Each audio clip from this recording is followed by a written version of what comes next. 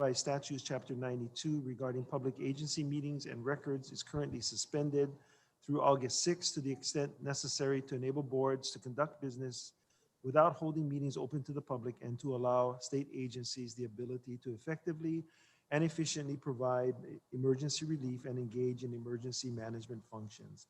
At this time, we are able to live stream the open portions of this meeting via the DHHL website.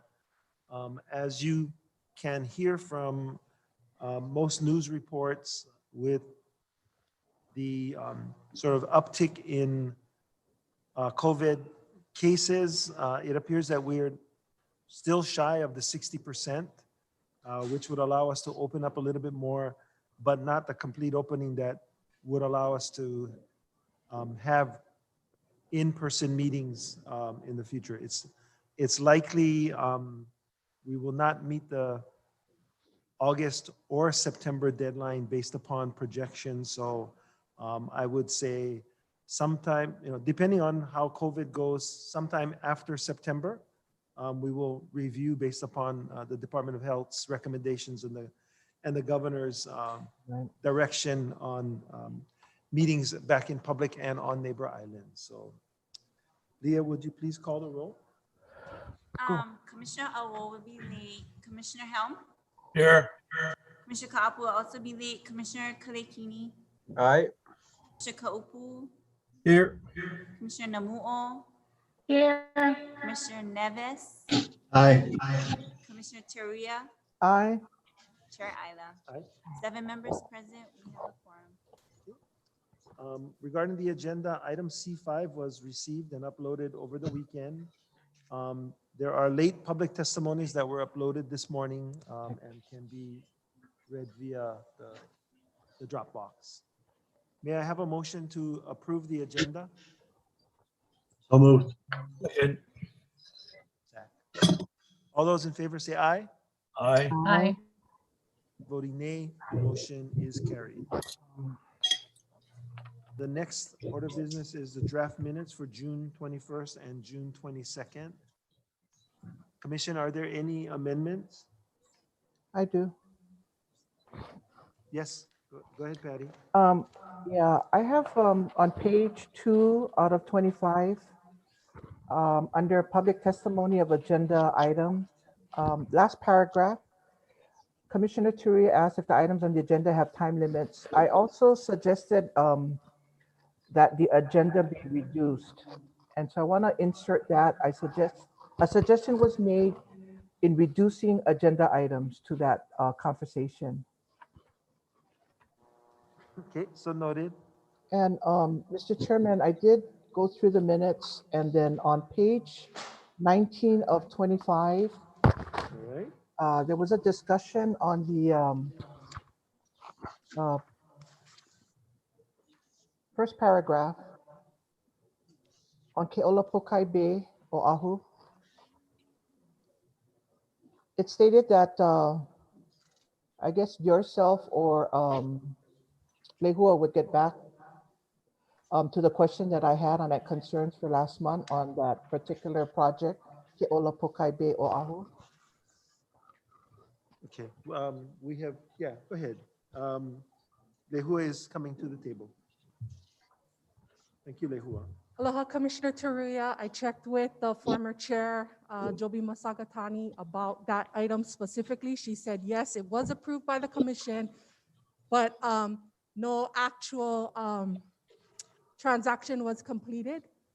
So again, whether the other party that you mentioned was able to secure the purchase before DHHL, but there was no purchase that was completed after the decision was made by the commission.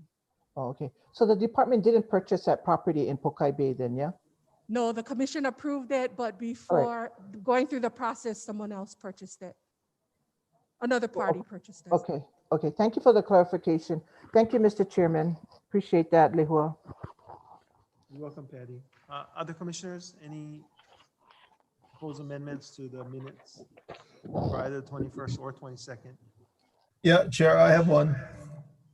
Go ahead, Russell. This is on page 5 of 25. The there's the last paragraph on that page where I asked the question about cancellation or surrender. Second sentence says, Jay Garcia stated that surrender automatically gives the department the authority, and then something's missing, to reissue, I'm guessing.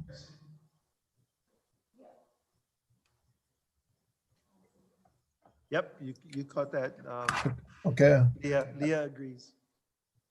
And then the next sentence, the department goes to the wait list or a qualified beneficiary to accept the lease. So is it to offer the lease or reissue the lease instead of the word accept? Well, a qualified beneficiary would have been offered, and then, you know, the acceptance of the lease follows.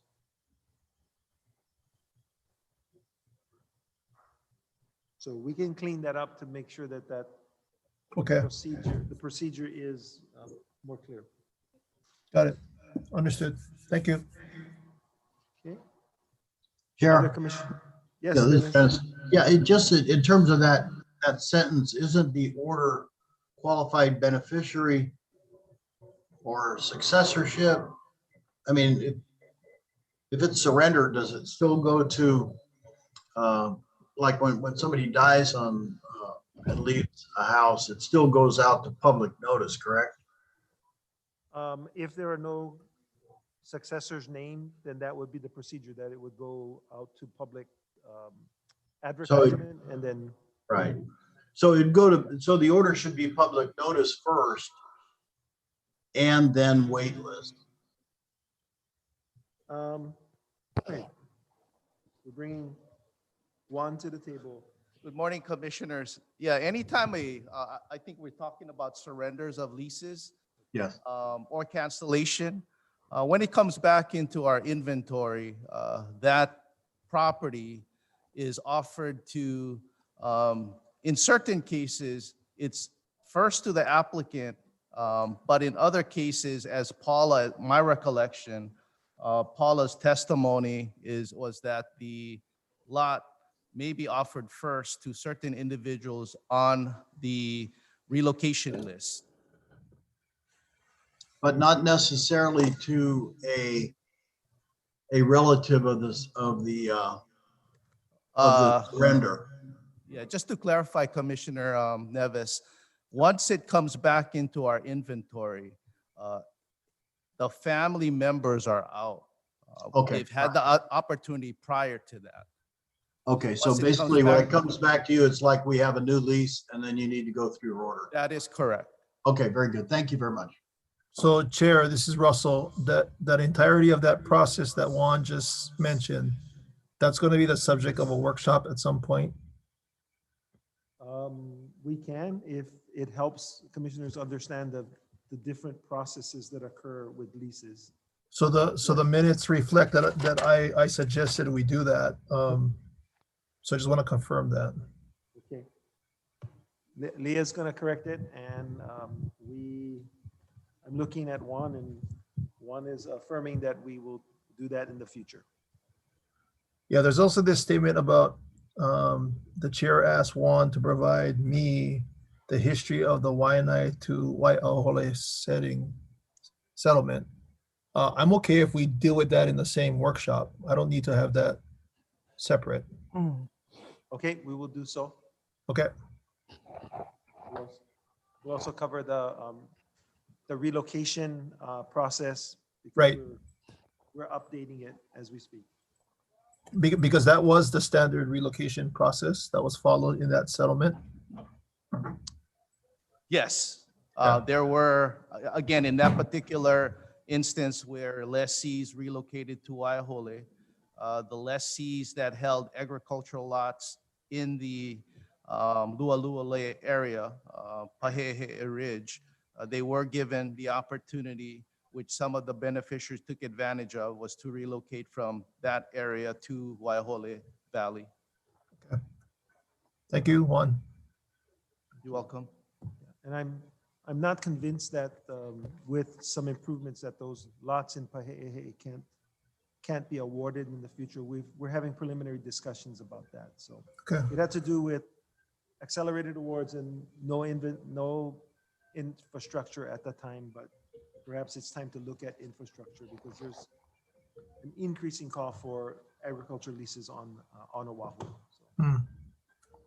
Mhm. thank you, Juan. Any other suggestions for amendments, commissioners? Okay, seeing none, can I have a motion to approve the minutes with the So moved. amendments incorporated? Second. All those in favor say aye. Aye. Anyone opposed? Seeing none, the motion carries. Welcome, Randy. Good morning. Morning, Randy. Aloha. Aloha. Aloha, Randy. Aloha. We're already on standby because, okay, so commission members, we have the public testimony on the site.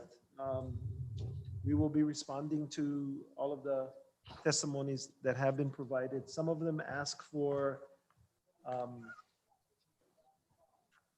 things that will come up later in the meeting. Some of them pertain to not supporting the N application submittal that's coming before you later on. Some of them include the desire to have a broader Kahiki Nui management, cattle management plan. And so we're working on that and we will provide answers to all of those public testimonies. Next, we will go to, unless there's any questions. Yeah, Commissioner? Mr. Chair, yeah. Can you Yes, ma'am. acknowledge the names of the public testimonies, please?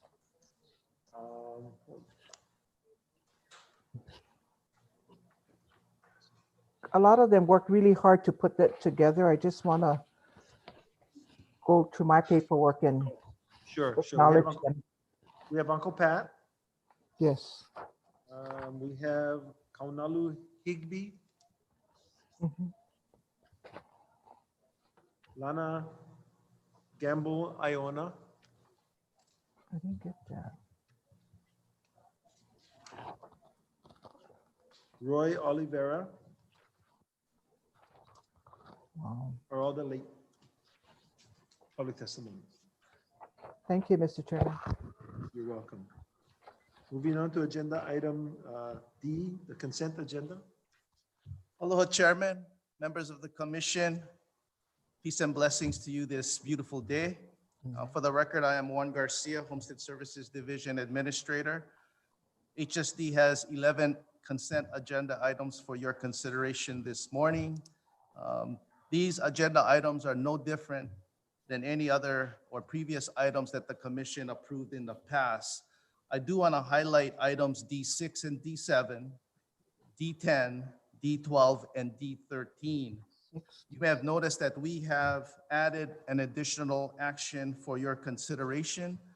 The department is asking for your approval or for you to approve and accept that the designated successors or transferees receiving the lease have met the required 25% or 50% Hawaiian ancestry pursuant to the Hawaiian Homes Commission Act. You will be receiving an update. And again, this action is in alignment with the commission's NHQ policy. You will be receiving an update on that policy later this morning. And it is in HSD's intent to bring before you in August actions pertaining to applications or applicant beneficiaries. But we wanted to be in alignment with your policy, again, for you to accept and approve that the respective successors and or transferees in the consent agenda items have met the required blood quantum pursuant to the Hawaiian Homes Commission Act. Okay, thank you, Juan. You want to go into the recommendation? Again, we recommend Commission's approval of 11 agenda items of D2, D3, D4, D5, D6, D7, D8, D9, D10, D12, and D13. You have a motion to consider staff recommendation? So move. Second. Any discussion or questions for Juan? Yeah, I do. Go ahead, Patty. Hi, Juan. Thank you very Good morning, much. Commissioner. Blessings to you too. Thank you. Thank I you. wanted to ask, what is the process of beneficiaries transfer? What is the timeline? In other words, if they put their paperwork in March, perhaps, and so how long does it take for you or your department or your staff to work with the beneficiaries with the immediate transfer of their parcel? Yeah, thank you for that question, Commissioner. Our target or our goal is to bring to you action on a successorship or transfer within a 2 or 3 month period. But that the variable is in some cases, is the research of the transferee or the successorship's Hawaiian ancestry. That can be very challenging at times. But also, and again, this is just to remind you that we process or we receive approximately 40 to 50 requests on a monthly basis. And the number of staff that we currently have is the number of staff that we've had in the last 15 years. And in the last 15 years, our lessee beneficiary base has grown roughly about 35%. And our staff has not grown proportionately. So there are instances where transactions can be delayed. But then again, we're trying our best to bring any action requests for approval, for the commission's approval within a 2 to 3 month period. Okay, so thank you for that explanation. So through that period, is there any kind of communication with the department to the beneficiaries of any delays or response of receiving? And I guess beneficiaries are wondering the timeline from the department. So is there any kind of, through that process period of working through the transfer, communication with beneficiaries to explain the delay or an email response that, you know, you're working on it, it should be up on the commission, maybe 2 to 3 months?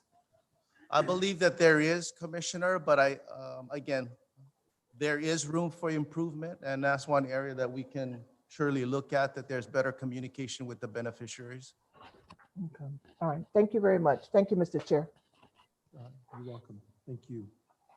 Next agenda item. Yes. Oh, Mike? Thank you, Chair. Question for Juan.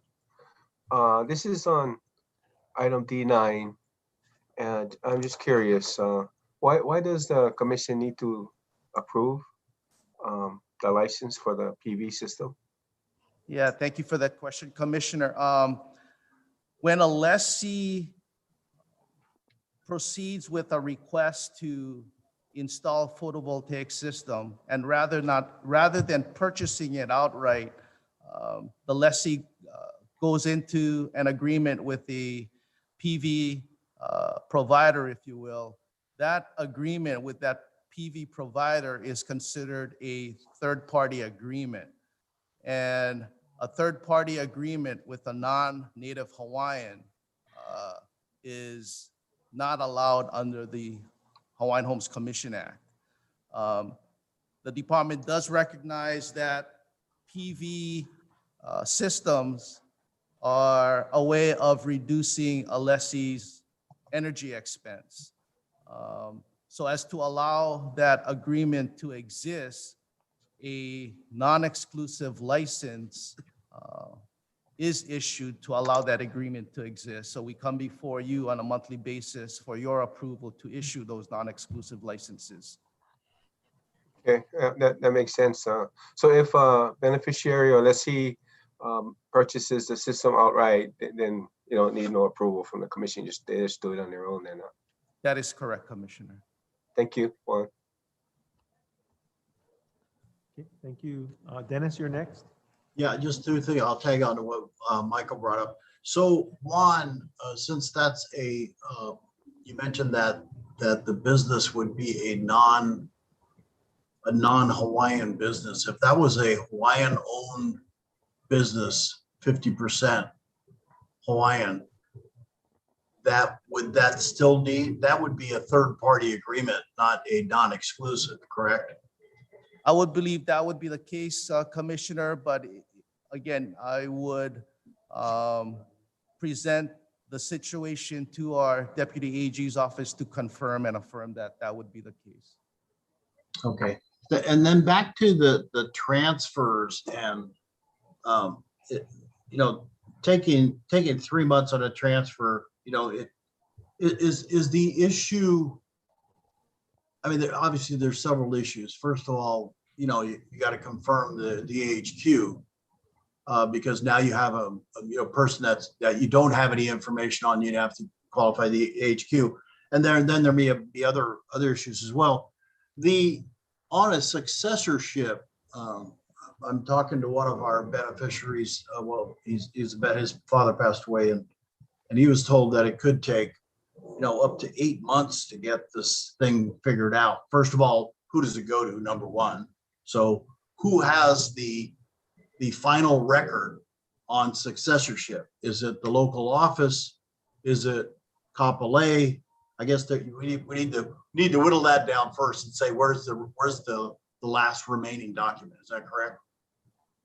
Yeah, the process begins with the respective district office where that lot is located. And the district offices work in partnership with the Homestead Assistance here on Oahu.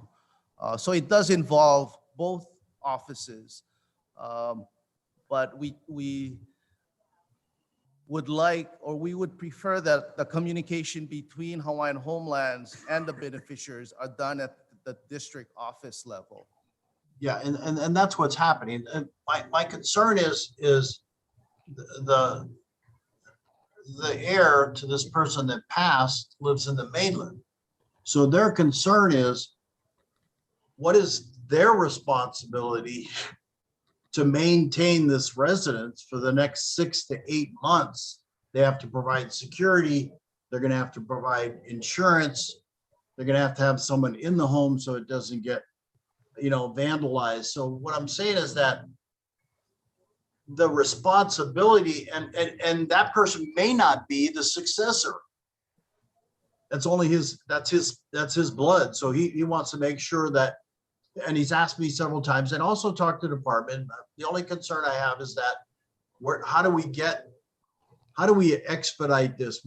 Now the expenses that he's got to put forward, say he's not the successor, how does he get those expenses back?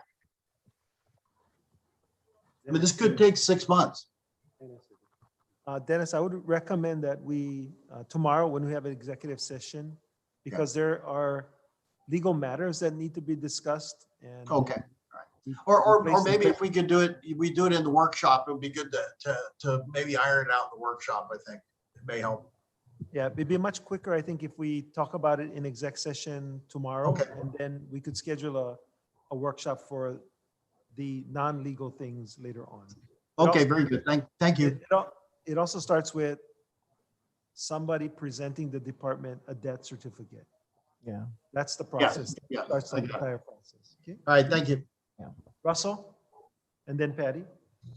Oh, no, I didn't have, no. Oh, sorry, Russell. Chair, can I ask Juan to, Yeah. you mentioned something like you're adding a certification on the commission's part as to NHQ qualification. And I'm sorry, I might be using the wrong words. I was trying to catch it while you were talking. Yeah, thank you, Commissioner. If you may recall, a few months back, there was a workshop on Right. Native Hawaiian quantum with respect to Hawaiian ancestry. And it was the commissioner's direction to staff that any actions on leases would require commission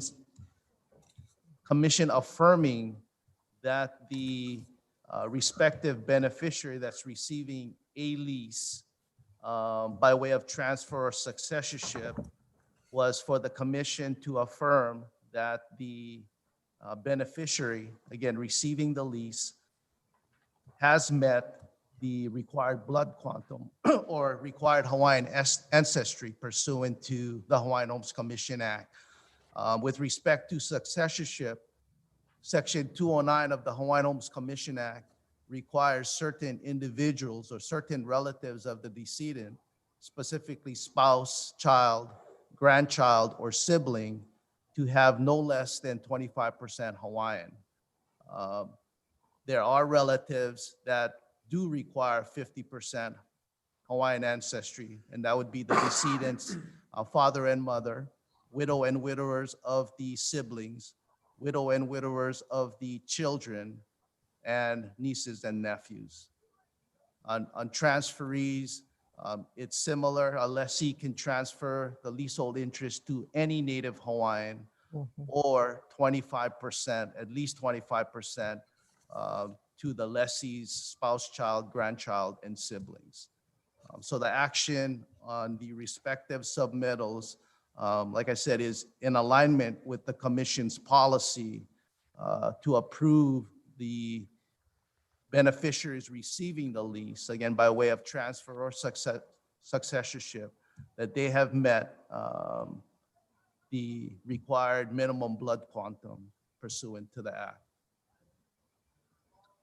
So the workshop later today, item C5, would it make sense for us to have the workshop first and then take those items that deal with NHQ up separately? Or is it okay for us to vote on D10, 12, and 13 now without having the benefit of that workshop? When is the workshop? So the addition of the words as described by Juan I wouldn't is vote. simply making a clarification in the language of the transfers in accordance with what we thought we heard the commission say. I don't believe that it would have an impact.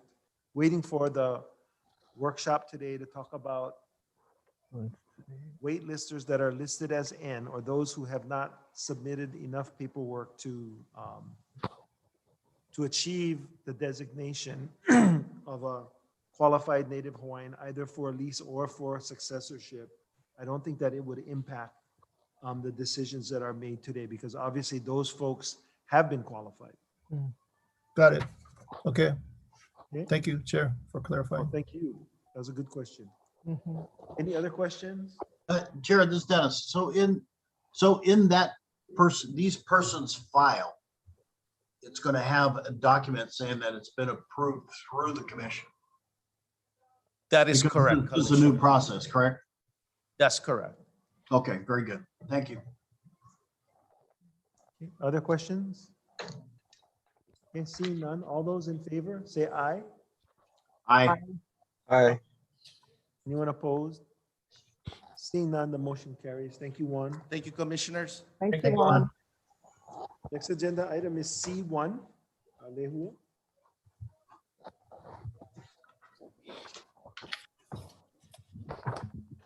Aloha Chairman, members of the commission, Lehua Kinilau Kano, legislative analyst.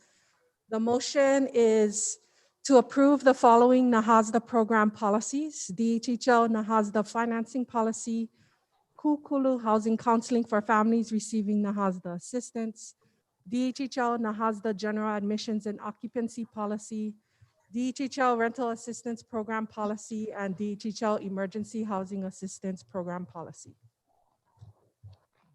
May I have a motion to consider staff recommendation? So moved. Second. So mahalo commissioners, these 5 policies are just a follow-up from last month's informational submittal, where again, a number of policies that the commission has approved since 2003 were identified in certain categories. Again, general program policies, policies related to loan subsidies, home repair, potential acquisition, and emergency housing assistance.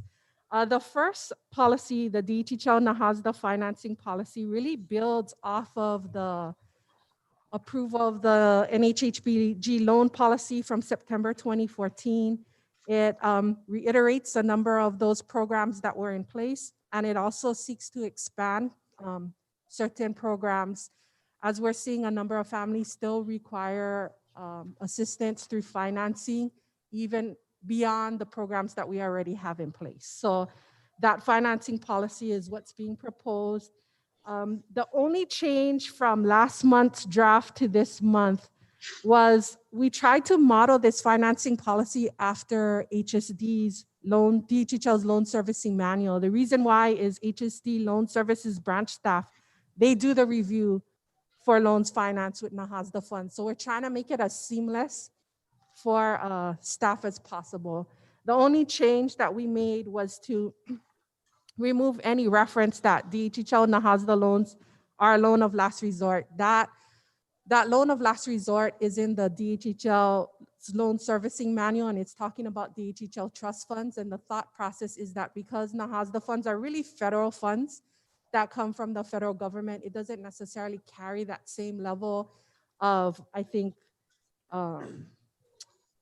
responsibility, if there's a better way to say it, of when we're dealing with trust funds. So that was the only change in that policy that was made from last month's draft to this month. The Kukulu housing counseling policy, again, most of the programs that we have for financing do require families to attend housing counseling.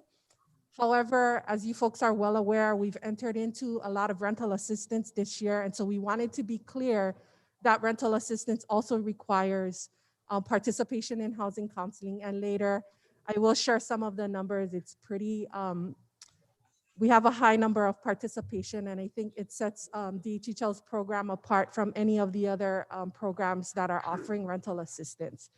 There was no changes in that policy from last month to this month. The next policy, the general admissions and occupancy policy, sort of builds off of the income eligibility manual. Again, most of our policies were really geared towards home ownership. Obviously, that's pretty much been DHHL's wheelhouse. But as we move into rental assistance, there's a lot of requirements in terms of verification and doing annual recertifications that we needed to have included in policy, so that admissions and occupancy policy, besides including the requirements for homeownership, it also does lay out some of the requirements for rental assistance as well. The primary change from last month's version draft and this was a couple things. All of these policies were sent to HUD staff to have them, and HUD staff were involved when we were actually drafting and crafting the policies as well. But there were some clarifications. One is about housing area. You'll see that change throughout to create consistency, that rather than saying that the housing area is the state of Hawaii, it makes clear housing area is defined in Nahasda. So we use the language in Nahasda, but there is other federal law that does allow Nahasda funds to be used for rental assistance on or off the homelands. So we're trying to make sure that that housing area is in line with both Nahasda and other federal requirements.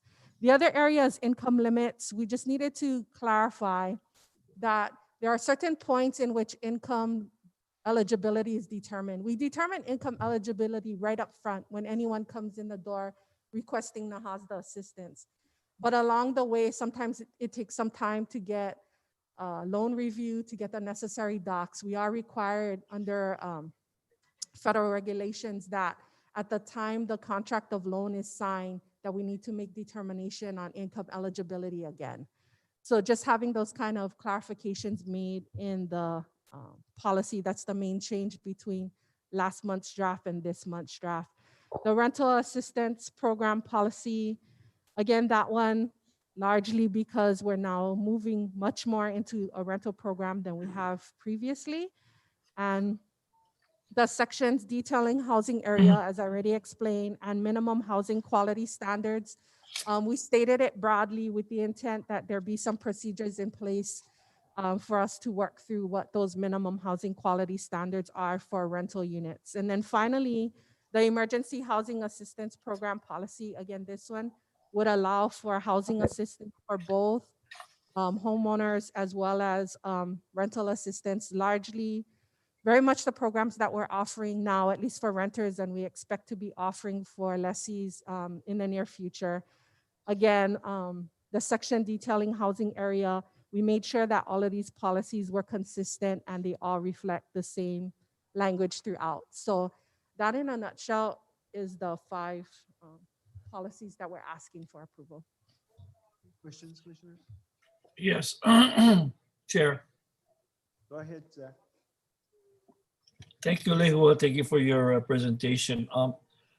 With these policies in place, will the existing people, the beneficiaries that are preparing to participate in the Nahasda program, will this improve the time frame for them to move forward as far as expediting the work that is required? Or is it because I'm aware that it takes a very long time to get to from point 1 to point 2, because it's through federal funds, right? So, and the other question is that regarding staff, as far as besides you, do you have enough staff to help expedite some of these requirements to get people in their homes? So these policies won't necessarily expedite the timelines. The timelines are really affected by federal requirements, which is environmental requirements need to be done, labor compliance, they need to have certain contractors, not all contractors are willing to do the prevailing wage requirements that are required when you use Nahasda funds. So these policies themselves will not necessarily expedite timeframes. What I think it will allow, at least for the financing policy for sure, I know of at least 3 kupuna right now who, with the existing programs that we have in place, cannot finance any other way.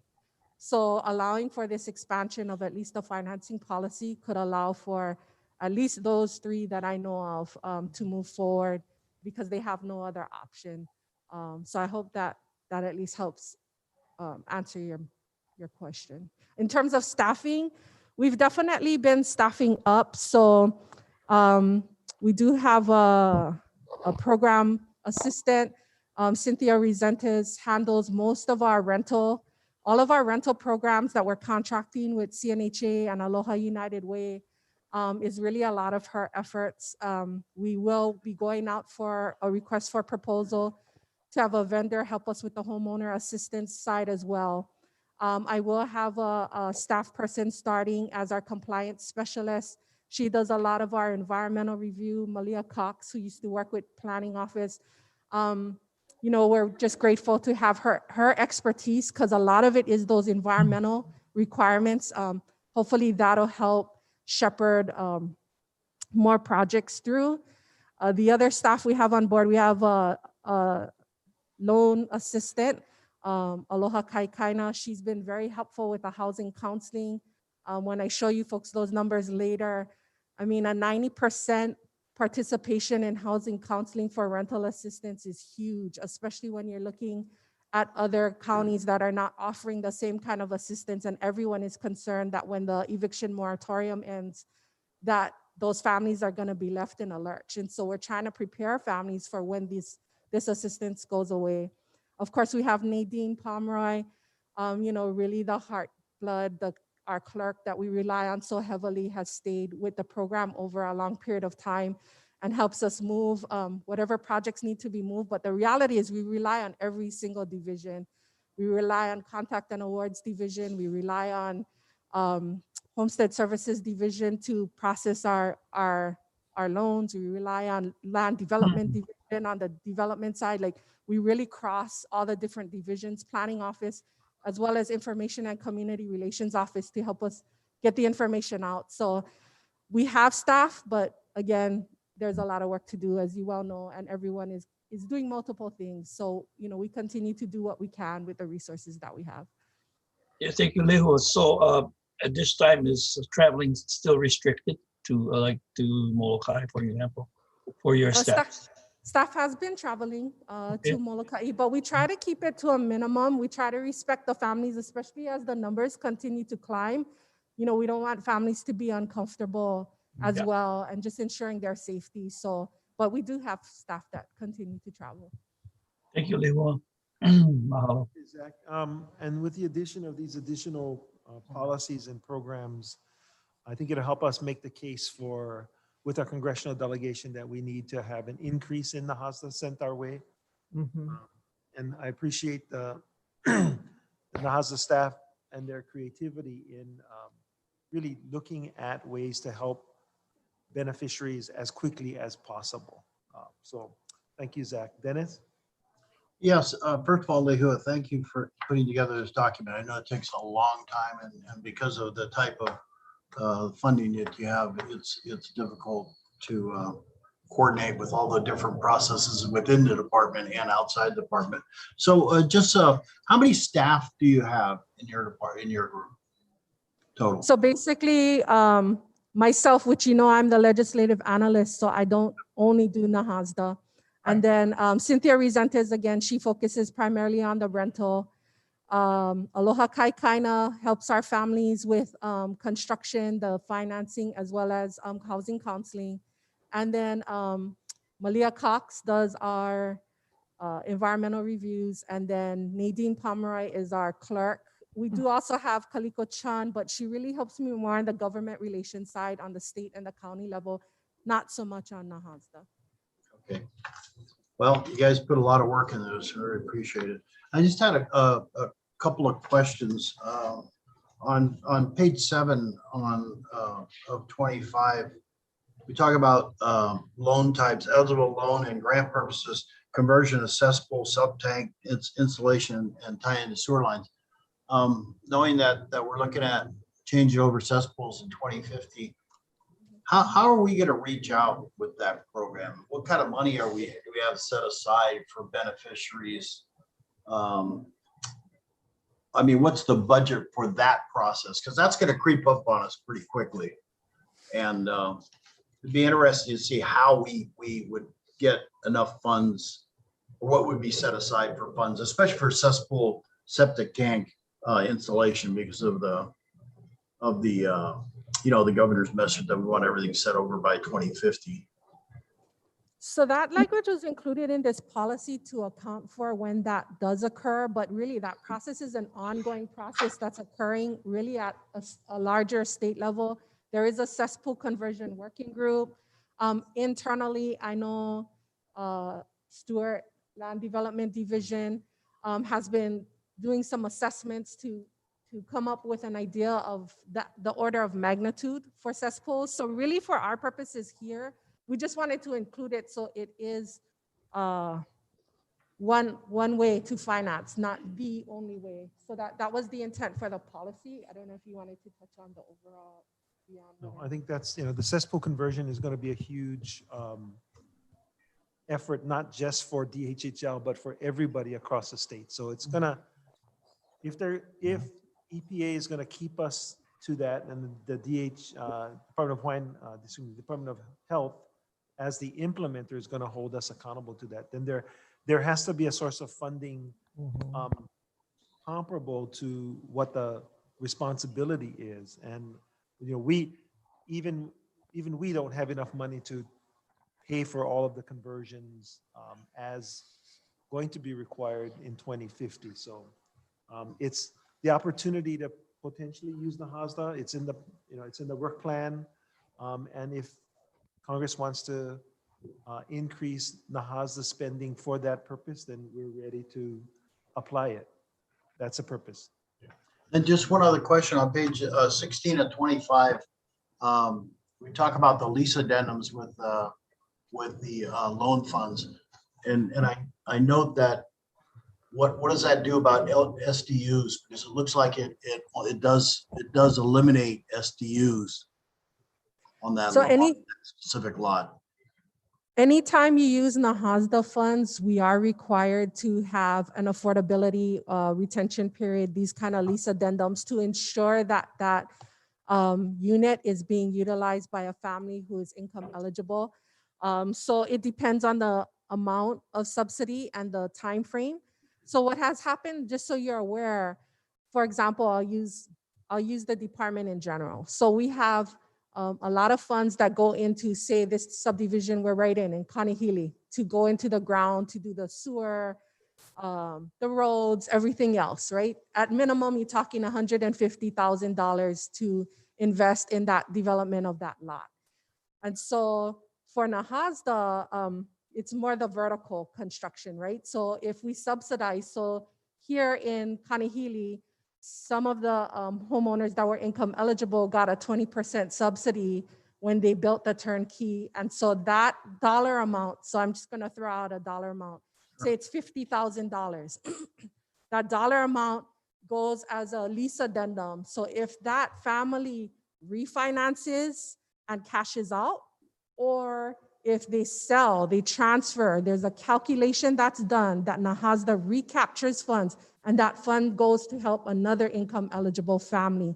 The positive to that is we have people in here, for example, in Kanehili, who have sold their homes, you folks have seen as commissioners, for at least 500, 600,000. The department does not recapture any amount of that infrastructure that was put into the ground.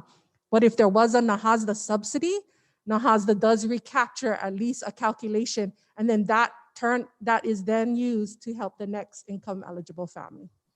Yeah, and that's, yeah, that's a good idea. Now, but I guess what I'm reading here is it's saying that the occupant shall not sublease any portion of dwelling or lot, which eliminates the SDU during that period that they owe Nahasda funds.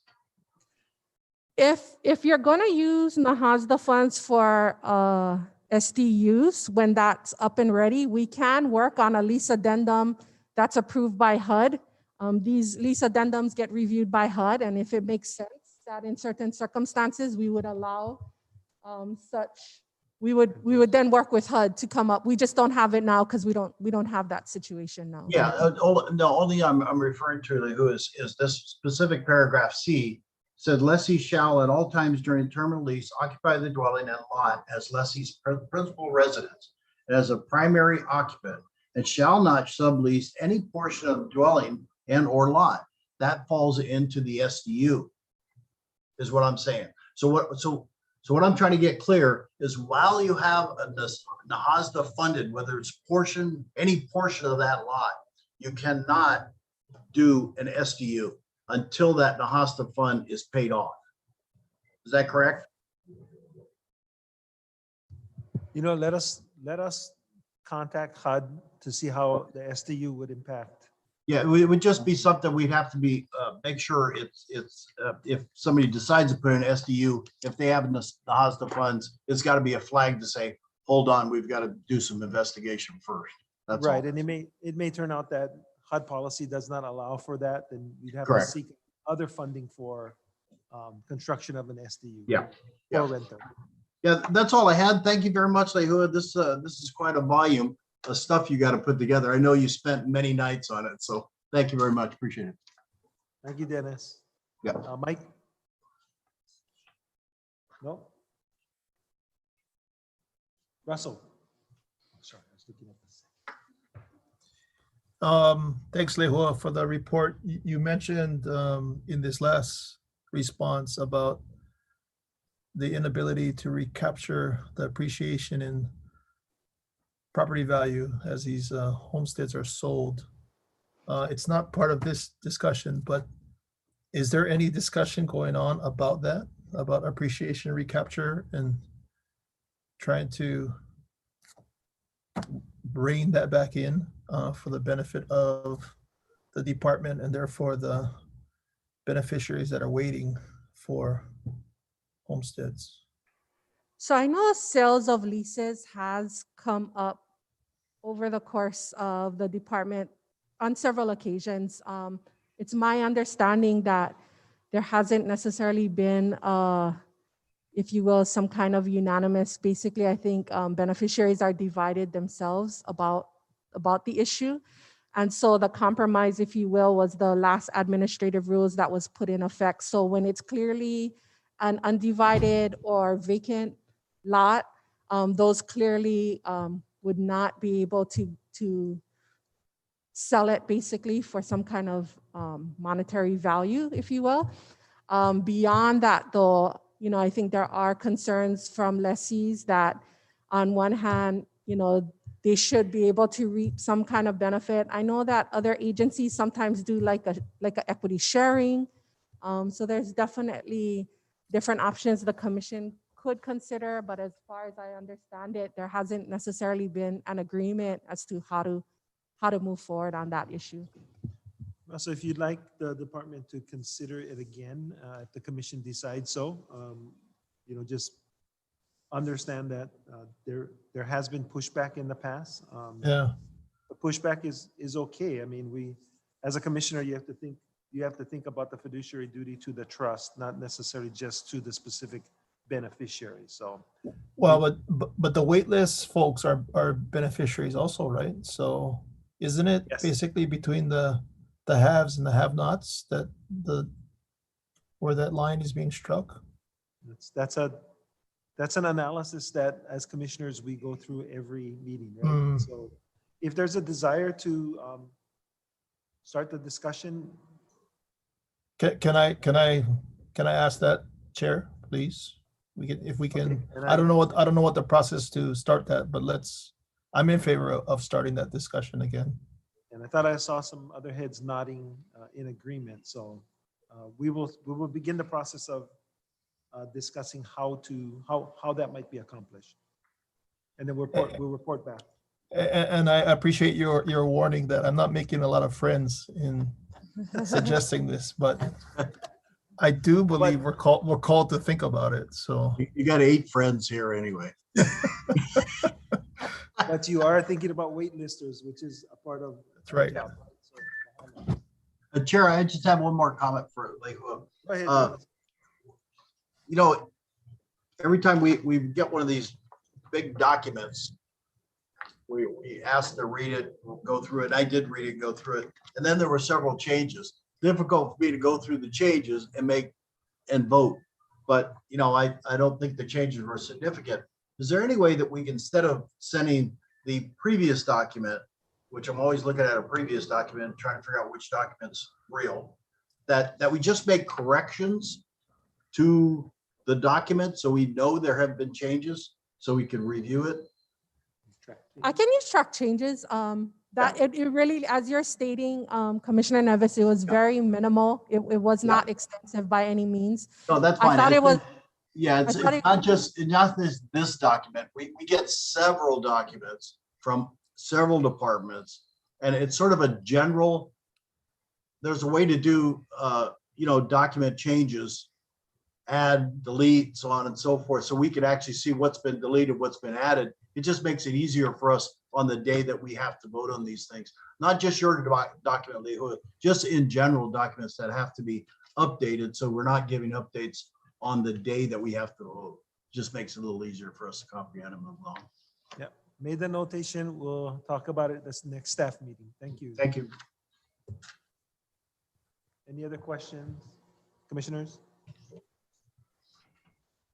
Okay, if not, all those in favor, please say aye. Aye. Aye. Anyone oppose? Seeing none, the motion carries. Thank you, Leihua. Thank you, Thank you, Leo. Leihua. Next agenda item is C2. We bring up Paula to the table. Oh, and one. Sorry, and one. One. Aloha Commissioners, Paula Aila, Acting Administrator for Contact and Awards Division. I have Moana Freitas with me who's working this particular project. If you have any questions after, recommended motion is to request a 99-year lease for Ruth P. Akiyoshi in the Kakaina project in Waimanalo. Okay, a motion to consider staff recommendation. So moved. Dennis. Second, somebody? Second. Okay, question for Paula or Juana? Yeah, this is Dennis. Paula, is this just a vacant lot? Was it a cancellation? It was a vacant lot. In the Kakaina project, half of the lots were vacant lots, while the Okay. other half was turnkey. This is a vacant. So this is just a lot that was never awarded, is that correct? Correct. It's in the process of construction with Habitat. Okay, okay, great. Thank you. You're Uh, welcome. Chair, Go ahead. yeah, Paula, so this beneficiary was from the waiting list? The area wait list for Waimanalo, Moana, please confirm. Yes, confirming area waitlist. We Thank had a UI list. We went through that, and then the next up would be the area list. So she's on the area list. Just to provide clarity, this was a development project that the department did. There were a certain number of lots. Half of them were offered as turnkey lots.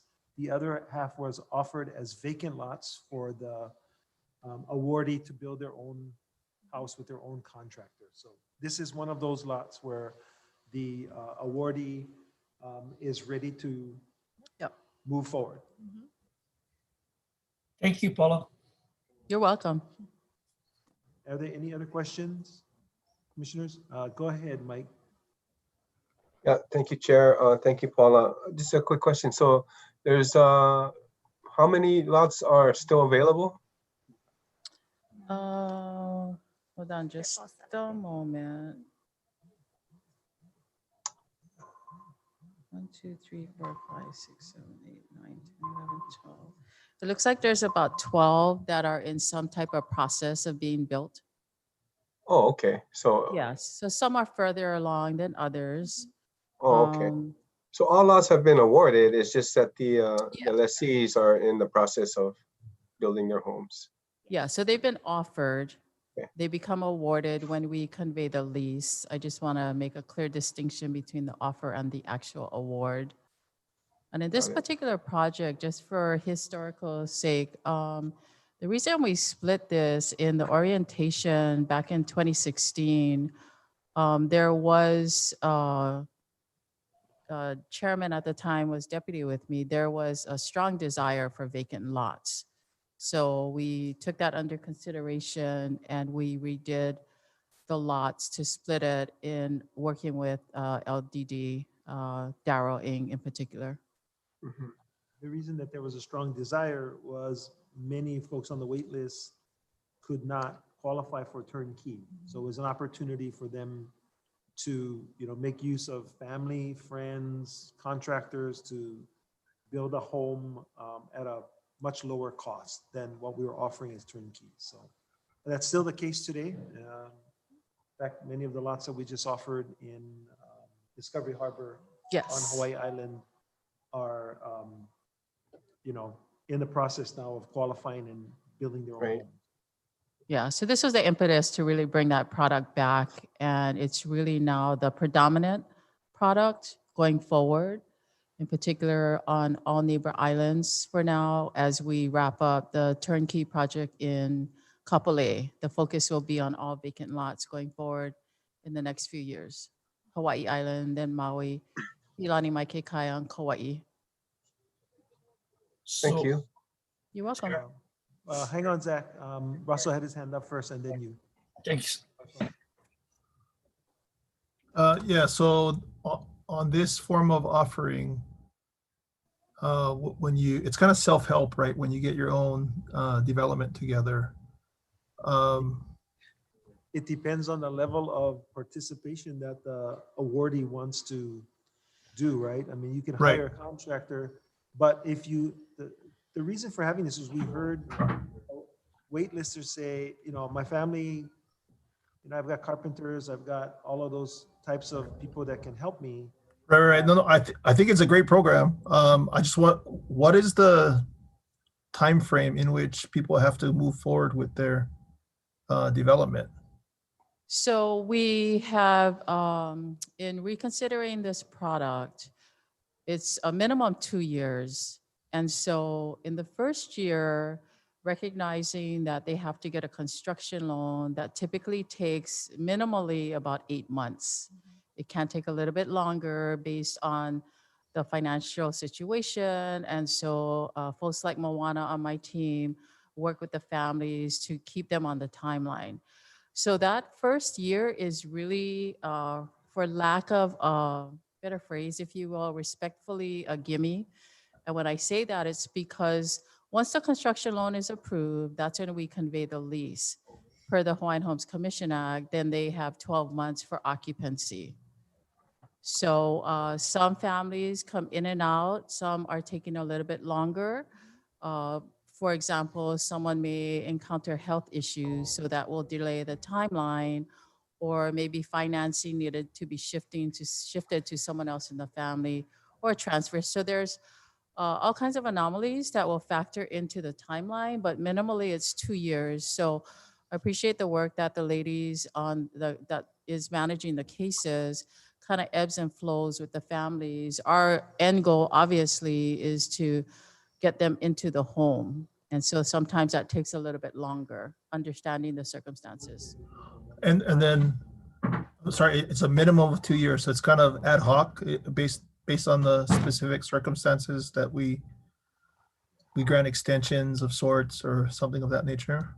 Yes, so we stay in close touch with the families, and the case managers on my team, they have empowerment, if you will, to work with the families and understand, when we need to discuss in our weekly staff meetings whether a condition requires an allowance, if you will, and then that is brought to my attention, and then we make a decision. Or Russell, there may be a time when another state agency or county agency changes the requirements for us. For Yes. example, in upcountry Maui, just recently, the Department of Health has instituted a requirement for aerobic individual wastewater systems. So there were a couple of folks that were in that process that got caught up in the decision by the Department of Health not to go with a standard individual wastewater system, but require aerobic, which costs more, which caused the need to go back and talk about refinancing at a much higher level. So oftentimes there's allowances made for those types of situations. It's out of the hands of the beneficiary who's really trying to occupy, but things come up and things change. Yes, so each area is different. I'm Kalamai. Each area is different. So Waiahuli, definitely has its own unique nuances. So we also encounter time delay working with SHIPD for some of the lots up there. So we just work through that and work with the families to really keep them engaged. Back to, I believe it was the earlier part of your question. Vacant lots are typically owner builder or habitat. In either case, it does require a bonded and licensed contractor in the state of Hawaii. That bonding is really important. And that's where Moana then will educate the beneficiaries about that. Okay. More recently, Russell, we've come across a situation with, supply chain issues, right? With it Habitat. taking longer Yeah. to bring in products. No, understood. Chair, on a monthly basis at these meetings, the same way that I think Dean and Juan, when they do their reports, they provide like a summary at the very back end that gives kind of a big picture snapshot. Yes, can we happy. can we get that for these category of lots? Yeah, where people Yes. are, to get a better Happy idea to where we are and what the pace of activity is, that kind of thing. Yeah, we're happy to do that. Okay, thank you. Zach? Yeah, Chair, thanks, Paula. Yeah, I just have a question. As you award the awardee for, let's say, those vacant lots in Waimanalo, and maybe some of them may be hesitant because they may not be able to afford a loan. So is the staff somehow guide these people to see, because they might be hesitant at first, but is there like, maybe counseling or something? Okay, we can try to see if you qualify or not. And, because I'm pretty sure you run into people that may not qualify financially. So I'm just asking if staff does those types of process with the awardee. Yes, so the part of our team that would be responsible for that is the Holly program, as I believe most of you are familiar with, but that will provide financial literacy programs. That's been in place since 2012. We really went full bolt with it in 2014, 2015. So we used to host in-person workshops. We've actually gone through all of the Oahu list with the workshops. Also on Kauai and Big Island, because that's where the projects were. So right now, what we're up against, which is frankly a challenge, is the only lenders that do construction loans are Home Street, which is a challenge for our families. They are also able to go to USDA and VA. And then we also work with Nahasda to see if we feel if someone's qualified for Nahasda or a direct loan, then we will refer them over to either of those entities to really help the family really try and secure financing. And So- Michelle Hitzman is the manager for the Holly program. For example, for this area in Waimanalo, is there an amount set aside for habitat, to qualify for habitat? Is there like a limit that you can go with habitat, for example, in Waimanalo, for example? Or They recently, because of the pandemic, like everyone else, businesses are challenged with material cost. So even though some of our cases, and there were 3 in particular that Lehua just mentioned that we've been working with, are pre-qualified for Nahasda.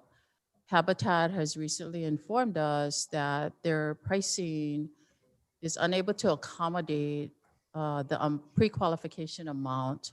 So my team has been working with chairman to try and look at other opportunities to get funding, if you will, and financing to these families. But that's really the challenge, is everyone's pricing is going up. And that doesn't mean that the beneficiaries' pre-qualification goes up, in particular the kupunas, because they have fixed income. So I think now that some of the programs that Nahasda had put forth is approved, then we can start using that as different pathways to help our families find that financing. And then also working with our loans team. Thank you. Yeah, You're welcome. it's, the target on a price keeps moving. And, we have folks that have pre-qualified much earlier. So we have to find creative ways of trying to make it happen, so to speak, right? And one of the early challenges with coming up with the vacant lot program was the concern about you issue a lease to a vacant lot and nothing happens, then we have to go back and, because you issued the lease, do a contested case on the lessee in order to get the lot back to award it out. So we experimented with, okay, well, we'll give an award, you go get qualified. Once you get the loan, then we'll give you the lease. Unfortunately, our direct loans don't allow for the issuance of a loan to someone who's not a lessee, right? So at the point of award for the vacant lots, you're not a lessee yet until you get the loan qualified. So we have discovered this glitch, and what we're doing is we are reconsidering the process right now, but we haven't made the analysis yet on how to basically, do we go back to the old way of giving the lease, and then if they don't act within a certain period of time, take the lease back, which would make which would make department loans available to those folks who cannot qualify outside or cannot qualify for USDA or Nahasda. So we're still trying to understand what the unintended consequences of the action is, but I can tell you that there are a lot of beneficiaries who have, with the help of a contractor, built their own homes at prices that they can afford during this vacant lot series. So Yeah, Chair, so Kalamai, just an interesting twist recently is the pricing, again, through no fault of their own, but this is just the equation that's coming to the table is Habitat's pricing is now in the same realm of Gentry turnkey home. So then we look at it and we say, okay, this pricing is, it's a turnkey pricing is what it ends up being. And so that's what we're trying to resolve in speaking with Chairman about different solutions.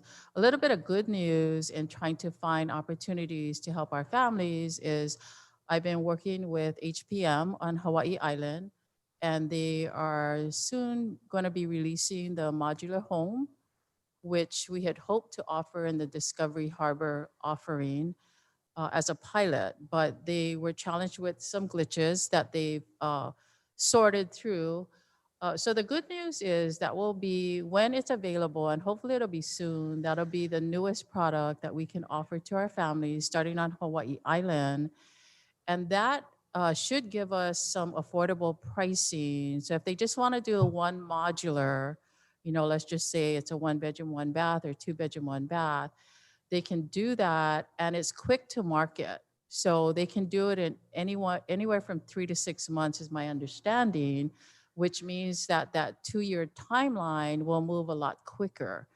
It is in conjunction with partnership with Bank of Hawaii and Hawaii First Financial Credit Union on Hawaii Island. So all of those pieces are coming together, and we can then use that product when it makes sense for other offerings that are coming up on Kauai, in particular Pi'ilani Maikekai, because those are all vacant lots, because HPM is on Kauai, and then on Maui, they're going to be setting up shop there. So then we'll have vacant lots in upcountry. So I just wanted to add, while we're challenged by some of these things that are kind of squeezing our families into a corner, there's a bit of good news coming in working with HPM. So I'm pretty excited about that product.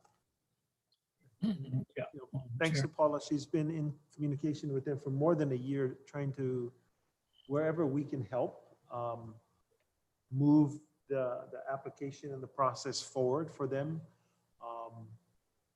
So it's great news to hear that they've gone through the Contractors Association board, and they are taking a step closer to being able to provide this product, initially on Hawaii Island, but eventually statewide. I would just add that, the vacant lot offering allows for an awardee to build a tiny house and then expand later, right? So we're trying to deal with the concept of expansive housing beginning at a level that anyone should be able to afford, especially a kupuna or somebody on limited income. So we're being as creative as I think we can be, given all of the circumstances, on behalf of those on the wait list to get on the land. Yeah. The other piece for HPM, excuse me, Chairman, I failed to mention is it comes with their bonding. So the families don't have to go out and seek it separately. It will be a part of their package, if you will, which is part of the reason I'm excited about it. They've taken a look at the home itself, the bonding, and then the financing aspect. And then in working with our loan manager and chairman, we can also be an interval to try and help that financing along if it's required. So the plans for the house, the bonding, the Call you then. ensuring that it qualifies with all the county building codes is going to be a plus, and that's the way to keep it as inexpensive as possible, because the walls are basically built at a factory, hauled out, and then it's assembled. So that's where as HPM can rev up to scale, the individual cost of the unit goes down. And our beneficiaries benefit from that. Gary, in that situation, HPM is both the supplier and the contractor, the builder, or? Yes. They could be, or someone could buy the kit and hire another contractor to put it together. We could, yeah. But if they buy the kit and hire their own contractor, then HPM's not doing the bonding. Is that? Correct, that contractor Yeah. would have to put up the bonding. Okay. But if you have family that can do that and that are licensed contractors, then you would save additional Right. costs. That's the whole purpose, is to try to make it as affordable as possible and give our beneficiaries the choice. Right? Yeah, so it is a one-stop shop, if you will, if you want to look at it that way, because they've wrapped everything into that product. I also want to mention that they also do package homes, which Moana is very familiar with. That's her expertise and her background. And they've been doing that with DHHL for a while on Kauai and Hawaii Island. When we did the offering in Discovery Harbor, because the modular wasn't ready, they presented their package home kits, which it's my impression that families on Hawaii Island are very familiar with not only HPM, but the package home kits. And nothing available on Oahu. They are here, but it's not going to be coming here anytime soon. I think they want to, it's my understanding that they want to trial the modular with their employees first and then start to release it out. But because we've been talking for about a year and a half, they understand the sense of urgency that we really would like to get this product available to our families. And, the manager, we talked to him, and they have commitments on Hawaii Island, which they feel, they want to put out those units for the folks that have stood by them. So Yep. they're going to take care of that commitment first before they branch out anywhere else on the neighbor islands. Dennis, you have a question? Yeah, so it looks like they're going to set up a manufacturing plant on Big Island to actually assemble these things and then package them and send them out. I just had a general question. I'm hearing from beneficiaries there are lots that are vacant, and people are wondering why they haven't been awarded. I'm not talking about the Pilani Maikai, I'm talking about scattered areas throughout the island. Who would I direct that to? That to you, Paula? Well, we are on the receiving end of that process. And so it's in conjunction with HSD and LDD, where lots will be returned or canceled, through contested case or whatever. I'll let Stuart and Juan, I defer to them on that particular process. When everything is pa'a, then they hand it over to awards. And so what happens is, all the time is it's people see a lot and they wonder why it's not being awarded. And people don't necessarily understand that it's not in my wheelhouse yet, if you will, because it's in the process of being cleared for a successor, or it's tied up in a lawsuit or whatever it may be. But once that gets handed over to awards, then we do look at the schedule to offer those lots.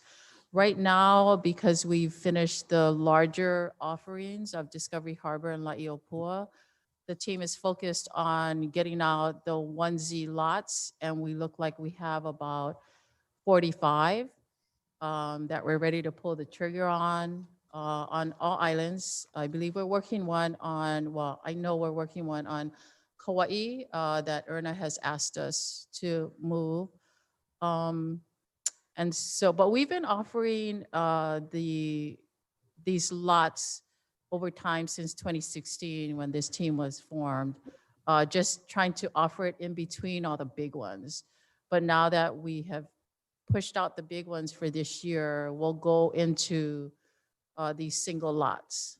So that's the focus right now. But there is a process that is way before it comes to awards. All right, very good. Thank you.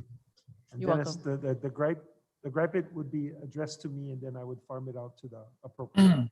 In this Okay, case, I'll send my gripe to you. okay, in this case, it's probably three different administrative programs in the department that share in trying to get everything over to Paula as quickly as they can, but Okay, very as, good. as, Thank every- you. as everything else we do, some of these lots are very complicated. For example, they may now be in a floodplain and we need to move people Mauka. So there are several like that on Kauai that there's just no way we can award them knowing what we know now. Sure. Okay, Any other thank you. Any other questions? Yes, Chair. Yeah, go ahead, Yeah. Zachary. Chair, yeah, thank you, Paula. Due to the fact that the prices of product, lumber, is 300% more now. So giving that, will the department give our awardees more time to wait until those prices go down? Because they did say in a few years it'll go back to normal. So I'm just wondering if there might be some families that do not want a package home, or but they want to wait until the prices go down. Is the department willing to wait for these awardees or not? Well, let me answer it a couple different ways. First of all, I think that consideration would be a discussion between myself and chairman. As to our normal process, because we're trying to get these lots out, because we have so many on the wait list, that's really the intended goal. And so if someone doesn't financially qualify in our current process, then we, after exhausting all paths, and we don't give up right away and say, oh, sorry, you didn't get that one. I do mean we exhaust all paths before we move to the next person, eligible person on the list. So there are times where we've had to reoffer the same lot 2 or 3 times, and we tabulate that. And what happens is, because in a vacant lot, the timeline is already long, then in one lot, as an example, if we have to go through 3 different families to get that lot out, that could be a 4-year process right there, because they might go for financing, fall out, then we've got to go to the next one to offer. So we keep track of all of that. But just from a timing, if we were to consider adding time because of material costs, I think I'd want to have that discussion with chairman's guidance as well. Yeah, Paula, yeah, like for example, a person qualifies for a $350,000 loan. Okay, prior to those prices that went up, I say, okay, the contractor would say I could build your home for $375,000. Okay, then when the prices went up, the contractor would come back to the awardee, says, oh, I'm sorry, I'll have to charge you $500,000 now. Right. So now the awardee going to say, I don't think I can afford that, So, like Chair mentioned, that maybe they got to reduce the size of their house, but not everyone may want that. I'm just saying that it's just that, they're in a tough predicament because of the cost of the materials that we It's have. definitely a reality that is a new challenge for us. I do think that that's where Nahasda financing can assist some of these families that we've been talking about. It does come with its own trade-offs, as you probably know, in terms of Davis-Bacon. So, they have to adhere to those increased costs. So while there's financing available, sometimes the trade-off may also work as a barrier. But taking all of those things into consideration, I think right now, in particular, Chairman and I've been bringing all of these barriers to his attention recently due to the pandemic. So I don't have a clear answer for you right now, Commissioner Helm, but we are definitely in discussion in terms of finding solutions. I'm, this is all discussion. So thank you for your hard work. And I know it's a challenge for everybody, but anyway, thank welcome. you so much. Thank you, Zach, for asking that question. But ultimately, at some point, we have to make a decision about, because if it's construction costs that are going up because of materials and looks like it may come down, we're not sure. In the meantime, labor prices are probably going to go up. So at some point, we have to make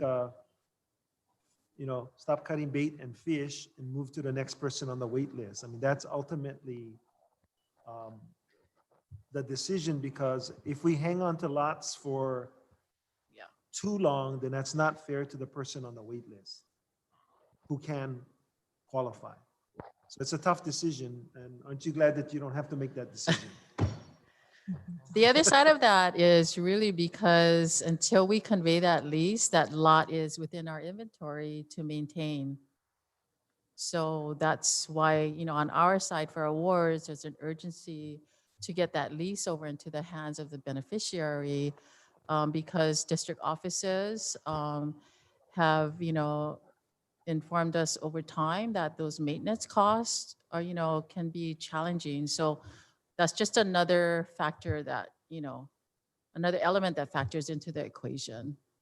A lot sits too I had a long, then people question. start dumping on it. People, there's a fire hazard that the neighbors call and they want us to take care of it right away. So there's these additional costs. So go ahead, Patty. Yeah, thank you. Thank you, Mr. Chair. Thank you, Paula. Good to You're see you. welcome. You look great. You made a statement earlier, on the Habitat program. And so Yes. and I know how wonderful that program is. It's helping a lot of families and beneficiaries in assisting their participation every week to put work into the INA and to get involved in their what you call property. Do you currently see any current Habitat homes that are currently being what you call affected by this? I mean, we talk about the material increase and all of that. So currently, do you know families that are dealing with the Habitat, what you call having a difficult time to finish? Do you have Yes. statistics of that? Do you have that? Yes, we have 3 families in particular that are challenged by this recent predicament. That again, that's where Nahasda may be able to help with financing, with chair's approval. We've had to kind of step out of the awards box, if you will, to consider maybe 2 other solutions that may be available to the families. We're still working through that. But yes, there are families right now that are caught up in that. And there will be more. Oh, wow. And, we have had the partnership with Habitats for a while. And, it is a good partnership. They do serve a definite gap in our audience group. But I think everyone is just kind of trying to refigure their model of, their business model, Right. really on how to help these families, especially on the lower strata income. Is Habitat a nonprofit organization? Yes, nonprofit. Yeah, so it's sad to say that because you made the comment, Habitat is compared, when you compare Gentry homes with Habitat, that's extremely high, don't you think? Absolutely.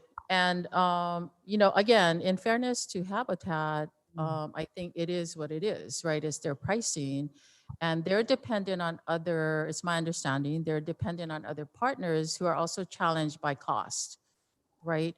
So I think they're trying their best to manage the costs and keep it as low as possible.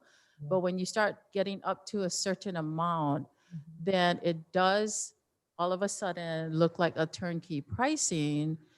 And then it's like, okay, now we have to really step back and Right. consider, what the options are for the families.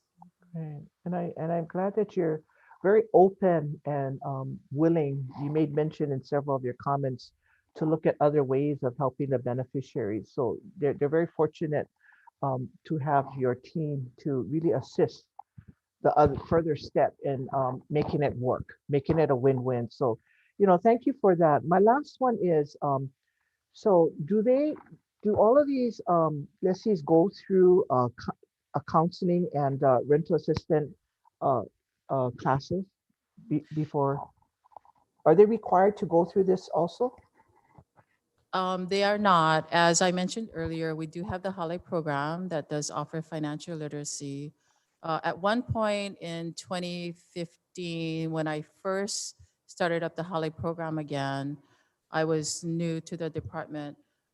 We did make it a requirement for undivided interest lessees because it is part of their lease.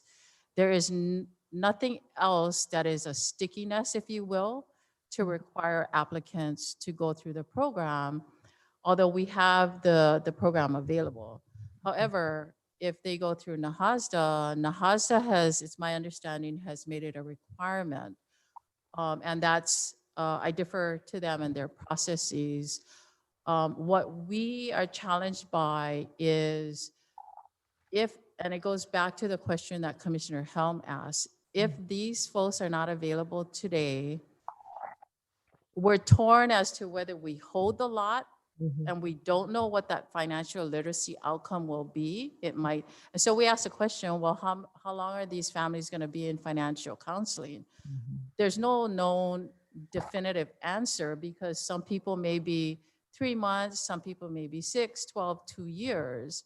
And so then our question becomes, well, we typically don't hold the lot because we have other people in line Understand. that are ready. So it's that tug, if you will, and we try to make our best decision when we're at that crossroad. But we, as I mentioned earlier, the team, and you're correct, I am fortunate to have the team of ladies working on these cases where they just won't give up. It's like, okay, let's try this, let's try that. And in our weekly staff meeting, that's all, we just look at a 360 view of each particular family. We have a laundry list of cases that we go through. I think we have about 200 right now.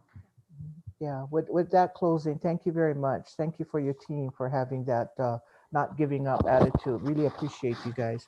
Thank you, Mr. Chairman. Welcome.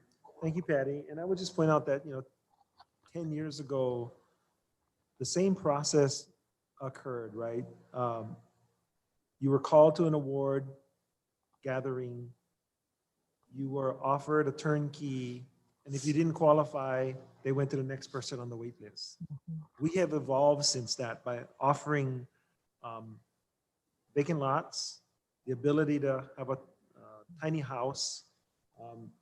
We're going to be offering very shortly subsistence ag lots, rural zoning, all with the thought to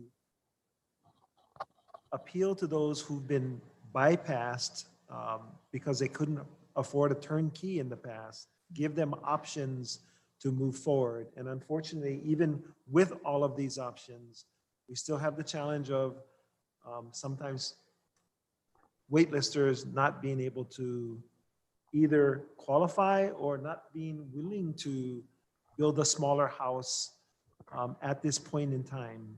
Of course, if you send a questionnaire to all of our beneficiaries and say, would you like a 5-bedroom, 3-bath house? They're all going to answer yes. However, the reality about paying for it always comes into play. So things haven't changed for the last 10 years, at least I'm aware of it. I do believe that the staff and the department has increased the number of options that are available, but we still will have, somebody like me will still have to make a difficult decision of saying, okay, well, we can't help you at this time because you don't qualify and we need to offer to the next person on the wait list. So that's just the way things are. Yeah, I also want to offer that when we used to require the UIs to go through financial literacy, my recollection back then, we had a percentage of people that showed up, but even the requirement was not enough for them to show up. And part of what we're trying to accomplish is, aside from financial literacy and getting them prepared in advance of the offerings, was that they should also consider fee simple if it was an option, right? Because a lot of beneficiaries, and I say that because they have expressed it to me in the workshops, would say, oh, I thought I had to wait for the department. Mhm. And so the discussion we would have with them at the time was, if you're able to qualify for something now, then you don't have to wait for the department. You can go and start and build your equity with purchasing a home in fee simple, and you don't come off the list. And that was a surprise to many of them. And so when you look at the continuum in terms of how many actually financially qualified for the offering when it came about, it was really a handful. So while the financial literacy, I am a strong believer in that, and that it should be made available to everyone. The connection doesn't always pan out, if you will, because some people are waiting and they might be, pa'a today financially, but recently, for example, one of the beneficiaries we were working with, it was going to take her another 6 months to be in a place where she would fully qualify, but there was a funeral. So she had to expend, unexpected monies on that. So then that pushes her farther out, right? So that's where we look at, okay, what's going on with the family? So we can, if we have to make allowances. So the financial literacy aspect is definitely a plus. My only offer, having worked in that space before, and now Michelle, is it doesn't guarantee that that person will be ready when we need them to be ready, because the timeline is off, right? When they're ready, our offering may not be available, right? When our offering is ready, then they're like, oh, wait, I still need more time. So that's something that's always been in place that we deal with. Thank you. Thank you. You're welcome. Any further questions? If not, all those in favor say aye. Aye. Aye. Aye. Anyone opposed? Seeing none, the motion carries. Thank you, Paula. Mahalo. Good conversation. Thank you, Pauline. Thank you, Paula. Mahalo. One is back at the table and we're looking at D11. Aloha, Commissioners. Aloha. Juan Garcia with Homestead Services Division. D11 is to authorize the transfer of Rosebell Coloruda's joint tenant interest in residential lease number 4430, lot number 89 in Waianae, to herself as tenant in common, and this is to sever the existing joint tenancy. So move. All those, well, can I have a motion to consider staff recommendations? So move. Second.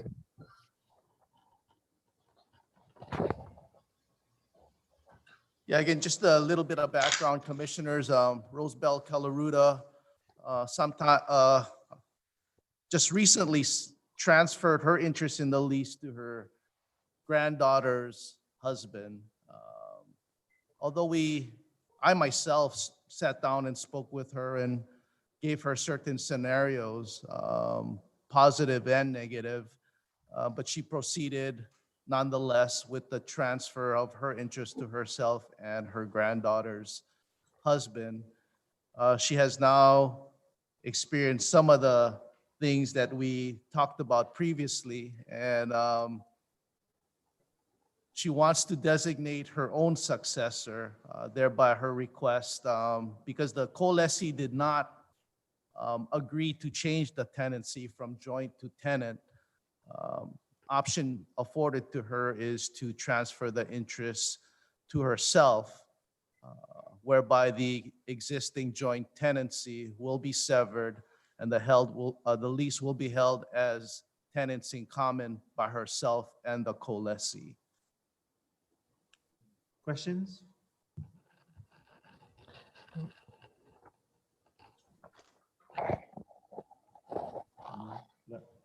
Likely down the road, this is going to come back to some future commission to deal with. But that's the beneficiary's desire. Mhm. If there are no further questions, all those in favor, knowing that, say aye. Aye. Aye. Aye. Anyone opposed? Seeing none, the motion carries. Thank you, commissioners. Thank you, Juan. Thank you, Juan. Aloha. Okay, Aloha. the next agenda item is G1. And after that, commissioners, I will ask to take a quick, maybe half an hour break. You guys can eat something for lunch. We'll notify the folks on the J agenda Thank you. to come back. Thank you, Mr. Chair. 30 minutes, yes. So first up is Andrew, G1, before we take that break. Mhm. Just have to quickly load the PowerPoint.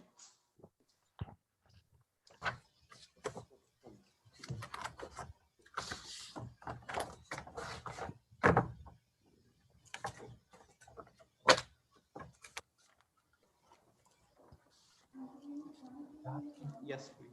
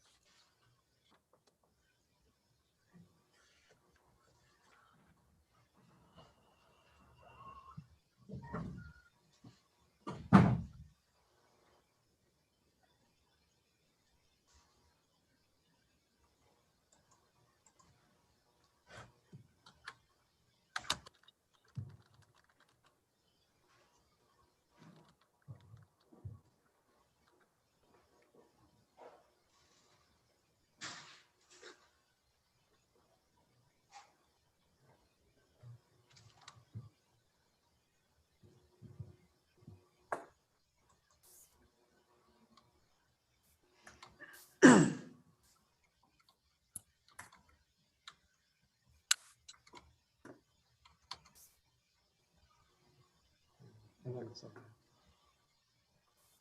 Good? Okay. Okay. Hang on. Before we proceed, I want to acknowledge, you guys can't see him, but Cedric is running around like a crazy man because he's fulfilling the duties of two people behind the scenes over here to get all of this going. So I want to acknowledge Cedric for his extra work today.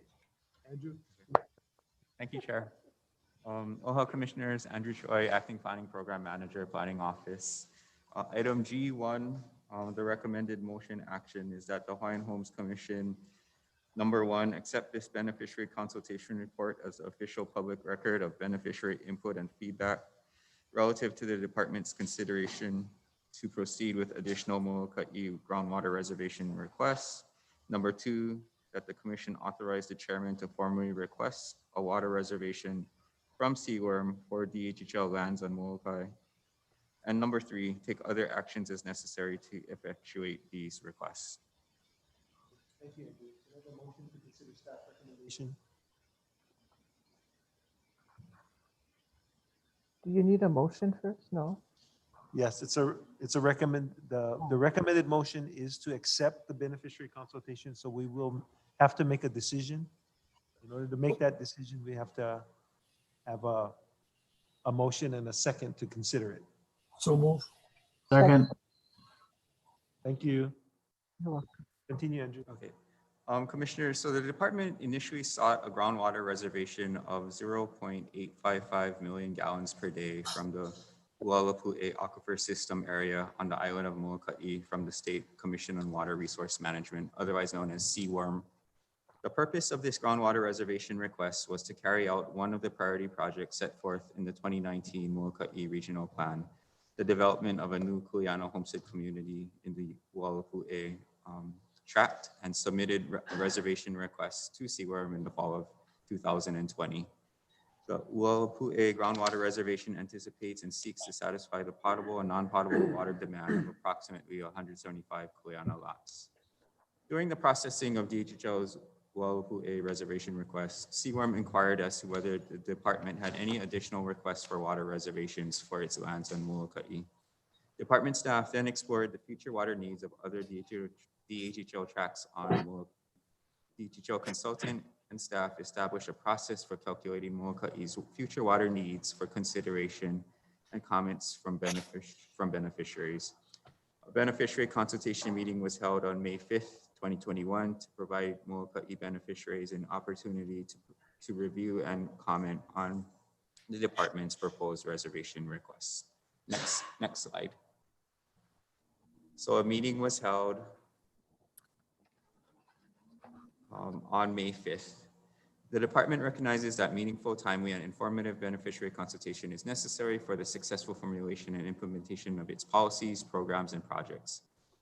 In 2009, the Commission adopted a beneficiary consultation policy. The purpose of the policy is to ensure that appropriate beneficiary consultation processes and activities are incorporated into the department's planning and decision-making. The policy requires beneficiary consultation for 4 types of proposals: statewide policy issues, amendments to the land use designations of island plans, development proposals, and that occur on Hawaiian homelands, and also the development of department plans. In addition to the beneficiary consultation policy, the department's water policy plan also states that the department will affirmatively communicate our decisions, our reasoning, and performance in managing, stewarding, and using water before and after major water decisions. So again, the purpose of the May 5th, 2021 beneficiary consultation meeting was to collect beneficiary feedback and input on additional water reservations for groundwater on Molokai. The meeting was held virtually on Zoom, and approximately 20 individuals participated in the meeting. At this time, I would like to introduce Dr. Jonathan Wikeke-Schroyer to briefly cover 2 items: a review of what a water reservation is and is not, and secondly, a quick overview of the reservation amounts we are seeking and the methodology used to calculate those amounts. Next slide. Aloha kako, commissioners. It's nice to be with you virtually again, and it was really, really nice to be with you last week, or at least some of you last week in person. So thanks for your time and attention. Really briefly, a reservation is a kapu of water for future use. When the code was originally passed, there were not specific provisions for providing reservations for the Department of Hawaiian Homelands, but they were enacted soon after the code was passed. And the legislature acknowledged that because we are sometimes very, very slow to be funded by them, that sometimes we might be seeking to develop a tract of land in over 10 or 20 years, and the private sector might go in right next door to us and develop the best water sources before we can.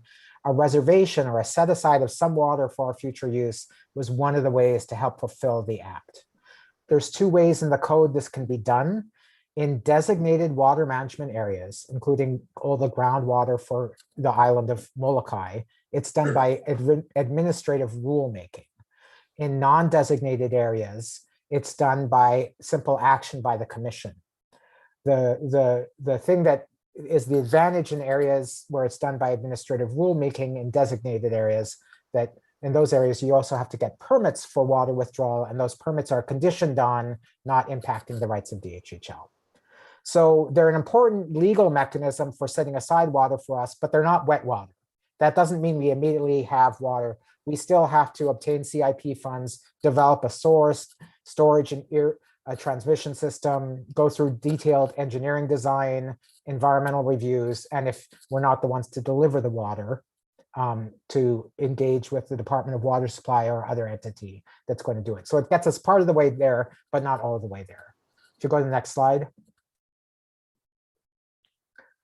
So to develop our reservation proposals that we brought to the community during beneficiary consultation, we looked at the various land use designations this commission has already done in island plans or other plans for the island of Molokai, the standard water commission or county water duties. So for instance, in Maui County, single family homes are planned to have 600 gallons a day of demand of potable water. So we looked at the number of possible units, the number of possible irrigatable acres, and developed a calculation, and generally also looked at where the county and DHHL water systems were on the island, knowing that if you don't have a means to get the water to where our tracts are, you would need to develop the water in a place where it can be tied into that system.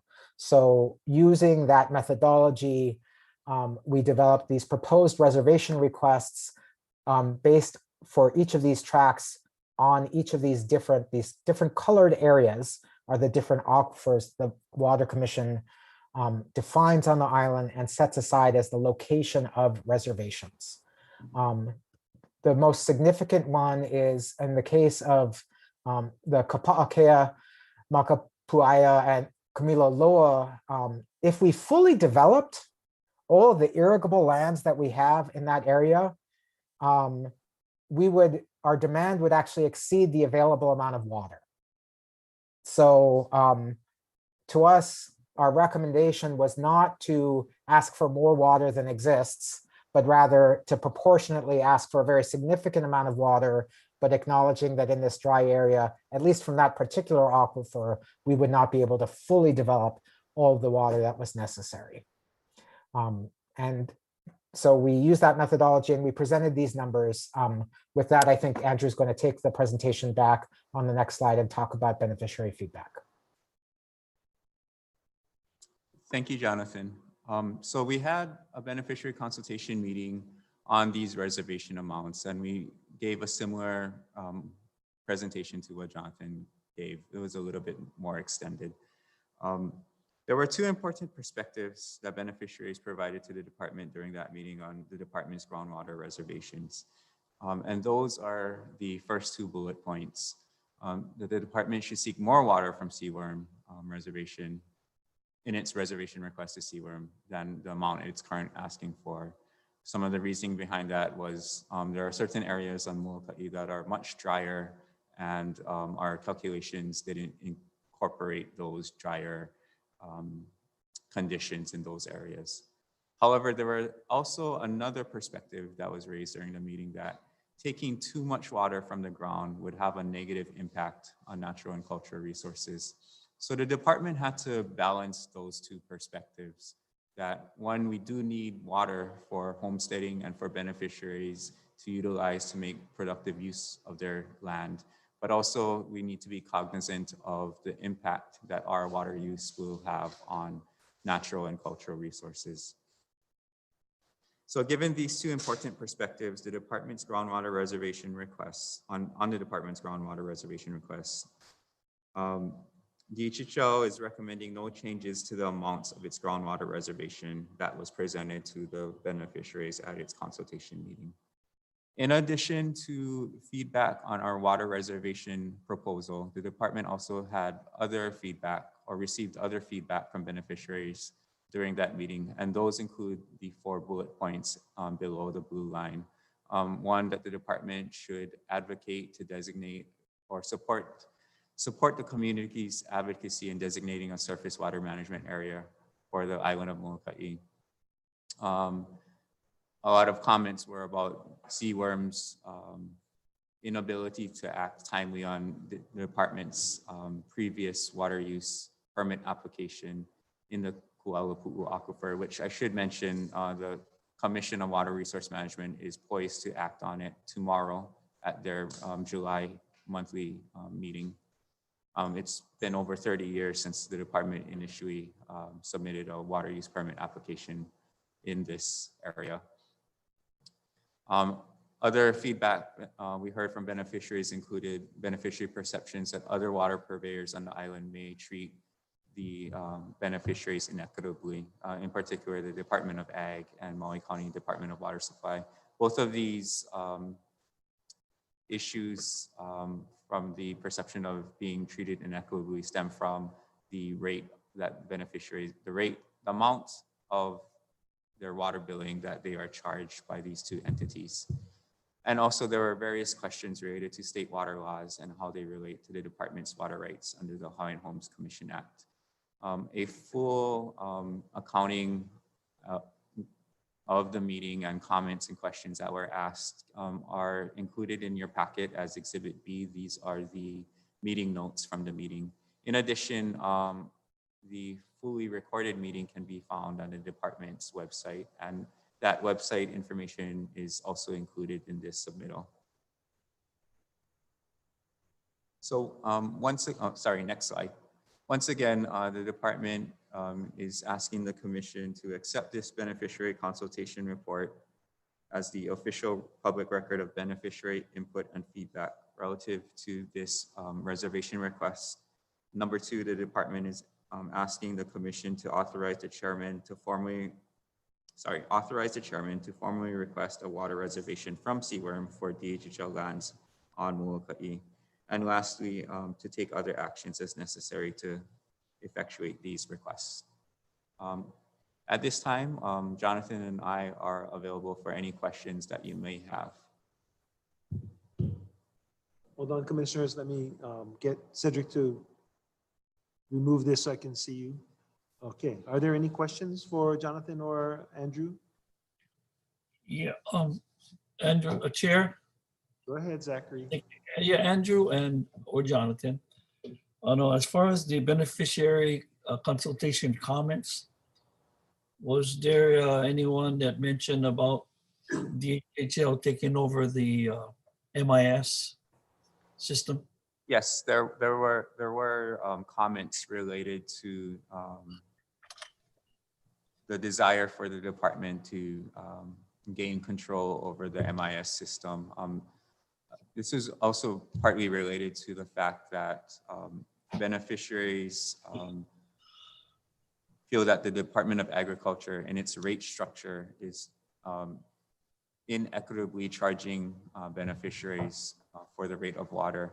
A lot of this stems from the way that DOA administers its rates. They run their water system, not just the MIS individually, but they incorporate all of the other water systems on every island as one system. So what they say is they're trying to spread out costs amongst all ag water users across all systems. But what this does do is it places a heavier burden on the users of the MIS, because the MIS is one of the largest systems in terms of the number of users. So that is why beneficiaries feel that they are being unfairly treated by the Department of Agriculture and would like the department to exert more control over the MIS. Yeah, okay, Andrew, thank you. So, Chair, is this the right time to have a discussion on this topic, or should we discuss this on a separate matter regarding the MIS? I don't believe it's the appropriate time. I do believe that I believe that staff needs to do a proper analysis. Zachary, I don't know that we are prepared to take on the long-term debt that's associated with that particular water system. And I'm hesitant at this point, without having additional analysis and information about committing the trust to take on that long-term debt. So I would say let us, the department, do some more analysis before we bring that back to you folks to have the discussion. Okay, yeah, because like Andrew had mentioned, that most of that water belongs to our homesteaders. So, I mean. I understand the desire, Zachary, but I also understand that we have a potable water system in which we're heavily subsidizing now with trust funds. And I'm very hesitant about taking on another water system that we may have to heavily subsidize with trust funds at the expense of other folks on the wait list. So let us do the analysis so we can have an intelligent discussion on what beneficiaries are asking for. Yeah, thank you. I just wanted to keep it alive. Mahalo. So we'll, and then I think I saw Jonathan perhaps want to jump in on that answer. I just want to acknowledge that the desire to assert management control over the MIS is a longstanding beneficiary concern, and it was mentioned and is a non-priority goal, but a goal in the water policy plan of the commission. So certainly happy to work with Andrew and under William's direction to, at the very least, gather information on the history of the system and its development that could be of use to the commission. Right, and I think we need an analysis of what the costs are to maintain, and then what the costs are to improve. That's I think the hesitancy for me at this point. So let us do the due diligence, and we'll get back to you, commissioners. Thank you, Chair. Other questions, Mike? Thank you, Chair.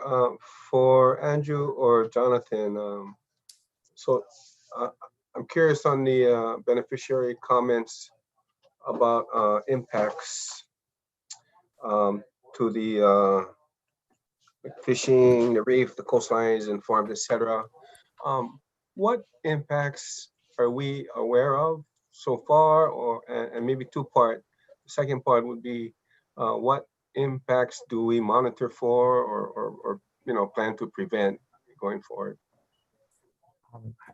Andrew, Go ahead. would you like me to? Okay. Sure. Thank you, Commissioner Galikini. It's an excellent question. So the impact of groundwater withdrawal on coastal resources on Molokai has actually been litigated for over 2 decades under the Kukui and Waiola cases, where ultimately the Hawaii Supreme Court found that indeed there has to be an analysis done of the impact of groundwater withdrawals on coastal ecosystems. The best scientific information we have is from the US Geological Survey groundwater model of Molokai that this department helped fund, that Delwyn Oki presented, which shows that indeed, based on the depth of wells and their pumping rate and their location, you can have concentrated reductions in freshwater flow and hence increases in salinity in certain parts of the coast, including areas that are known to be fish ponds or limu beds that are important for gathering. We know from our own interviews with beneficiaries that they've seen long-term degradation of some of those coastal resources, which some of them attribute to the lack of freshwater flow, the reduction of freshwater flow over time. In the water use permit that we have, that's being considered by the Water Commission tomorrow, we actually propose that in exchange for giving us the water that we need, we actually contribute to working with the community on community-based coastal restoration, Mauka restoration of watersheds, and creating spaces for the perpetuation of traditional and customary practices as a mitigation for the impact that we know will occur by our increased groundwater pumping. And the community has responded actually with great favor to those conditions, wanting to see that uniformly applied to all water withdrawals on the island, at least the community who's spoken on it. Is that responsive to your question, Commissioner? Yes, yes. Very good. Thank you. Okay, mahalo, Mike. Other commissioners? Questions on this plan to ask for a reservation? Yeah, I do, Chair. So Yes. Jonathan, is anyone going to attend the meeting tomorrow for the sewer? Chair Ayla will be delivering testimony. I will be there as well to answer any technical questions. I will say all pule and other good wishes are directed towards the Water Commission are welcomed and encouraged. As Andrew said, 28 years ago, this department filed our first request for 500,000 gallons and they gave us part of it. If we get this tomorrow and there's no hiccups, it will be a major step forward. It's taken 3/4 of the length of the Water Commission's existence and 1/4 of the length of this commission's existence to try and get some of the water that we need there. If we can succeed tomorrow, it will really be a great thing for our community on Molokai. So Jonathan, if it is approved, can anyone contest it after the fact? If it is approved, they cannot, and nobody contests it prior to the close of the hearing. That is it. Okay, I'm just concerned if there's. Yeah. So a request for a contested case would have to occur prior to the commission Thank you. making the decision. Thank you So, for the clarification. Thank you. in addition to the prayers, I think ask that whoever's representing Molokai Ranch see the wisdom in not opposing our request. Yeah, that's what I was trying to get at. So mahalo. Any other questions? If Chair. not, yes, Chair, Pauline. this is Pauline, Pauline. go ahead. Yes, I totally support this recommendation. And I also, Jonathan, totally support us being a lot more aggressive in the water area, which means that we would probably need to have more conversations with you. Thank you. Thank you, Pauline. Mahalo. Any other questions? If not, commissioners, can we please, all those in favor say aye? Aye. Aye. Does anyone oppose? Seeing none, the motion carries. Thank you. And then Mahalo. with your Thank you, indulgence, Jonathan. Thank you, Andrew. Good luck tomorrow. with your Thank you, indulgence, Jonathan. Good luck. We wish all the best. with your indulgence, we'll take a 30-minute recess right now. And we should reconvene at around 12:10. Okay. Hello, David. Hey, David.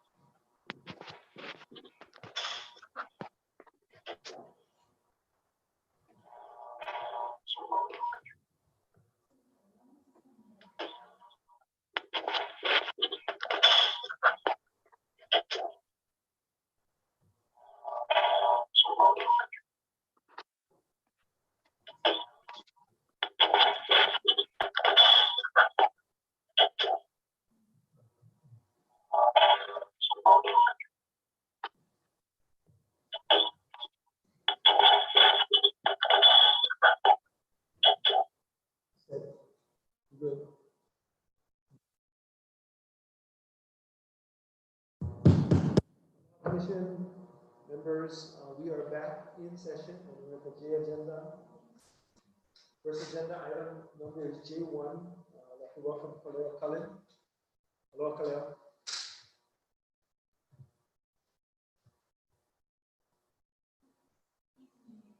Kaleo, you might be muted. Oh, you are muted.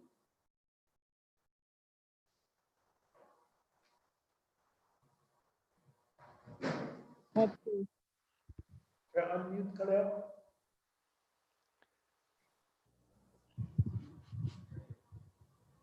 Aloha. Aloha. I unmuted. Hi. Aloha. Turn off the- I unmuted. Kaleo, Aloha, can can you you? hear me? Hello, Kaleo, can you turn off the live feed for now, Kaleo? We're getting feedback. I unmuted. Aloha, can you? Hello, Kaleo, can you turn off the live feed for now, Kaleo? We're getting feedback. I unmuted. Aloha, can you? Hello, Kaleo, can you turn off the live feed for now, Kaleo? We're getting feedback.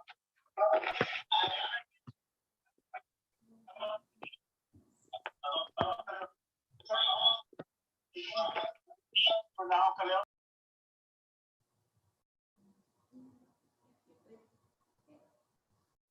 Okay, Kaleo. Thank you. But you're muted. How's that? Can you hear me? Okay, yes. Kaleo. Okay. Good morning, Mr. Chair and members of the commission. But you're muted. Morning. How's that? Can you hear me? I can hear Yes. you. Okay. Good morning, Mr. Chair and members of the commission. Morning. My name is Kaleo Cullen. I'm the current association president. I can hear you. Okay. Good morning, Mr. Chair and members of the commission. Kaleo, we're still getting feedback. Can you make sure that the live feed is turned off? The YouTube live feed? Sure that the live feed is turned off. How's that? Better. Sure that the live feed is turned off. How's that? We're still getting a repeat.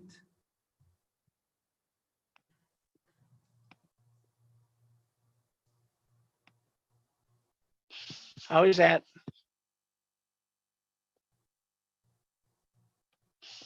Yes, better. Sorry. No problem. You want to proceed? Yeah. Good morning, Mr. Chair and the members of the commission. My name is Kaleo Cullen, the current president of Kauhano Kahikinui and the CEO of the EIEIO in Kahikinui. I'm going to just read a letter that I drafted and addressed it to Commissioner Awo, dated June 27, 2021, on Kahikinui Angulet Management. Hello, Randy. I'm writing in response to testimony given by Donna Sterling at the last HHC meeting. Having not been present, it is my understanding that Donna presented a petition signed by Kahikinui individuals opposing a plan by HHC, the commission, to partner with DOFA and DLNR in the ungulate management within the Moku of Kahikinui. As you know, the current ungulate overpopulation not only threatens reforestation efforts of Lirid Halakala Watershed Restoration Project, but has also become a safety issue for the Kahikinui Homestead community. As part of Kauhana o Kahikinui's mission in the conservation and reforestation of Hawaiian land, the Cook Board supports the partnering with DOFA and DLNR in assisting with ungulate management, including aerial shooting if absolutely necessary. However, prior to proceeding with DOFA and DLNR, we asked the Commission also consider homestead community participation with ungulate removal by allowing lessees to engage in organized hunting as was done with KGLMO in the past. Basically replacing a program basically replacing KGLMO with lessees under a program organized by Cook. For your information, such a program already exists where lessees are allowed Makai fishing privileges for participation in community workdays. Rules to include ungulate management would still need to be created, but it can be done. In my opinion, such a program would significantly reduce community opposition to the commission's plan. In either case, I have discussed the above with all the Cook board members, and the majority are in support of the commission's ungulate management plan. Ultimately, it's up to the commission and it's their decision anyway. Mahalo. Okay, thank you. Kaleo, any questions from commissioners for Kaleo? Chair, if I could. Go ahead, Randy. Yeah, Kalamai, I just jumped back on. So I see here that this is the first G-Agenda testimony. So Kaleo, I have a couple questions. So one is that Cook is in support of some form of organized hunting as was done in the past with KGLMO. So just to be clear, that can you explain to me what some of those community initiatives might look like? Well, basically organizing a core group of lessees that would take part in dispatching or what do you call it? Trying to eliminate some of the ungulates within the community and to disperse the meat between residents. Okay. And then to, what has happened recently for a very long time, the focus was on the 4,500 acres that are near completion for enclosure. Very recently, there was an additional add-on to what the department is now looking at. And that is the wild cattle entering into the neighborhoods and creating very unsafe conditions. So I'm assuming that these kinds of programs are to be applied to both the enclosed area as well as the community area. Is that correct? Yes, Commissioner Wolf. Okay. And then my final question is, you mentioned rules to include ungulate management. So are those rules to be implemented on a voluntary compliance basis, or is Cook and others seeking to have something that has more the effect of law for enforcement? Your thoughts on that? Yeah, it was something we would have to bring to the table and involve our lessees and of course get some input from some experts to see how we can go about it. And and keeping safety as a factor, as a rule, safety, designating areas where it'll be most effective, which would probably be in the forest, and then work our way down into the community. Okay, thank you. So my takeaway is that Cook is open to various forms of community participation in this process, which includes the broader community. Yes. Okay, that's all I have. Thank you. Thank you, Randy. I do want to clarify, when we talk about ungulates in this condition, we're mainly referring to cattle, because if we're going to deal with any other ungulates in Kaikinui, we would have to enter into some sort of agreement with the Department of Land and Natural Resources, because by law, as I understand, DLNR has exclusive jurisdiction over hunting of game mammals. Cattle are not a game mammal. So I just want to be clear as we go forward, this distinction. So in terms of cattle, no problem. The department fully has control over that. In terms of other ungulates, we will still have to incorporate our response with the Department of Land and Natural Resources. And I make that statement now because later on I've read public testimony that indicates that there's opposition to the department and Kaikinui working with other state agencies for the management of ungulates. So I want to be very clear what the law says at this point, and I want to honor what Kaleo and Cook is trying to do. So thank you. Any other questions for Kaleo? Chair. Yes, Zachary? Thank you, Chair. Mahalo, Kaleo, for your testimony. Yes, I'm just curious, was there any recent inspection or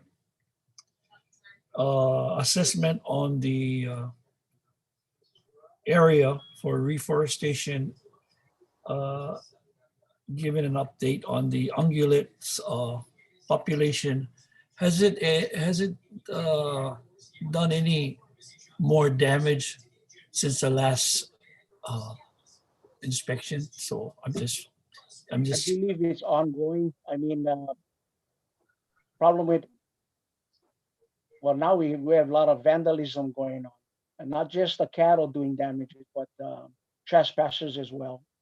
It's an ongoing thing with the cattle. I'm not sure when the last time it was inspected, but I know recently there was a flyover that just focused on the community area, and it was pretty significant. With I'm just talking about the community, breaking of water tanks, destroying mala,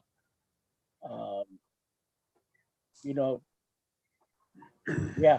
So as far as the forest, it's ongoing.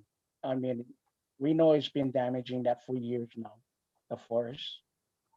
But I know that the cattle has increased, the ungulates have increased.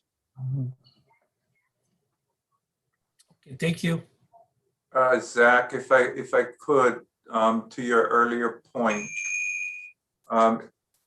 was there any kind of, I think you may have used the word survey, to assess, I believe, the ungulate situation? And the latest one that was done was just a few weeks ago by DLNR. And the area was not in the enclosed area. It was in the area that was affecting the safety of the neighborhood. And so understanding that the cattle that was entering in the neighborhood came from above, the aerial assessment focused from above and came all the way down into the community. And so that information, that's the piece that's since been added on beyond the enclosure. Now a safety issue has been brought before the department, and as a result, the chair is committed to finding ways to make the area safer. So it's that last survey that was done that gives the department an idea of what that cattle distribution looks like and what formula may be required to make the community safer. So Okay. I hope that answers your question. So Randy, since you brought that up, so are these cattle entering into people's homestead?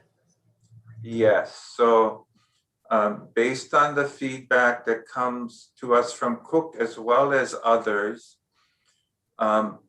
what we've been hearing is the cattle is coming down primarily as a result of drought conditions, not having enough water, coming down, looking for water, as a result, damaging water lines, destroying mala, destroying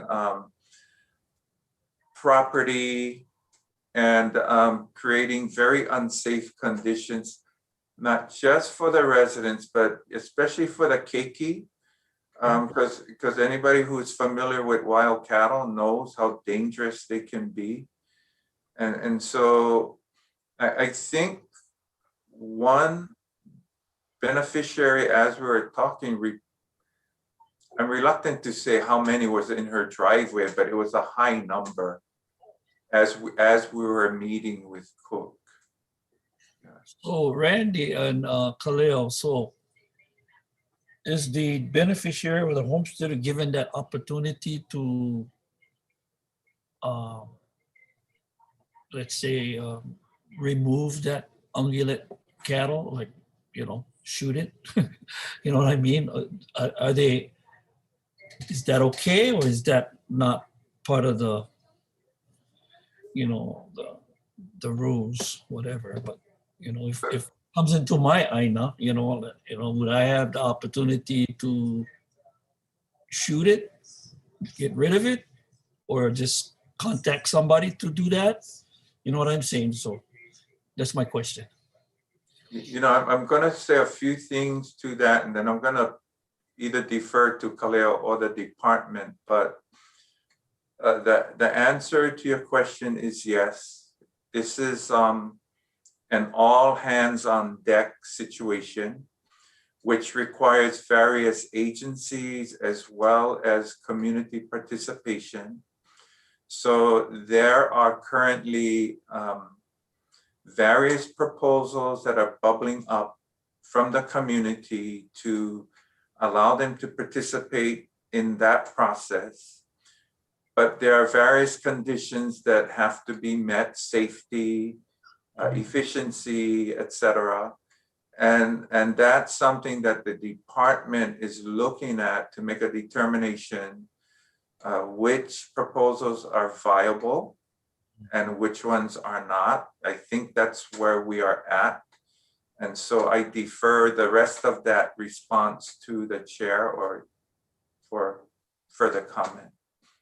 Yeah, currently when they come onto my property, I do shoot them, but it's a lot of work to get rid of them. So I believe most of the lessees feel that way, that if it's encroaching on their property, they do shoot it. But like I said, it's a lot of work to get rid of a big animal. And what we've done in the past is after we kill the cow or bull, we would ask neighbors to come and help and distribute the meat as is. But as we know, it's not that effective in immediately getting rid of the ungulates. It's just a patch, a band-aid.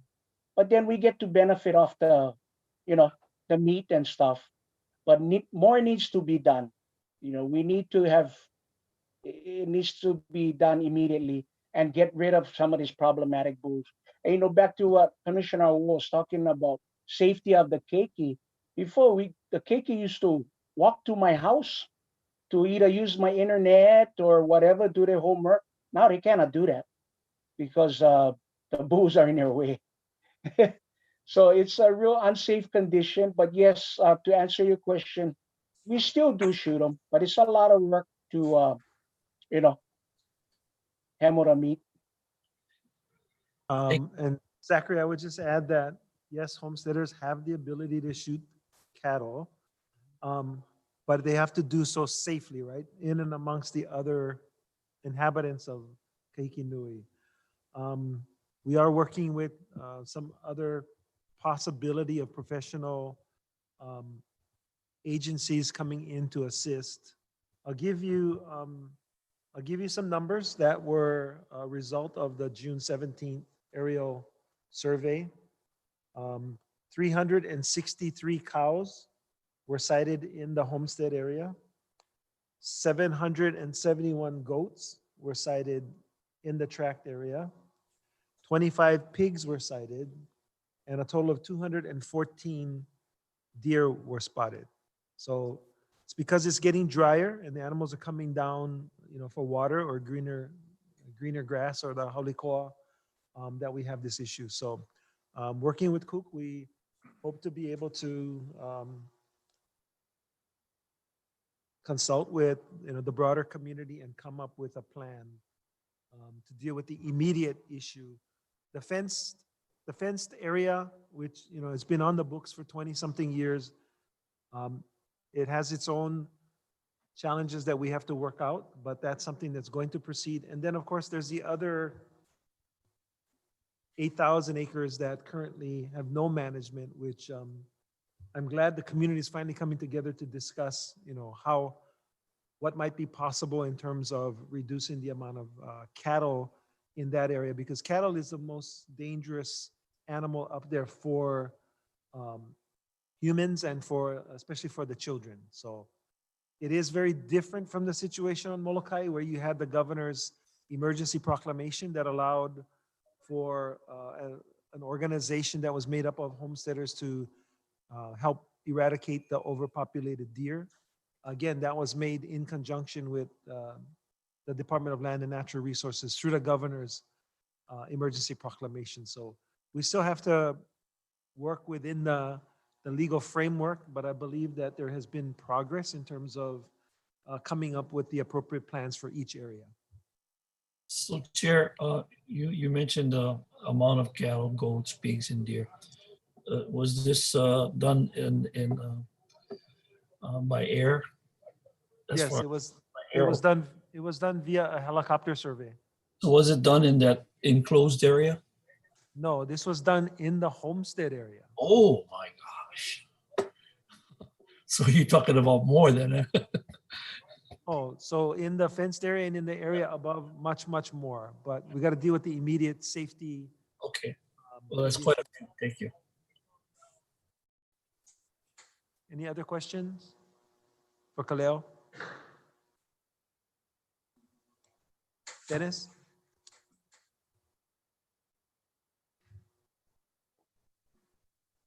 Dennis and then Mike?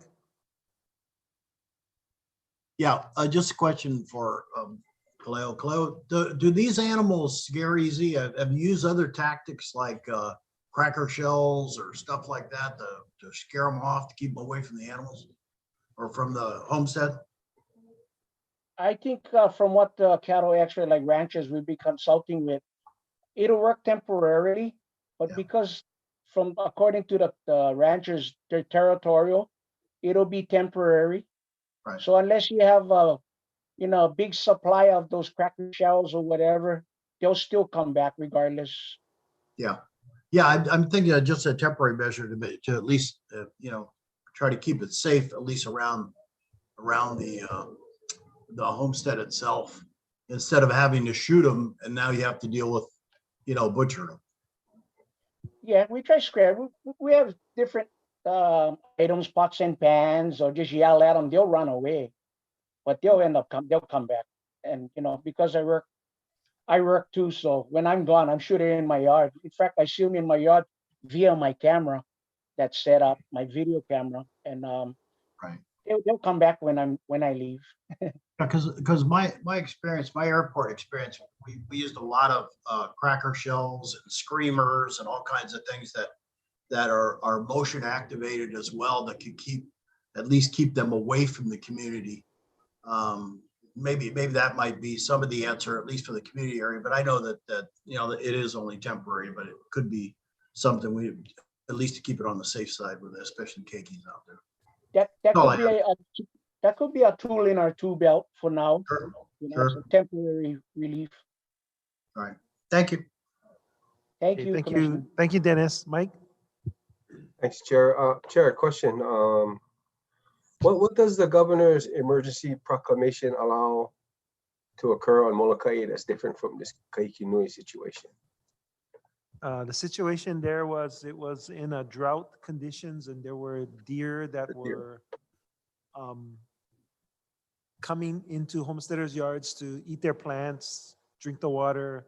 There were deer that were on the road and causing accidents. So that was the purpose. Fortunately, we've had some rain, so that with the animal removal has allowed that situation to ease up a bit. But that wasn't only for Molokai, that was also for Maui too. Oh, okay. So it could apply, the emergency proclamation could apply to Kahiki Nui then?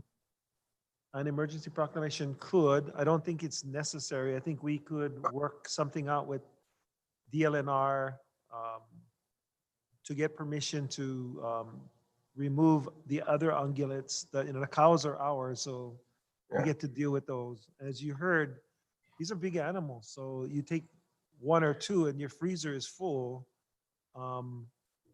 And there are a lot Yes. of animals. So there's this angst between,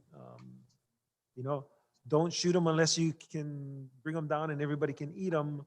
But that's not realistic because there's just too many animals. And the ones in the homestead presently, if you shot them all, they would be replaced by the other ones further up because they're thirsty and they're hungry. Yeah. So we got to deal with that. And there's a short-term plan we're working on, and there's a medium-term plan, and there's a long-term plan. Okay. Thank you. You're welcome. Any other questions? Okay, enough. If not, thank you, Kaleo. Thank you, Mr. Chair. Thank you, commissioners. Thank you. Thank you, Kaleo. Aloha. Aloha. Commissioners, contrary to what you've been told, the HHL doesn't only do homes. Next, we have Cora Scheckenberg. Cora, are you up? Yes, you are, and you're I think I'm sideways. on. Oh, okay. Let me put you the right way. Sorry. There we go. Mahalo. Oh, aloha, commissioners and Chair Ayla.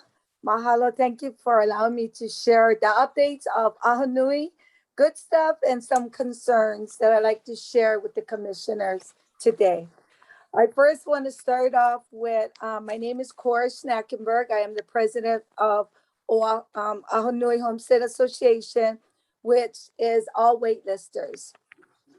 I also would like to share that my experience working with the planning office for the last 6 months have been very, very positive.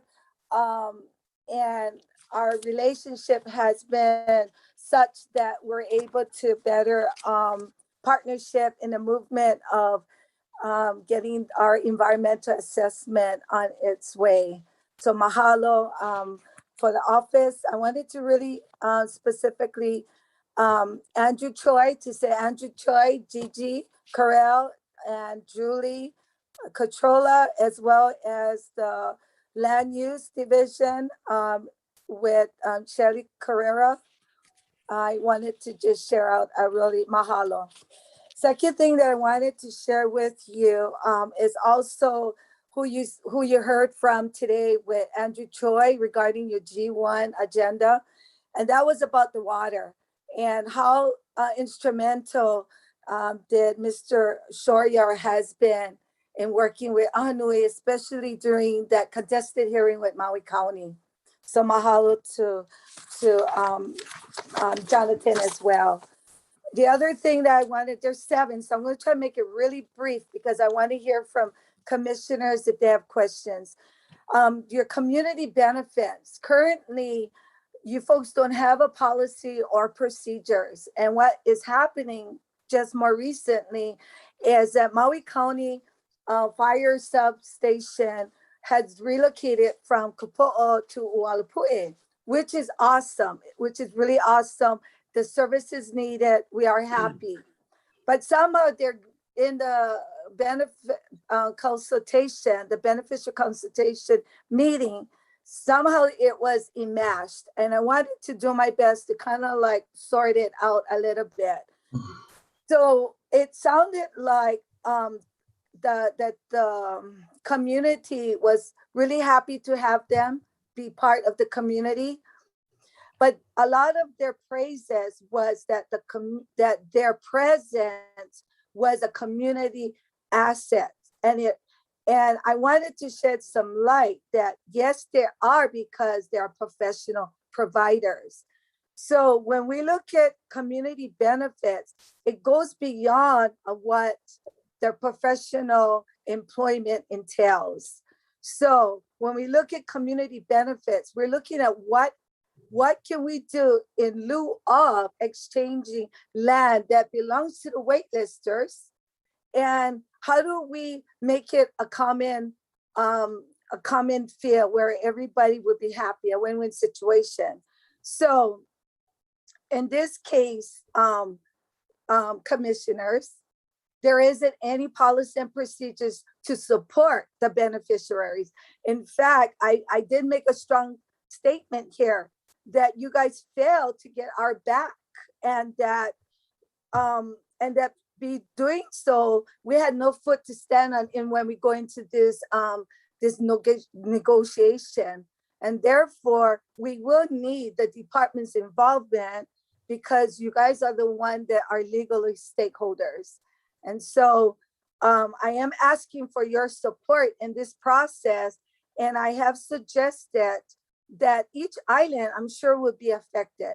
And I'm asking that each island will have a representative to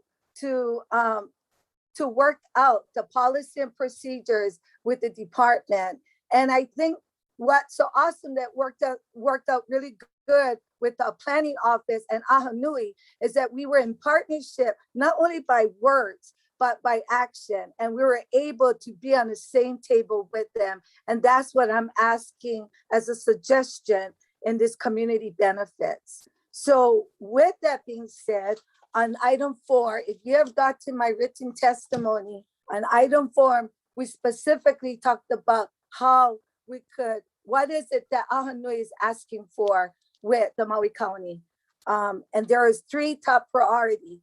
One was that Ualapu'i leases access to free potable water by constructing a water tower that's high enough to allow trucks to fill up 250 gallons instead of taking off the truck. The second one was to look at fair market value for square footage that they want. You know, even if it's a 2 inches, the fact is it belongs to the waitlisters. And if this is the only way that we can be supported in our event, moving forward with putting the people on the land, then this is what we're asking. So the second was fair market value for square footage, or the highest value to lease the land or to rent the land. And 100% of that lease rent would be set aside for Ahanui Homestead Association implementation of the Ualapu'i Master Plan. And the third is the construction of paved roads that Ualapu'i leases to access their homesteads lots, which will be identified in a master plan. So any one of these 3 will suffice in helping with the waitlisters. I think this was pretty reasonable. Anyway, moving on, I'm going to give you time to ask me questions. Number 5, back in February 2020, or in May, excuse me, I have submitted a written testimony regarding the waitlisters, waitlisters names of 65 that were interested in the off-the-grid lifestyle. And it has increased to 84. And that's a whole different discussion. But I just wanted to shed light that at once it was 65, now it's up to 84. And I'll leave it as is. The other testimony I wanted to speak on is F2, but I realize F2 is for tomorrow, so I'll defer that discussion. My last one is the J7, Kahikinui. Part of your recommendation on the Molokai Island plan, the Molokai Regional Plan, was that your recommendation was that Ahanui be in conversation with Kahikinui as to really finding out is this is what you guys want, Molokai. And yes, we have been in several meetings with Kahikinui. And there is some observation just me. I only gonna speak for myself. And other stakeholders and other board of directors were also invited to these meetings. So my observation, based on your recommendations, are as follows. One, there's two associations on the same homestead. One only gets recognized and by you folks, the HHL, and is working with them, while the other one doesn't have those information. And somehow along the way, their partnership of these two are not on the same page. Maybe inconsistently or maybe selectively on issues, I don't know. But something is going on. And so I wanted to share some dislike. The other thing that's happening is the department, when discussing things with the primary association, which is Cook, is contributing to the problem because the other one is feeling left out. And in the process now, there's other stakeholders, like you folks mentioned it, DLNR, I forgot the other one.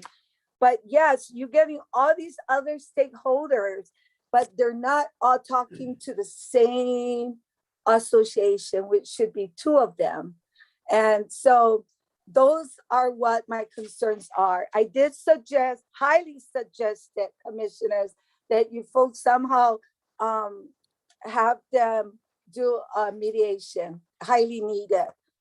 I did want to close that we did end up meeting with Kahikinui. They were able to share, because there's two, we've asked one to share their lifestyle.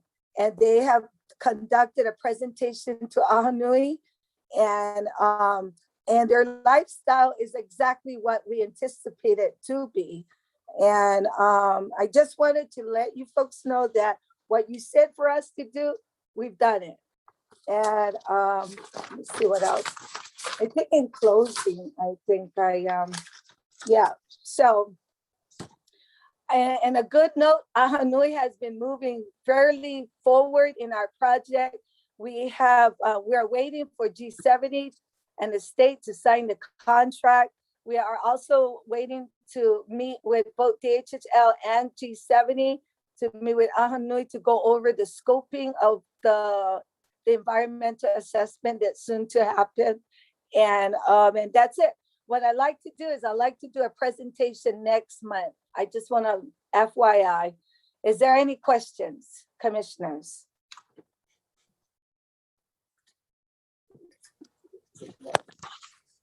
Yeah, Chair. Hi, Cora. Hi, Commissioner Helm. Go ahead, Zach. Are you working at home? I am. Well, anyway, how is the when are you anticipating G70 going to begin the EA? Okay, so the last I heard was that DHH, our planning office had somewhat anticipated in August. However, we had to kind of push it back because I think it's around the corner. So I haven't heard anything from DHHL. It seems like we may be looking at maybe in August, but as far as we know, it might be August, September. Excuse me, Cora, let Andrew answer the question. Oh, okay, I'm sorry. I just was looking at what you guys gave me, but okay. Mahalo, Commissioner. Sorry.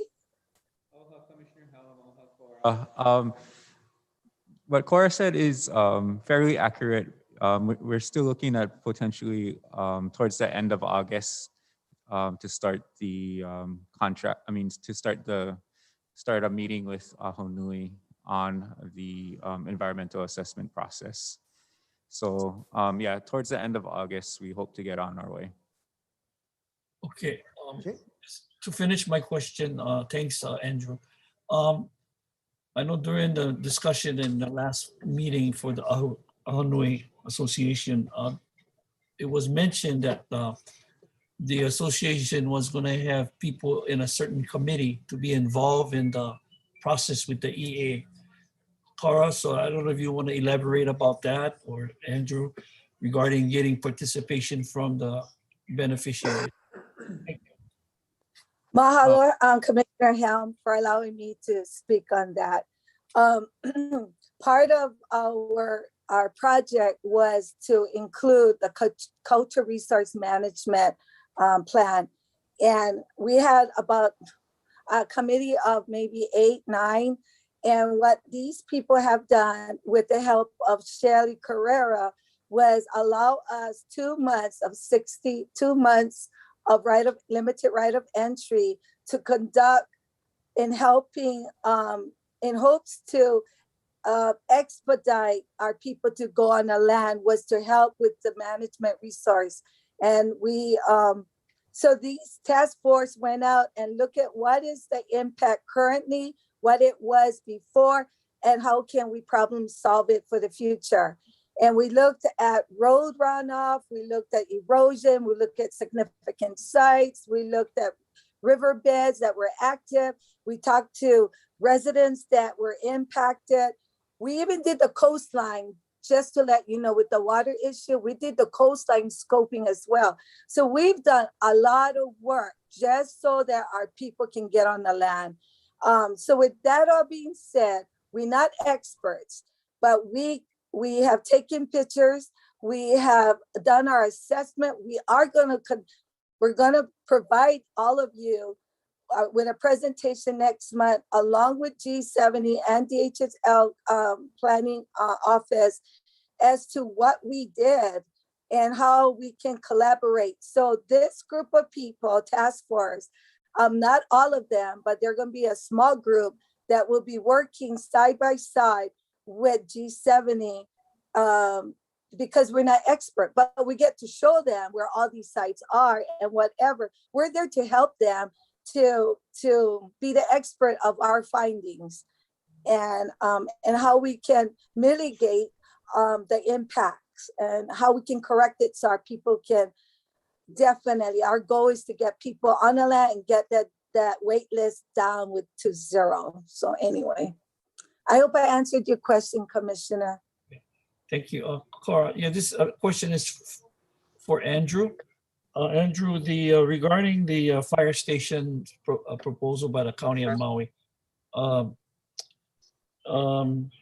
they have to wait till the EA is completed before a decision is made as to, whether the county fire station they're gonna go move forward on that, or do they not need to wait for that? EA. So for the fire station, for their use of Hawaiian homelands, so they are requesting approximately 15,000 square feet for an access easement. That portion, that is the portion of Hawaiian homelands that they're asking for. So the particular utilization of Hawaiian homelands for this type of use, it would be an exemptable use from Chapter 343. So the commission would not have to wait to act on the county's request for the use of Hawaiian homelands for an access easement until the end of the Homestead Development Plan environmental assessment process. So did I answer your question? Yeah, thank you. But then also, is there a deadline for the county that they need to know by a certain deadline before they go ahead and move forward on this? It's my understanding that the county is currently in the process of negotiating a purchase of land from a private landowner. The private landowner would rather complete the transaction sooner rather than later. But the county hasn't given us a definitive timeline of when they need a decision from the commission on this matter. We held our beneficiary consultation meeting regarding the county fire department's request on June 23rd. Per our beneficiary consultation policy, there is a 30-day comment period. So the comment period ends on July 22nd. So we're still open for receiving more comments from the community. We were initially planning to bring a beneficiary consultation report on the matter to the commission in August. And I believe our colleagues in Land Management Division were looking to seek the commission's approval on the county's easement request. So comments like the ones Cora just mentioned, we're still want to receive those types of comments from beneficiaries so that we can include these comments in the beneficiary consultation report so that the commission will have more information on this matter before they act on this request. Okay, Andrew, thank you for providing the update on this matter. Thanks. Thank you, Zach. Any other questions, commissioners? Chair, if I could. Go ahead, Randy. Aloha, Cora. Aloha, Commissioner Ho.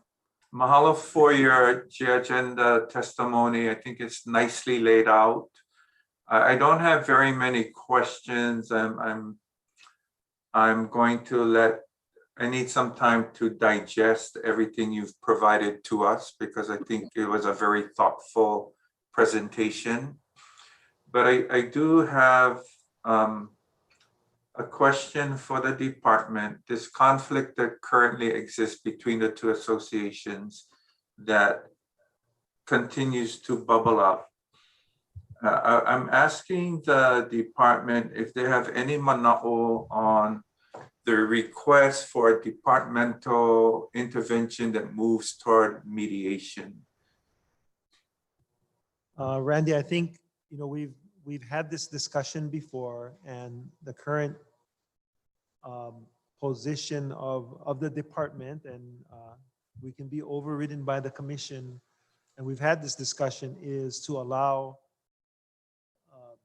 different organizations, beneficiary organizations, to work it out amongst themselves. And in the interim, I just have to remind the commission that Cook, via the documents that created that Kuleana Homestead program, is treated differently than any other homestead organization in that there is a legal recognition of Cook's role in the rehabilitation of Kahiki Nui. So from my perspective, as of right now, it's because of that legal recognition of the DCCNRs and everything that comes from that is why we're working with Cook. We're okay with taking advice, testimony from other groups, but that is the group that I believe at this point that we're legally responsible for working with all the challenges that we're having in Kahiki Nui. So that's my answer to you. Yeah, thank you, Chair. And you're right.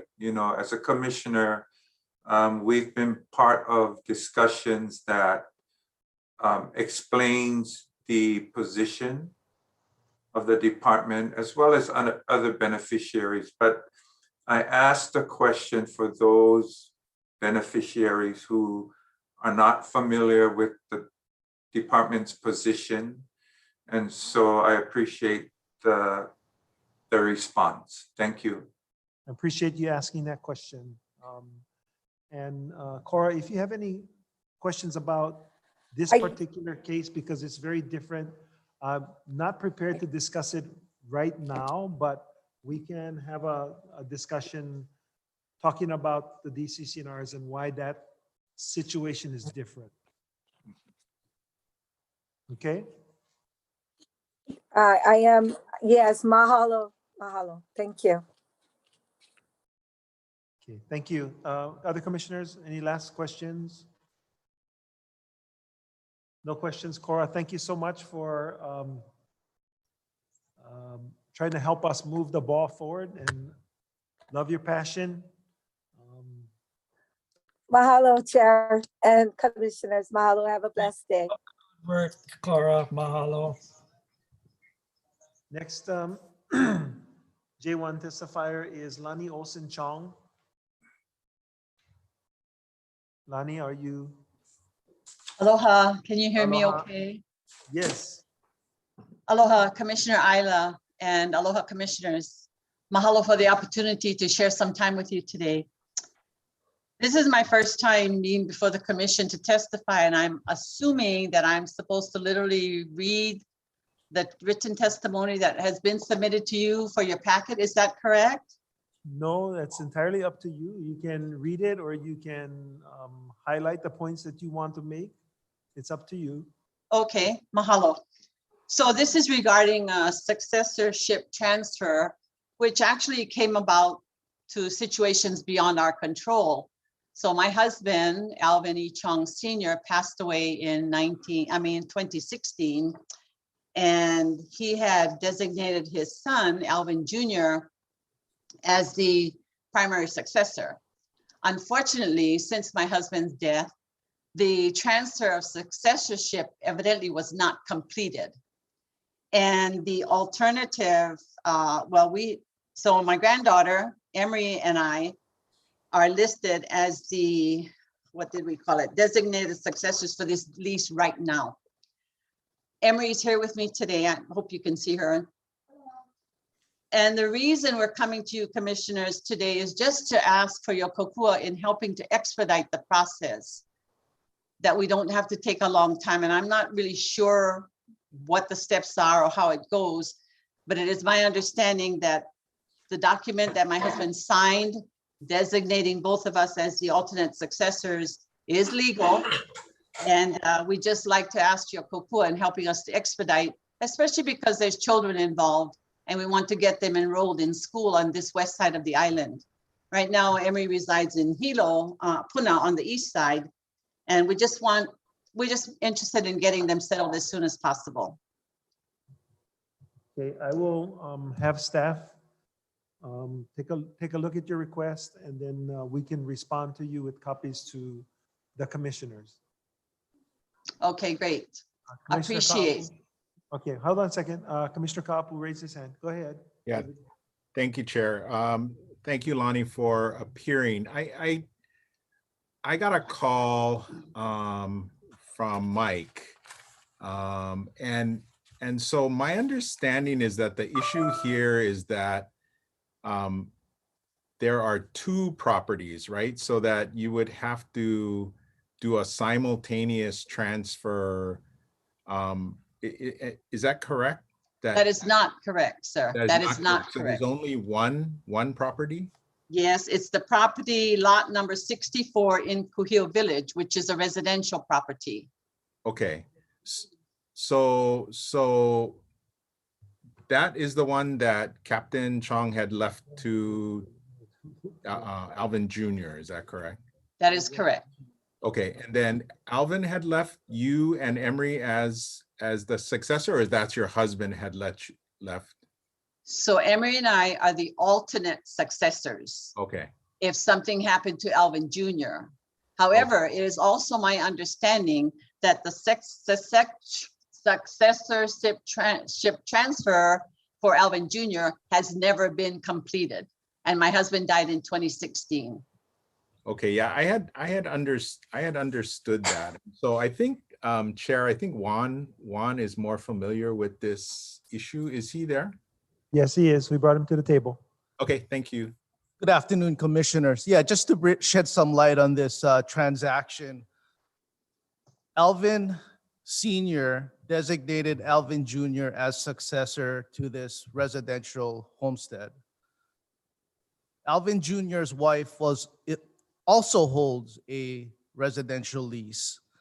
It's my understanding that Jr. intended to receive and hold on to Senior's homestead lot. That being the case, his wife's lease needed to be transferred. So that's what we were waiting for to complete. As you know, commissioners, husband and wife is unable to hold two residential leases concurrently. So because Junior's wife did not complete the transfer of her residential lease, we were unable to complete prior to Junior's death, the transfer through successorship from from senior to junior. So you're correct, Commissioner Kaapu. There was another lease tied to the successorship of Alvin Senior's lease. Okay, but now No, there that's shouldn't not be true. any impediment to the transfer to Lonnie and Emery. Is that correct? That is correct. Emery and Mrs. Chong, they are the designated alternate successors to the lease. Being due to Junior's death, they are now the rightful successorship. They hold the successorship interest in the lease, and that's what the department is now processing. Okay, so how long is that going to take given her request to expedite this? Hopefully we can get that, the document within a month or so. Okay. I'm sorry, Juan, may I ask a question? When you say hopefully you can get the document in a month or so, are you saying you don't have the documents in your possession? Because it's my understanding that it was sent to wherever it goes from our West Hawaii division, that it was sent on June 25th. Yeah, the document that I'm talking about, I apologize. To be clear, the document I'm talking about is the transfer through successorship lease document that will convey, the document that will convey Alvin Jr.'s interest to the alternate successors. That has to be drafted, approved, and signed by our legal counsel before the successors can proceed with executing that document. And that, after it's signed and approved, then it comes back to the commission for approval. Is that correct? I'm trying to understand the process here, Juan. I'm sorry. Yeah, the successorship, the designation that included Junior as well as yourself and Emery, I believe that has already gone to the commission because we were processing the successorship to Junior previously. So I'm assuming that has already been approved by the commission. The only step would be at this point in time is to redraft because the existing the transfer through successorship document named Junior. So with the confirmation that he is deceased, we now need to proceed with drafting the document, the transfer through successorship document, naming you and Emery as the successors to the lease. Okay. And we can expect this to be completed maybe in 2 months? Hopefully, I'll make certain that it's done within 2 months. I'll work with staff and try to get that done as soon as possible. We understand that the situation the family is in with regards to the school, so we'll do our very best to try to get that to you and Emery as soon as we're able. Lonnie, Appreciate it, Juan. Yeah, Lonnie, if it helps, the department can issue a letter to, is it a charter school or the Department of Education where you want the enrollment to occur? So it's the deal. So I have 2 children in DOE and then I have 1 in preschool. So right now, because we're on 2 separate sides of the island, I'm not able to enroll her in a preschool and then have her grant be transferred to another preschool. It kind of just gets. Okay, so if that is the issue, then if you could provide us with the appropriate contacts for each educational institution, we can draft a letter that says this is already in process and we expect that you will have a new address shortly. Okay, thank you so much. Thank That you. helps to facilitate. Thank Okay. you, Chairman. Thank you very much. Thank you, Juan. You are welcome. Thank you. Aloha. Commissioner Kaapu, thank you very much for the clarification. Alrighty. Mahalo for your time, commissioners. Enjoy your day. Okay, aloha. You take care. Aloha. Aloha. The next J1 agenda item is Ramona Oliveira.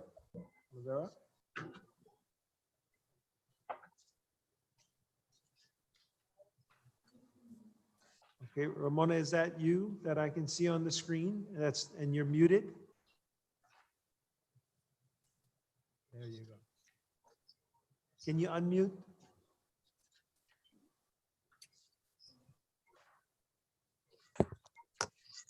Can you hear me now? Perfect, thank you. Perfect, thank you. All right. Aloha, commissioners. Mr. Chair, thank you for this opportunity. I represent the Nanaikapono subdivision that consists of Pohakunui Avenue, Keaulana Avenue, Langmania Avenue, and Pili Okahi Avenue. We lovingly call this block K block. I represent the residents that attend our neighborhood security watch. For, we have been dealing with a whole lot of activities that happen on Keaulana Avenue. There are 4 addresses in question. Can I say the addresses? I would prefer. Okay, all right. Well, it's well known to your commissioners which addresses. And we were at our last Zoom meeting that we had with our representative here on the leeward side with some of Hawaiian Homes, with HPD. We were directed to come to this commission meeting and ask how you can help, because it seems like all the illegal activities that have been going on between all these homes, we are the one in the wrong, it feels like, because they are protected by certain, I don't know, certain, can't think of the word. They just, we cannot go forward with anything. If we call, if it's like drug dealers, we have fights, we have gun fights, we have knife holdups, we had game rooms, we had sex trafficking, we had prostitution. Just today we have somebody chasing their daughter down the road. So we just want to know, because it's a continuous thing with these few addresses that are known, how can we expect help? Because the residents are very frustrated, because we have been trying to go through the right channels, and we have paperwork dating back from 2004 that letters have been written and stuff. So we just want to know what is next. We have been directed to come here. So I asked the commission, what is next? What can we do? How can we get help? Okay, Ramona, I know that there's some feedback. Can you knock off your live feed? Okay, sorry. Is that better? Much better. Much better. Okay. Okay. Oh no, it's still there. Oh no, it's still there. Okay, let me do it again.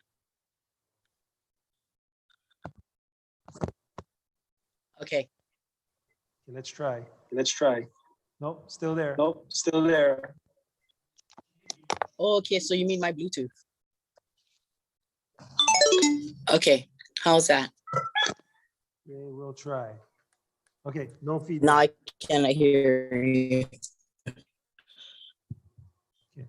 So what we've asked the community is to continue to provide us with the information and the calls that you make to HPD, so that we can continue to get evidence by which to bring a case before the commission to cancel a lease. That is what we're asking, and I know that some of the folks that live on that street are frustrated about having to do this, in their opinion, again, but we can't bring before the commission an action to request a cancellation of a lease without at least some form of documentation, preferably from the police, that these things are going on. So that's And I'll stop there, and then commission members, feel free to ask questions of I have, Ramona, Mr. 'cause Ayla. I understand their frustration. Thank Go you. ahead, Patty. Yes. Thank you, Ramona, for signing up for the J agenda. And thank you for the rest of the residents of Kelana Avenue, Auntie Babes, Kapiolani Barber, Bruno, Ruby, Yes. and all of the Ohana that are on our beneficiary. You know, and I know your frustration. I've been involved with Kelana family. You guys are one of the first homesteaders in Nanakuli. And Yes. truly, I'm going to say this very openly and painfully because I know what you go through is that you truly don't deserve that. A lot of the being there for so long on Kelana, we have a lot of our kupunas still there, you know, and Yes. we're just trying to make a comfortable living, be safe, enjoy the beach. You folks have a beautiful area in Kelana. And, you know, these addresses, I would blast it out because they need to be stopped. They actually need to be stopped. It gives me tears to see how people can be on Homestead and abuse their blessing to be on Homestead and to take advantage. It's very painful what you folks gone through. I know that, Mr. Chair, I've been involved with Representative Eli, who's very active. We have started a neighborhood security watch there on Kelana, working with Corporal Pagan and other HBDs to see how Yes. we can get involved with Pastor Alan Cardenas. Other churches has joined us to help Kelanas to do the neighborhood security watch, but somehow they do need immediate help. Trust me, commissioners. They have gone through huge wave parties that block the street. This house particularly is all boarded up, no electricity, with generator, beachfront house, almost half an acre lot. And it's so Yes. abusive to see that going on. And truly, the pain that this beneficiaries that are in Kelana K Block is going through such a on day development. They literally have to watch their house. People break in, homeless is right on the street.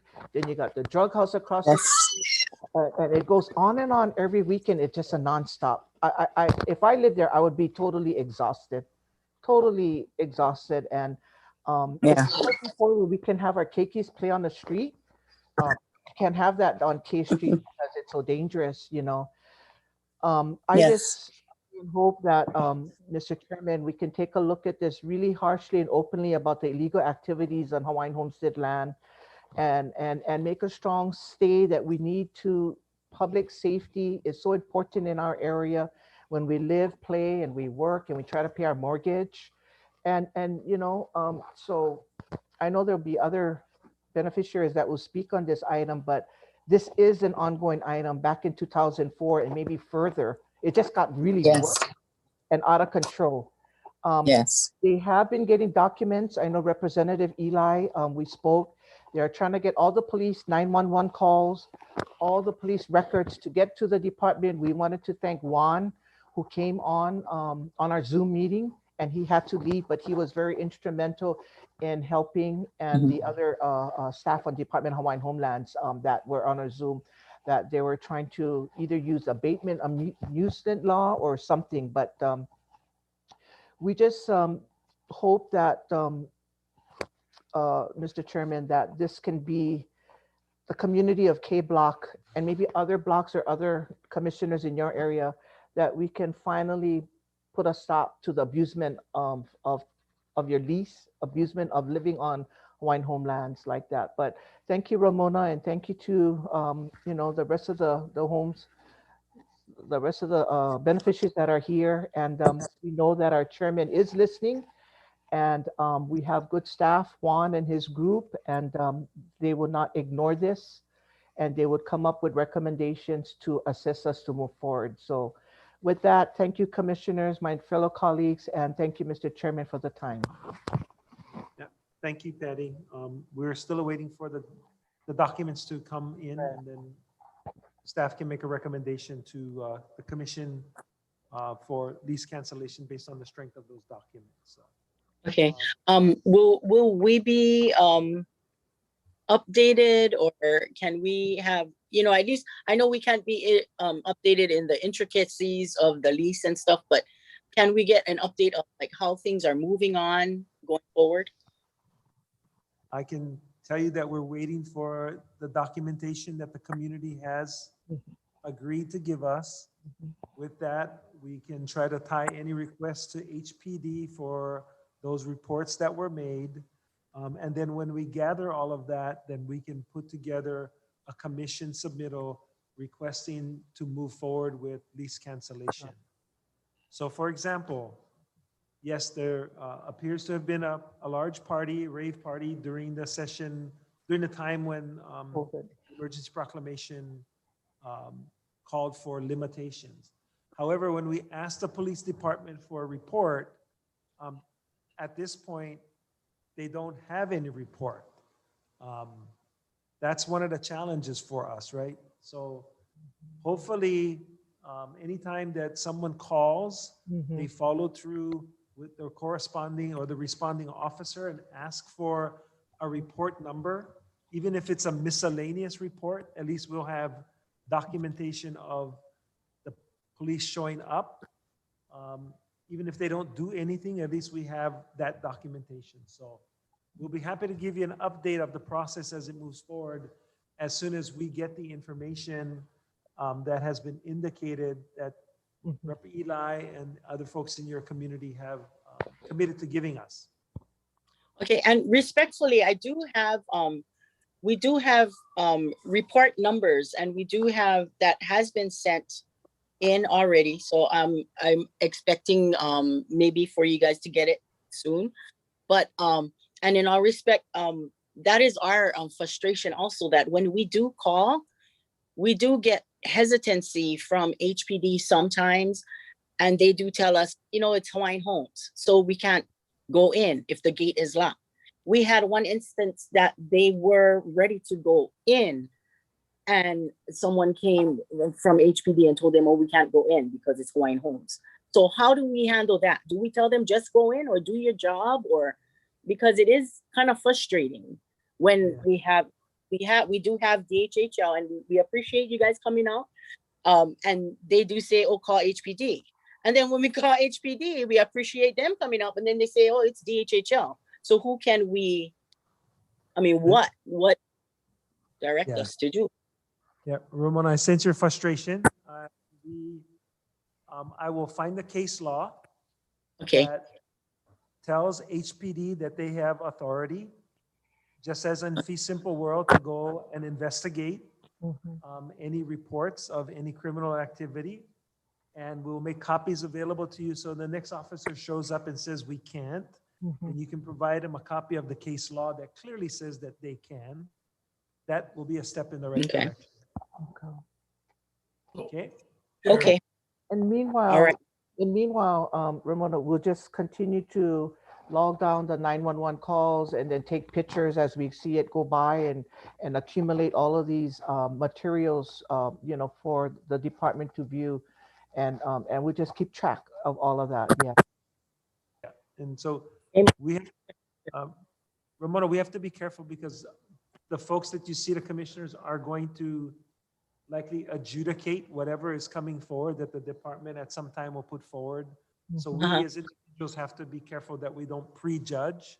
Oh, and yeah, there is that is all just, I'm stating what's been going on. Do not hold anything. Like I said, I do, and we do come out, Juan has come out, I do appreciate, Patty has been in our meetings. I do appreciate all of that. I do appreciate HPD.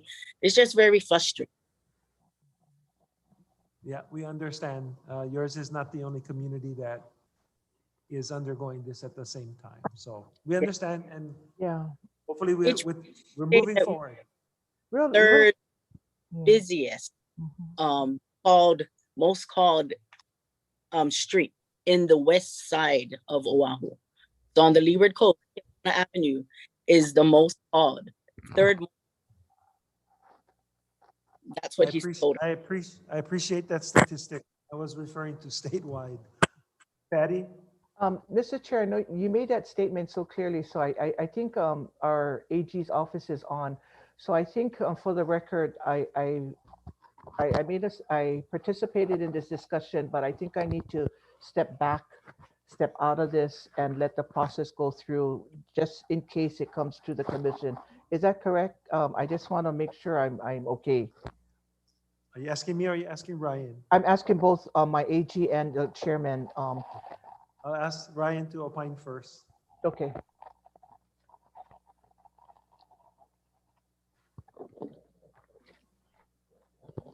Hi, Commissioner Teruya. I think your inclination is correct that as a commissioner, this matter may come before the, specific matters relating to these leases may come before the commission in the form of a contested case.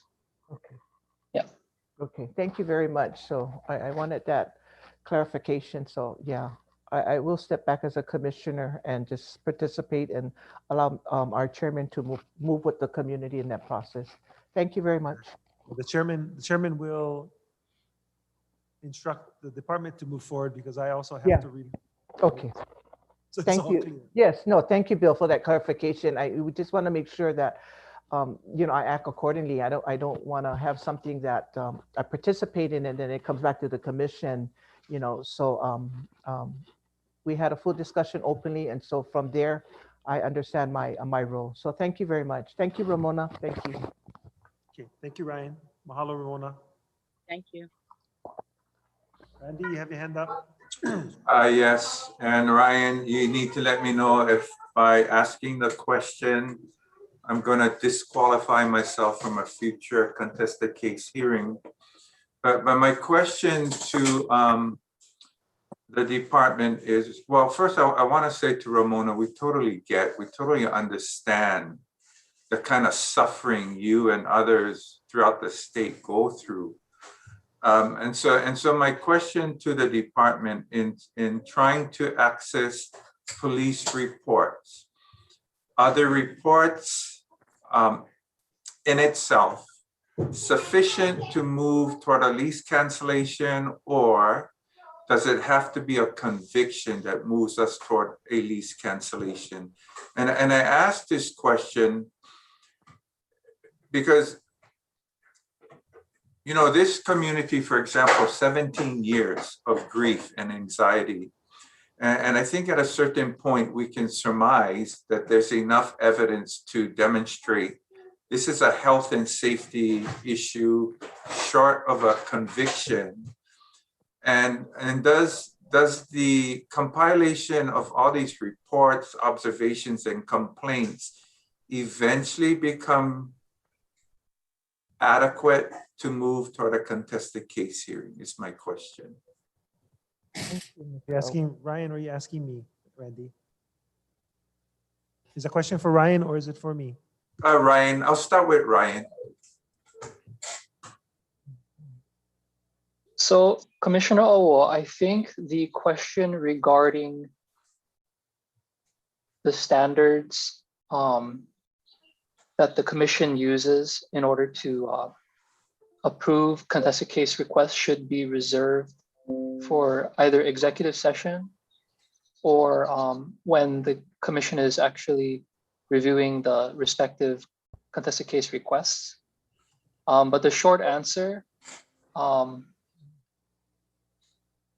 is that the contested case requests that go before the commission are civil matters, and they can run independently of any type of criminal investigations, criminal complaints.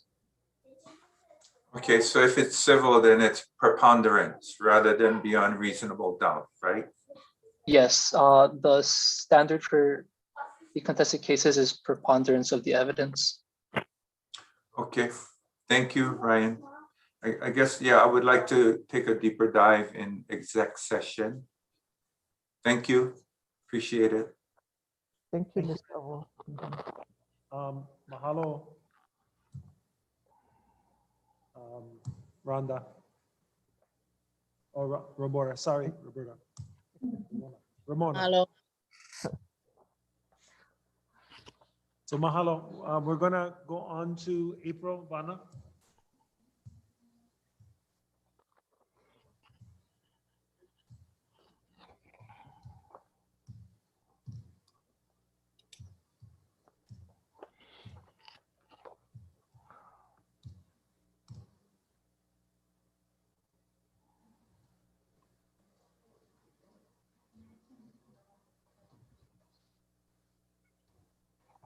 Is he trying to sign on?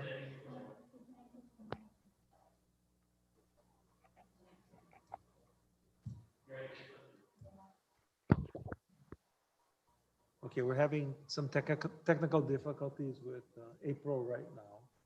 April, please try to continue to get in, and we're going to go to the next person on the list and come back to you, sir.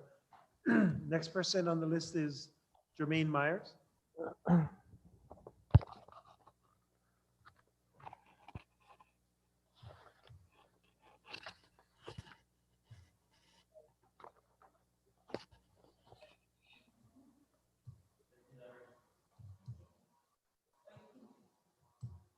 Jermaine, are you there?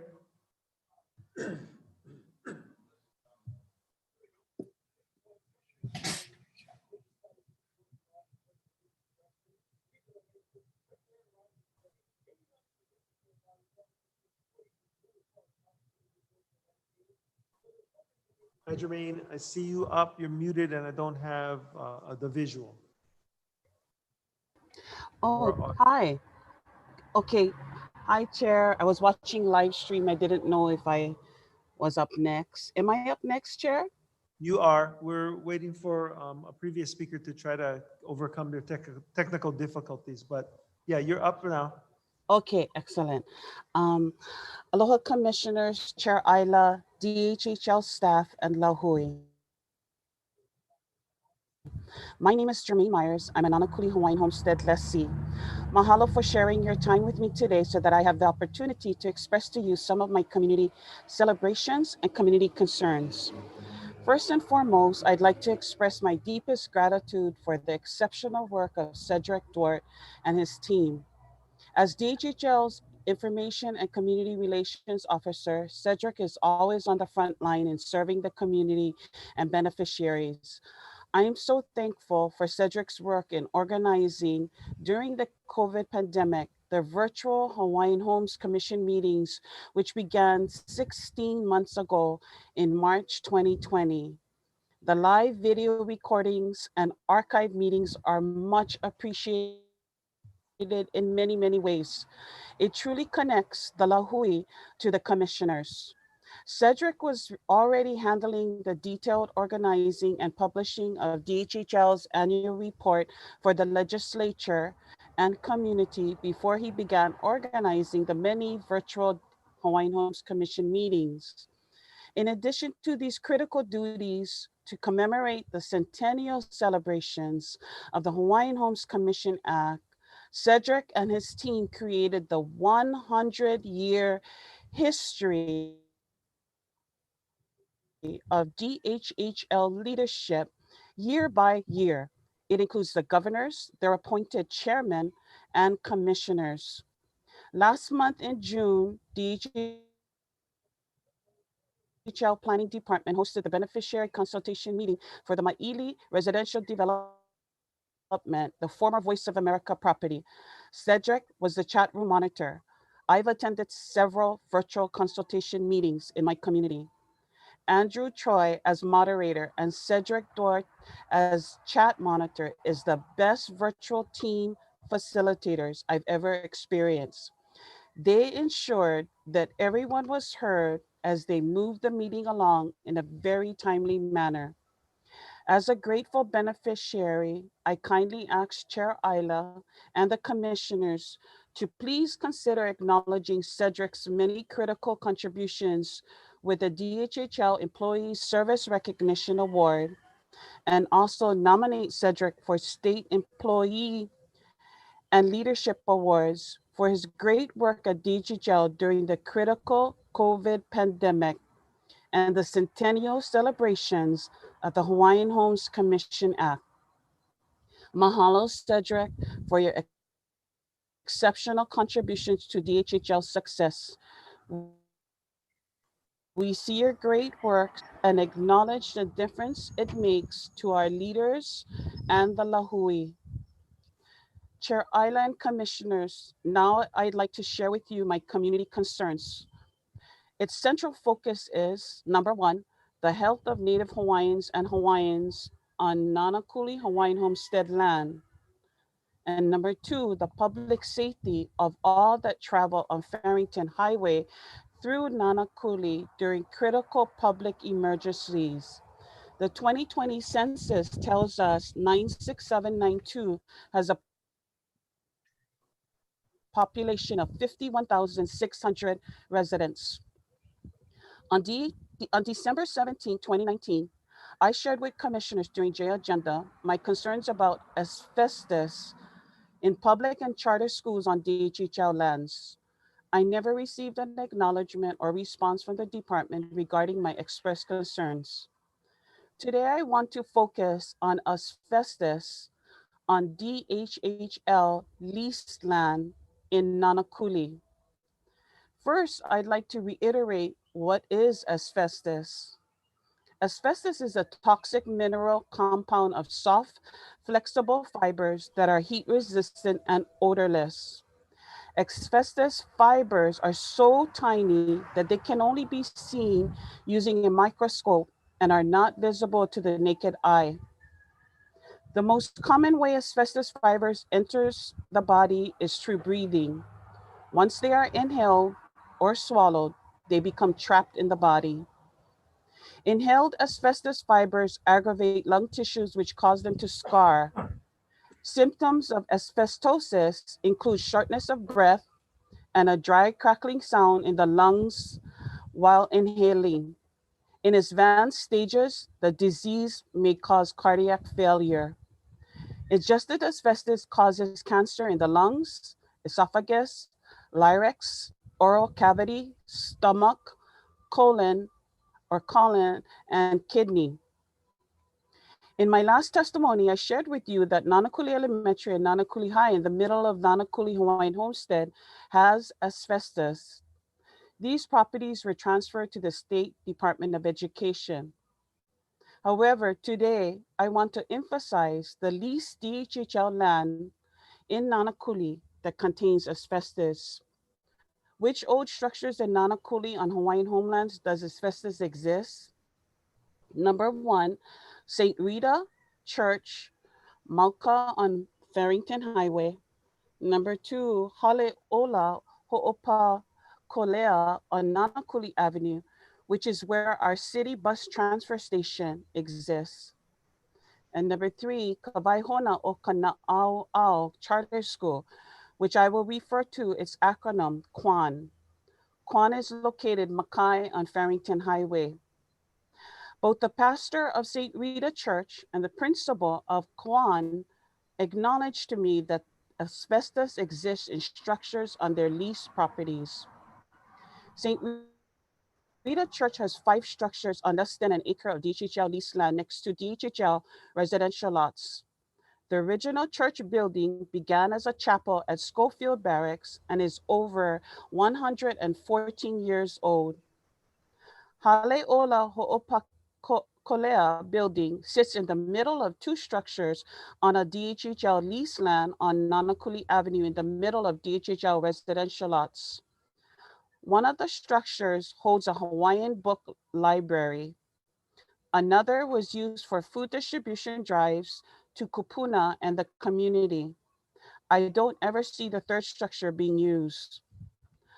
Kawaihona, or Kwan, has 24 classrooms on 15 acres of beachfront property on the Makai side of Farrington Highway. Kwan took over the old classrooms and structures of Nanaikopono Elementary School, which was established in 1933. In July 2004, Nanaikopono moved into its new classrooms, Mauka of Farrington Highway. In August 2004, the next month, The community was shocked to see that DHHL had awarded the use of the old classrooms and property to Alvin Parker, principal and founder of Kwan. In 2019, before the pandemic, Kwan had 738 students enrolled in the Makai property.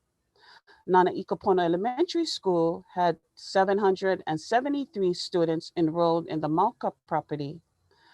Commissioners, my concern with Kwan is that it has the potential to egregiously impact the health of its keiki and neighboring Hawaiian Homestead residents. In addition, it would definitely egregiously impact the safety of the community during an emergency crisis. As I just shared, Kwan has over 700 students. Directly opposite of the 15-acre Kwan property are the homes of the HHL Homestead residential lots, a commercial center, the Nanakuli Library, and the Nana Ikapono Elementary School with over 700 students as well. If any of the structures on Kwan release asbestos, it will affect the keiki and staff that attend Kwan.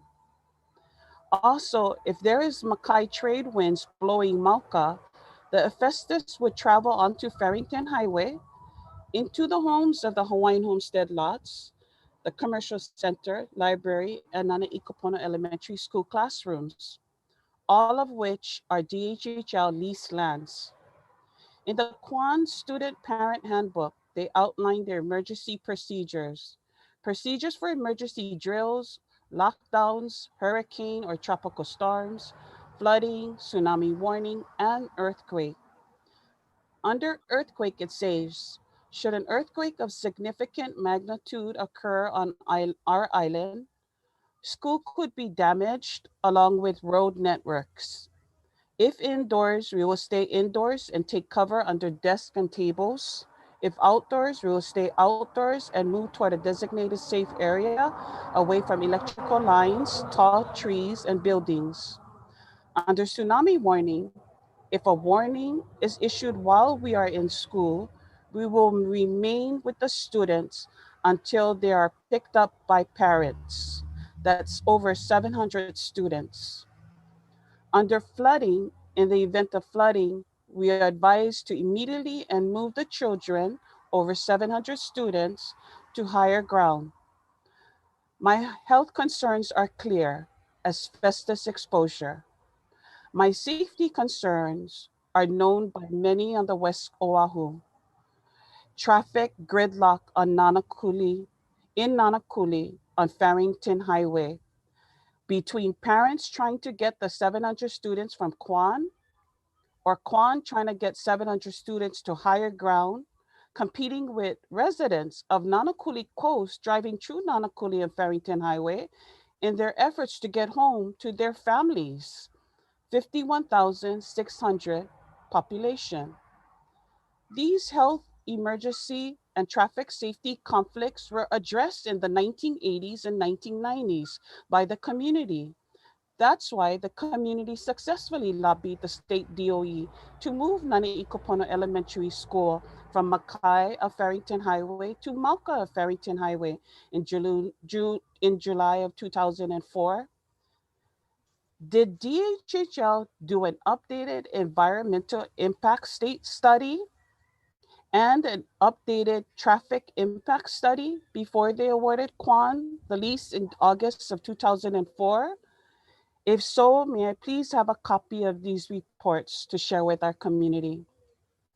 What is disappointing for me is that when I review the history of Kwan, I see that politics was prioritized over people, over the health and safety of keiki, kupuna, and community members.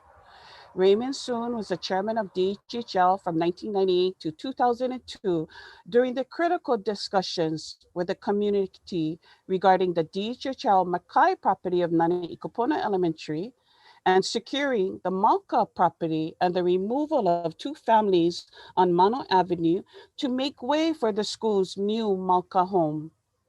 Raymond Soon co-founded CNHA in 2001, Council for Native Hawaiian Advancement, CNHA in 2001, in the middle of his DHHL chairmanship term. Elvin Parker founded Kwan in 2002. They moved from Maka'a property to Nanakuli in 2004. Elvin Parker was the chairman of CNHA for many years until he resigned in 2018. In 2018, Hanale Aipolani took over the chairmanship of CNHA. Like all of the other schools, Kwan was closed during the pandemic. According to the public releases, Kwan will reopen on August 3rd. 100 students will be allowed to continue online studies. The rest of the registered students, over 600, are required to return to campus schooling on August 3rd. Mahalo, Chair and Commissioners, for your time. Kia kua pu. God bless all of you. Mahalo, Jermaine. Commissioners, questions? Just a comment, Mr. Chair. And thank you, Ms. Myers, for your lengthy community concerns. But just a comment, and I'm going to echo and agree and thank Andrew and staff, Cedric, for such a great job doing the beneficiary consultation that we had at Voice of America, and also with planning the Centennial program event. Just wanted to recognize the two staff that really put in their heart into putting such a program together. Thank you, Mr. Chairman. Thank you, Patty. Any other questions? Commission members? Okay. If not, thank you, Jermaine. Do we have April? Okay. Going back to April.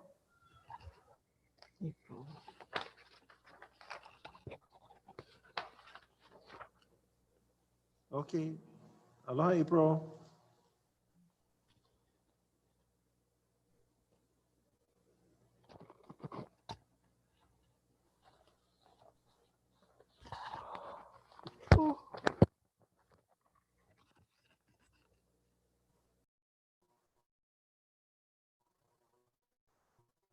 Can you hear us, April?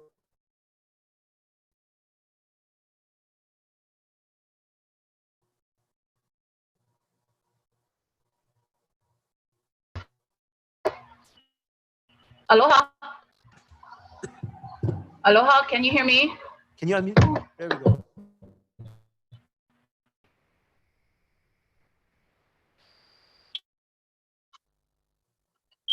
Much better. Yes.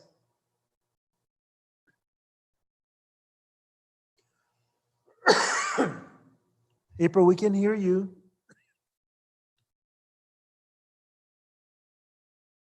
Hello. Yes, we can hear you. If you're monitoring the live feed, can you turn off the live feed?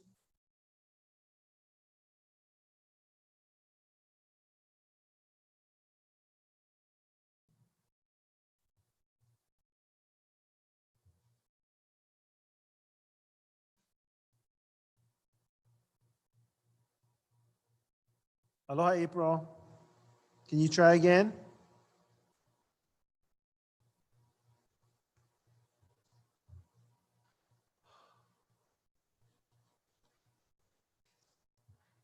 Okay, it looks like we lost April. Shall we go to?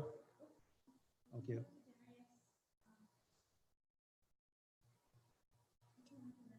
Looks like she's back on. She's just muted.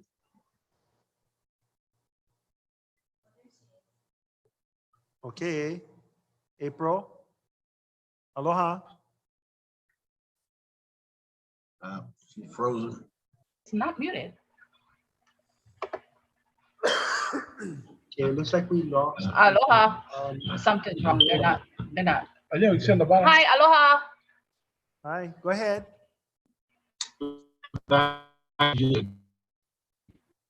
If you're monitoring the live feed, can you turn the live feed off? Hi,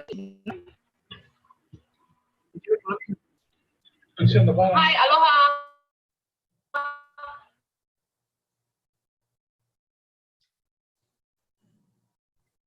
Proceed. Go ahead. Proceed. Hi, can you hear me? Yes. Tell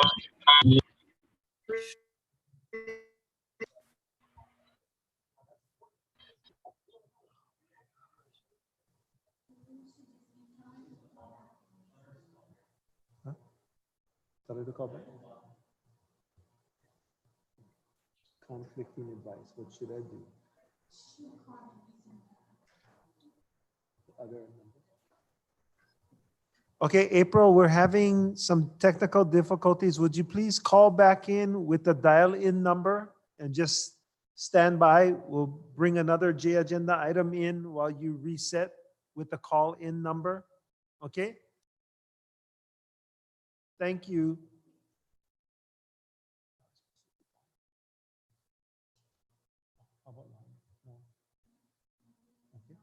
Okay, next one up is Darius Kila. Aloha, Darius.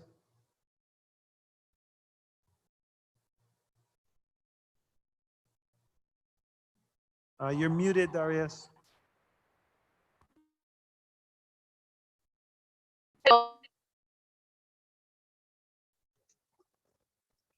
Sorry, I'm just getting connected. Can you folks hear me?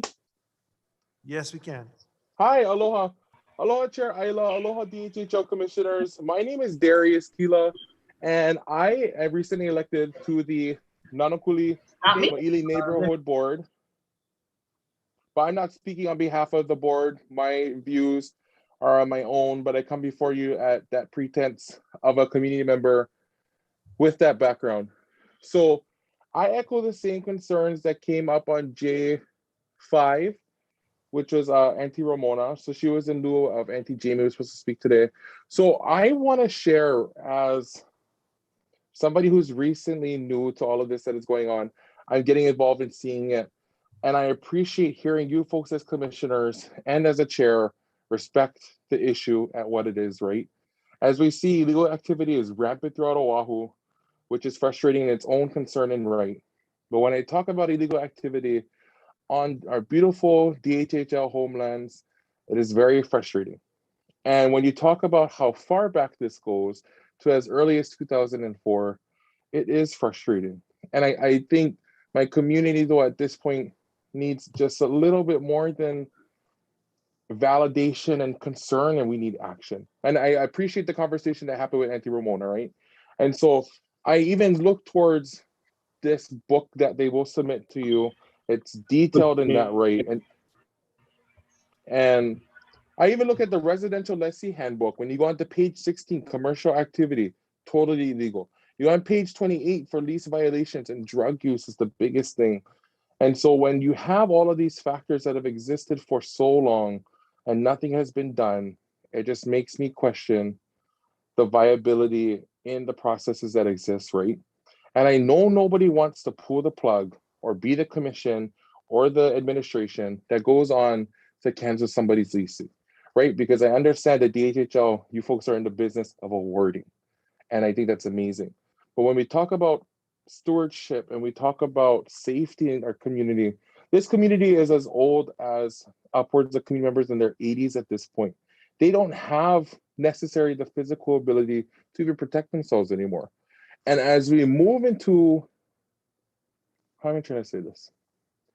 This is not going to stop, right?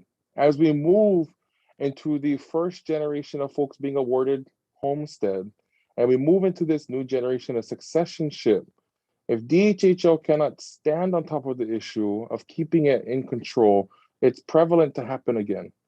And I talk about prevalent in the sense it will happen and will continue to happen. But I speak with our community members, Representative Eli, and folks when we were in this meeting.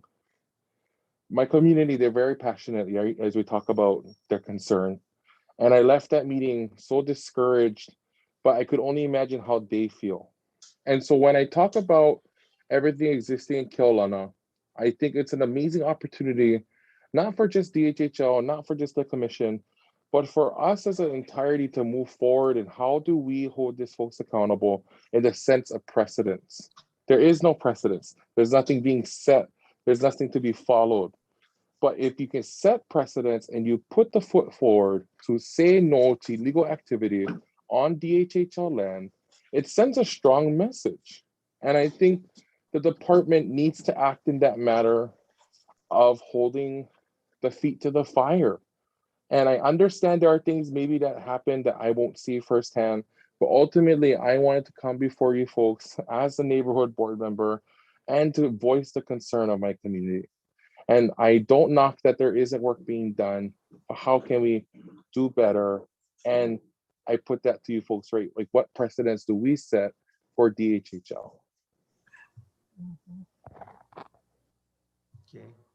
Okay. Are you done, Darius? Yes, sorry.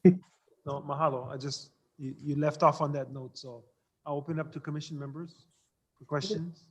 Mr. Chair, I just wanted to thank our community member Darius Kila for stepping up as a young entrepreneur and a young leader in our community. Thank you very much. I won't get into the subject matter and be very careful what I say, but thank you for being on and expressing your mana'o to the commissioners and be heard. It really means a lot. You have great commissioners from all the islands that are listening, and also with our chair and staff. So thank you with that. Thank you, Mr. Chairman.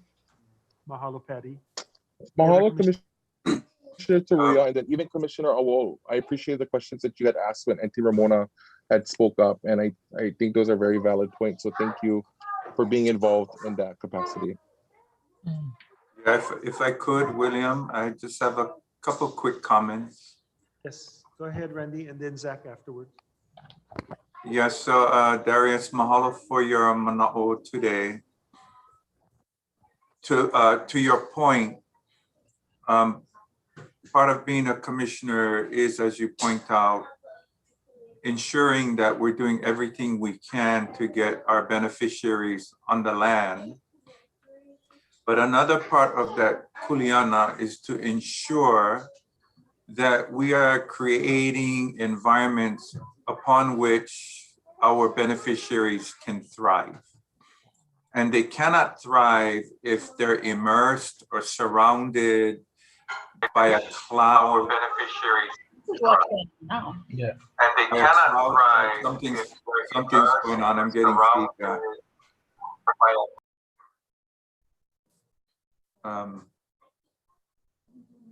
So I'm going to try again. So our beneficiaries cannot thrive in an environment where they're immersed in a cloud of criminal behavior, criminal activity.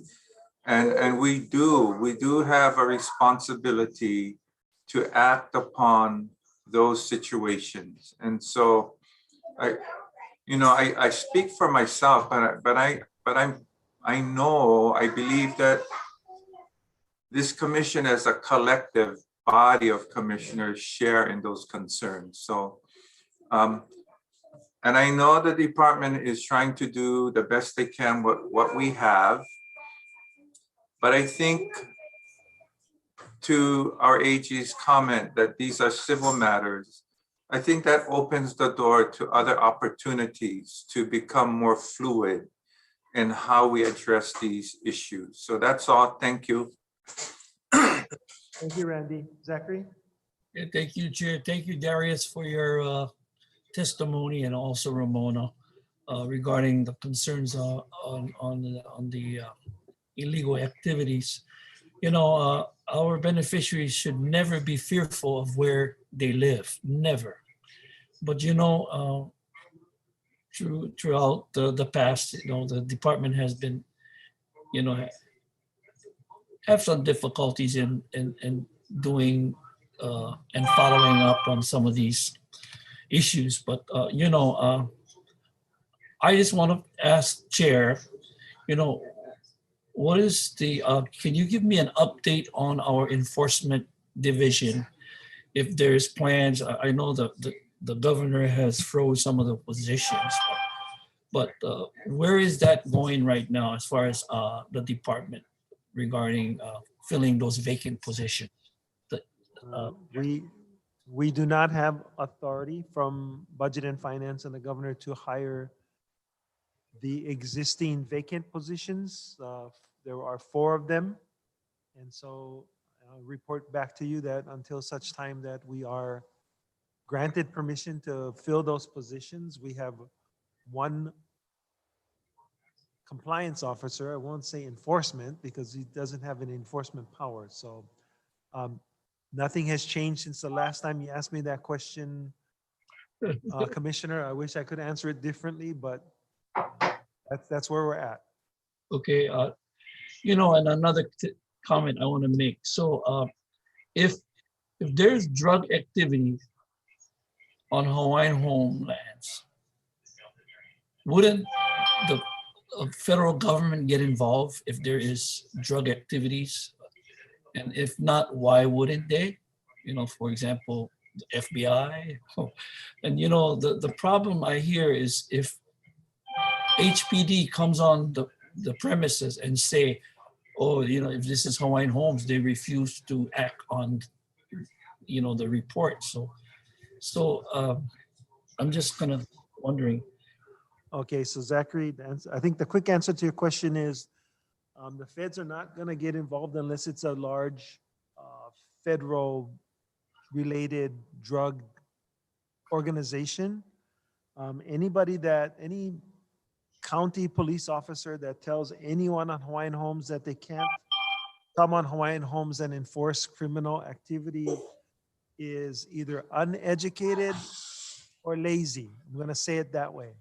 So they should, and there's no excuse for them not to. And I will not only provide to Ramona and the rest of the folks the citation which Attorney General Ryan gave me earlier that clearly spells out a judge ruled that county law enforcement officers or any state law enforcement officer can enforce criminal statutes and ordinances on DHHL lands. Can I get a copy of that too? I plan to make it available to all commission members so that you can all share it with beneficiaries. Thank you. Okay. It didn't make you happy, Zach, but that was the answer. Well, thank you for your answer, Chair. All right, the Dennis. As we end the say, conversation, oh, sorry, Chair. Well, I was gonna go to the other commissioners that had their hands up. So, Dennis. Sorry. Yeah, Darius, thank you for your testimony today. And I just want to let you know that we, as a body, we are frustrated with some of the things that we have to deal with, especially this drug activity and, the safety of families. But we do have to wait until we can get complete reports because we want to make sure when we take on a contested case that it moves in the venue that we want it to. So it's very important. And I know it's hard to say, but we need to be patient, make sure we get all the information so that when we do move forward that, it sticks. We don't just want to throw it on the wall and it doesn't stick. We want to make sure it sticks. So I appreciate your patience and thank you for your testimony. Yeah. Thank you, Dennis. And I would add one more thing. We don't want it overturned in the circuit court. So, Randy? Thank you, Chair. And again, Ryan, if I'm venturing into forbidden waters, you need to tell me. So, I think based on what, Ryan, what you mentioned earlier, a lease cancellation being a civil matter, I think what I'm hearing is, it offers our beneficiaries some hope, and I think it offers the commission some tools to move more quickly on some of these matters, because if it's civil, then as I mentioned earlier, a criminal conviction should not be what's required to move on the implementation of a lease cancellation or at least consider it. And so this is to me really important because I don't think we've had a deep dive into what this really means for the commission.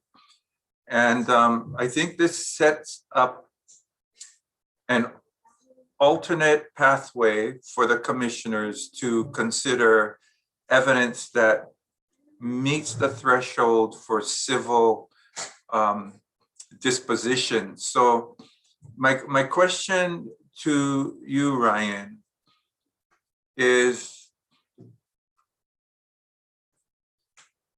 are we able to create a process that helps us to formulate that kind of plan where we are looking at a standard that's less than criminal? I mean, I don't recall us having that discussion. So I'm asking if we can begin that process. I think the short answer is that the process has already been started. There has been recent updates to the DHHL's form language, adding prohibition of illegal activities, prohibition on nuisances, not just by the lessee, but by the lessee's co-residents. That started, and leases are being updated on a lease by lease basis. It's slow going because some leases are old and the lessees may not come in to update those leases for whatever reason. But the process has already been started in terms of having a legal hook in place for the department to enforce against certain bad actors. Okay, so I guess I would ask, as a result of that update, that and again, recognizing the department's challenges with limited staff, I would still ask that given the updates, that the department aggressively pursue these opportunities so that it can come before the commission, because we are reliant on the department bringing these matters before us so that we can deliberate. That's all. Thank you. Darius, you were going to make a comment? I just wanted to, I think, end the conversation in a nice formality. Like, as I sit here today, I'm at Kapolei High School working with the future student leaders and their student government camp.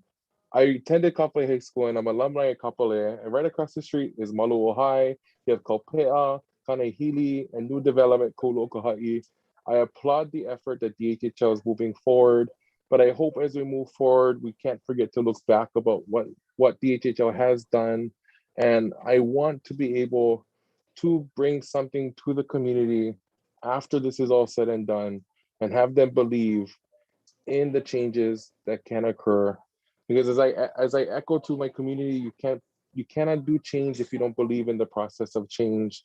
So I hope to continue these conversations with you folks in DHHL, ultimately have a good relationship with DHHL, and act in good faith for my constituents, our beneficiaries, and as somebody who hopes to reside on DHHL land one day as a successor to my grandma. So I just want to say mahalo for your folks' time today. Mahalo to you, Darius. Okay, we're going to try to get back to April one more time.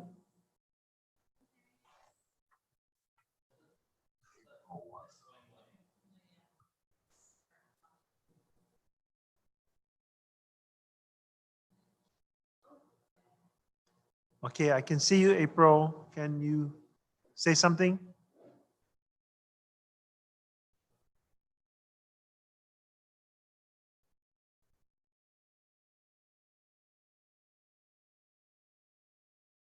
All right, can you hear us, April?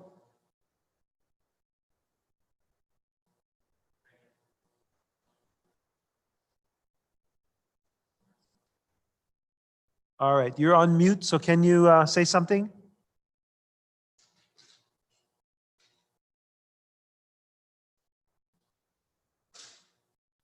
Can you hear me? We can hear you now. Okay, aloha. Aloha. Okay, should I go ahead?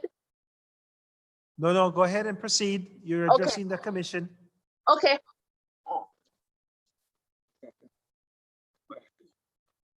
Hi, well, let me introduce myself. Aloha Commissions and Chairman Ayla. I'm April Wana, and this is my husband, Jason Matos.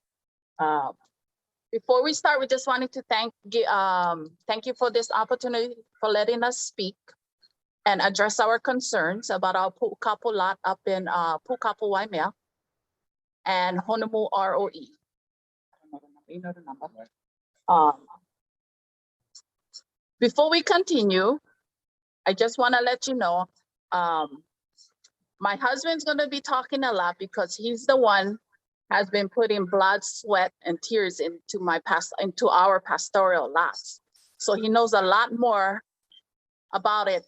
Well, he can address it a lot more than I can. So you want to go ahead? Yeah. Okay. So let's just get this done, and he'll come ahead. And this is Jason Matos. Good afternoon, Commissioner, Chairman Ida and Commissioners. Just a fast history. In 1991, April's uncle, Joseph Ferreira, got a Pukapu lease, 99-year lease for lot number 8. He approached us in 1991 when he got him because he was old, and he asked me and April, because I raised cows all my life, if we wanted to go with him and raise cows at Pukapu. So I said, yeah, yes, uncle, we don't mind. We love raising cows. My family, we all raise cows, and it will be a big part of, my family's history for raising cows. So we went, we started raising the cows. We did all the fencing together, me and him, and April and my kids. In 1996, he transferred the lease to April. So April was the one involved, awarded the lease. So I forget what year it was, maybe in 2006. They had put out that if you have Pukapu lease, you can apply for Honokai'a, pastoral lot. So we did that. We got awarded 150 acres of Honokai'a. So at our Pukapu place, the reason why I'm coming to see you guys, the place is the weather from 1993, 4, 5, 6. The weather got way worse. There's hardly any rain. Lucky if I can raise cows 3 months out of the year. So I approached the commissioner at that time, and the chairman, I think it was in 2009 or something, if I could get additional land, because Pukapu is a waste of time. We cannot do nothing. Sometimes I take my cows up there in November, the grass is nice and green. Come January, I gotta move them all out again. I gotta hire trailers, trucks to help me take all my cows out, because that's how the weather is. Up there it's so windy, so dry. You cannot raise cows, period. Lucky if you can raise 5 billy goats when they come dry. That's how bad the place is. So the chairman at that time had granted me 300 acres at Honolulu that we use right now. And let me just clarify, it's not 300 usable acres. It's probably maybe 200 something. So I approached the chairman here. He agreed to give me that land in Honolulu. But when I got to the land in Honolulu, you could go maybe 10 feet in front of the front gate. Had cane, trees, everything, the whole pasture. Was people even hoarding? I said to myself, well, I gotta try something. So yeah, I went get one tractor. I bulldozed what I could that I had amount of money to spend. We made the land what it is today. My friend, he said, Jason, the best thing for help you out with this place, because you're not gonna be able to raise cows in these trees. That time I had let the farmers come in. They're gonna bulldoze the land for you. Let them raise one set crops. They're gonna fertilize the land for you. They went, pal, you can raise your cows again with nice grass.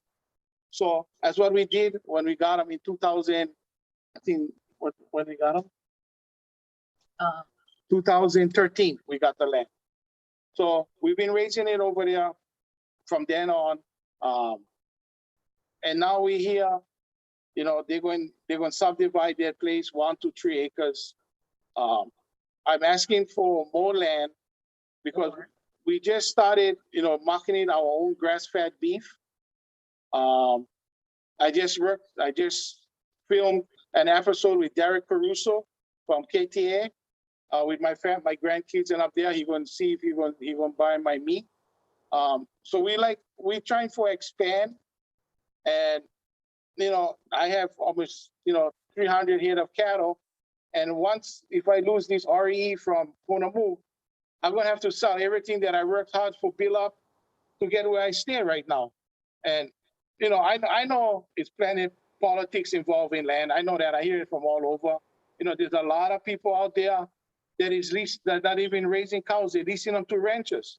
Here we are, honest guys, trying to get our whole family ahead. And like I said, our family love raising cows, and we do it on whole family.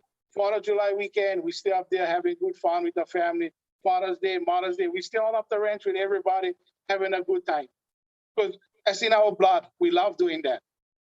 And like I said, Pukapu is, for me, it's totally a waste of time because I cannot raise no cows at Pukapu. And the latest, it's all on record at Hawaiian Homes. In March, I took 14 replacement heifers. I put it up there because the grass was green. I went the next week, one was missing. So I called Jim. I said, Jim, I get, something must happen. Somebody must have stolen me. Oh, maybe went through the fence. I said, Jim, if one went through the fence, they all would have gone through the fence. So he said, okay, monitor. 2 weeks later, I went, another one was missing. And like I said, Jim, no can be going through the fence because the first one was gone, was the biggest one. The next one was gone, was the second biggest one. So I made a police report, everything.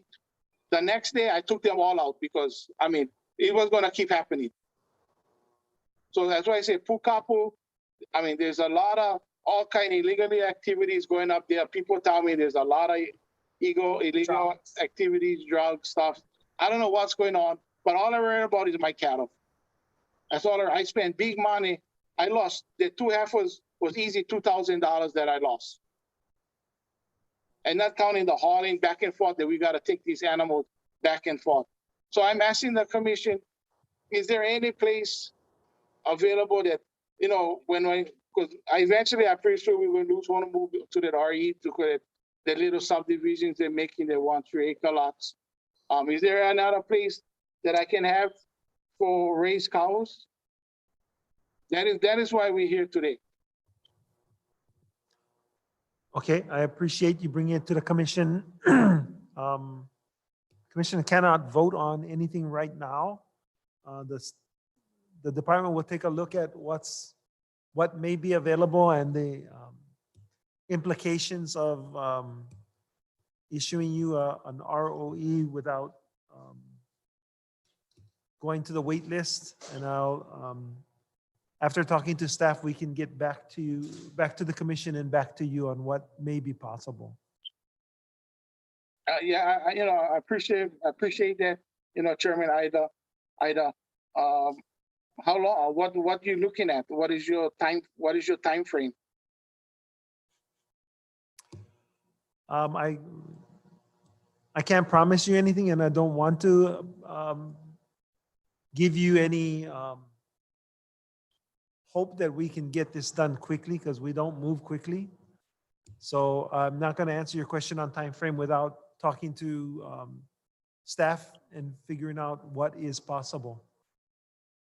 And also, is it true that Honomu, they're going to give that piece where I stay into the 1-3 acres? Is that true? Is that going to be a process? Is the process going to go through? Okay, so hold on. You're both speaking at the same time, and it's hard to understand. There is a portion of Honomu. I'm not sure if it's on the ROE to you. That is going to be the first phase of development. So that's an additional piece of information that I think I have to discuss with staff to figure out where your ROE is and what possible phase that the development of subsistence ag lots there will be. It may be that you you have time. It may be that you may just be, concerned, but we have to do the analysis and have to find out where you are and where it is in the phase development of Honolulu. So I can get back to you on that, or staff can get back to you on how quickly we're going to get to that area. And another question is there any possible way that we can work on, like say, returning Pukapo and getting someplace else, because the land is useless. For me, it's totally useless. Okay, and that's another question that I can't answer right now, but I have to have staff do some research. Okay.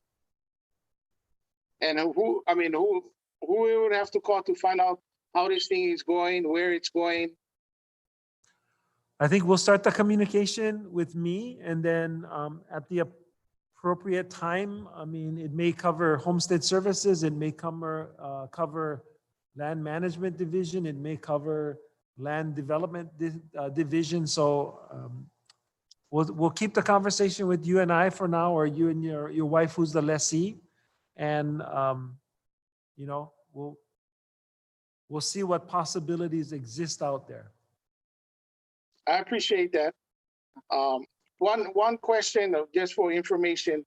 I know that Honolulu one, I heard it's one, you guys was giving out 1 to 3 acres for farming or for farming. Okay.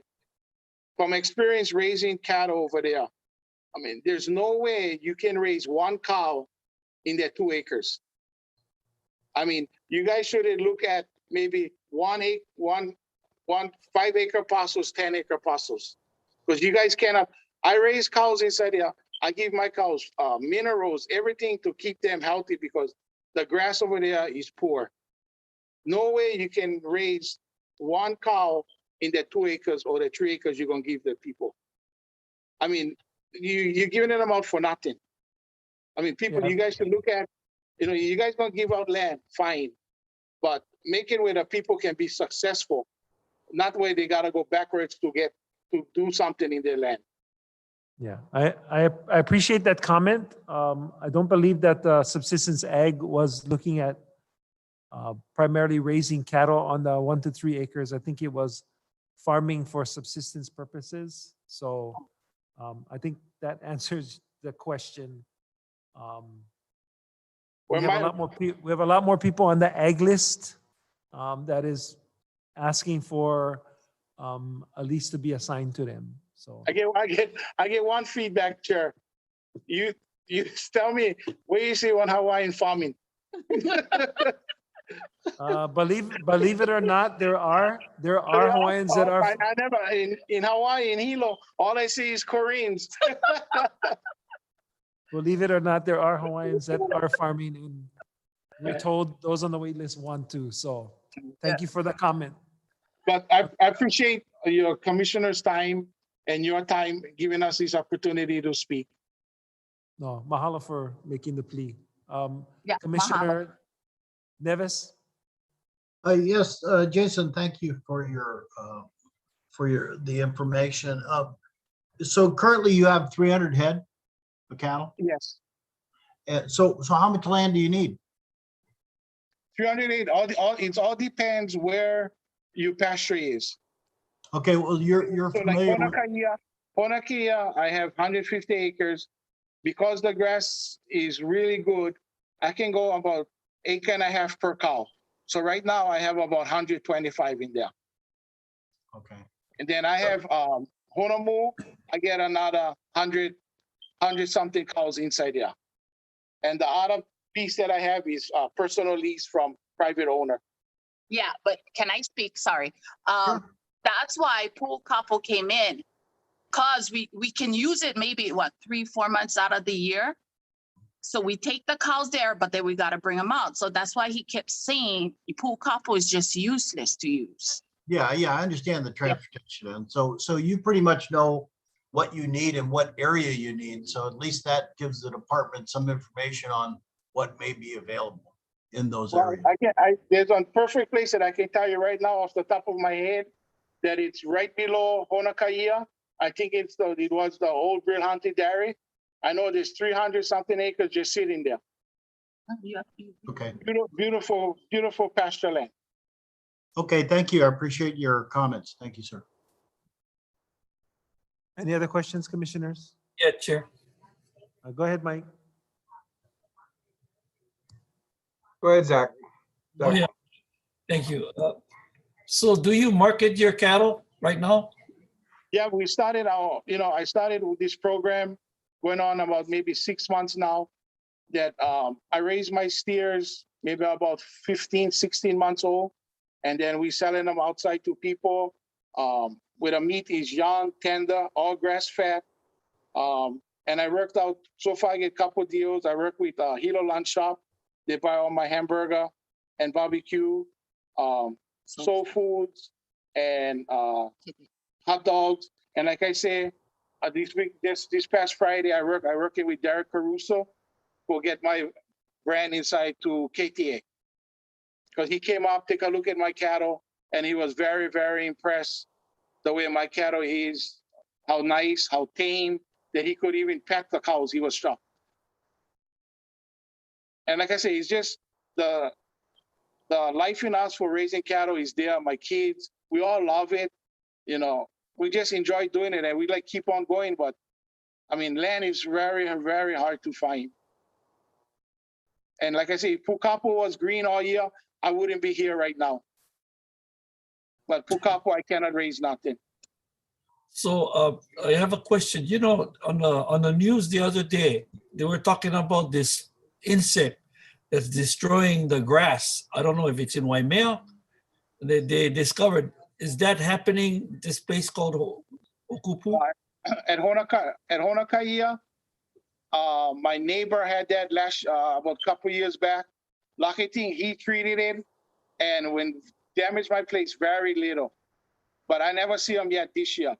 But he damaged at least 100 acres of his one last year. And I mean, they eat the grass down to dirt. All you come and you look, all you see is brown. Look like somebody poisoned the grass. Mahalo. Thank you. Thank you, Zach. Mike? Thanks, Chair. Thanks, Jason. So how long were you raising cattle at Pu'ukapu? We started raising cattle when we finished the fence. We got the place in 1991. In 1992, we started putting cattle inside. Oh, okay. So some time then. So yes, a long time. Okay. And Pu'ukapu, when we got them, there was no water. We made one. Me and 3 other guys had fight for a water tank, so they put up a water tank. Every week, I haul water 4 hours a day with one truck that I made to fill up water to feed my cows. Every week I had to go out there. If I had things planned on the weekend, I would knock off work on Friday to go out there and haul water for the cows. You know, lucky thing now, there's water, you know, running water for the cows, but I cannot irrigate the place, you know, and it's got more worse. The beginning years when we first started, the first 7, 8 years, I was not too bad with rain, dry, rain, but now it's just terrible. I mean, like I said, I take my cows 6 weeks. I got to bring them back in 6 weeks. Right. Okay, so you have the 150 acres at Honakaia. Correct. So, and then 300 acres in Honolulu, is that what it is? Yeah, I get 300 acres in Honolulu. But not usable, yeah. Yeah. Maybe I use in about 200, 225. So you have is that right of entry for those 2 properties then? Correct. So, yeah, okay. No, only for Honolulu. Honolulu is right of entry. Okay. Honakaia is with tied in with Pu'ukapu, so as on the 99-year lease for my wife. Oh, okay. So the right of entry at Honolulu is between the department and your wife. Yes, correct. Okay. Thank you. Okay. Thank you very much. Yeah. Any other questions, commissioners? Okay, well, thank you, Jason. We will be in touch. Not promising anything is going to happen immediately, but we will be in touch and I'll talk with staff. Okay? Thank you. Okay. Thank you. Mahalo. Mahalo. Thank you. Aloha. Aloha. We have someone Okay, someone by the name of Nicole N is standing by, and we're just wondering if that's the computer name that either Vania, Lana, or Donna is using. We have those three signed up for J Agenda, and they're technically not on the screen. So, no? Okay, so we just received information that that's not somebody standing by representing either of the three. So the J Agenda items are done. By request, we're moving up agenda item C5. You're welcome.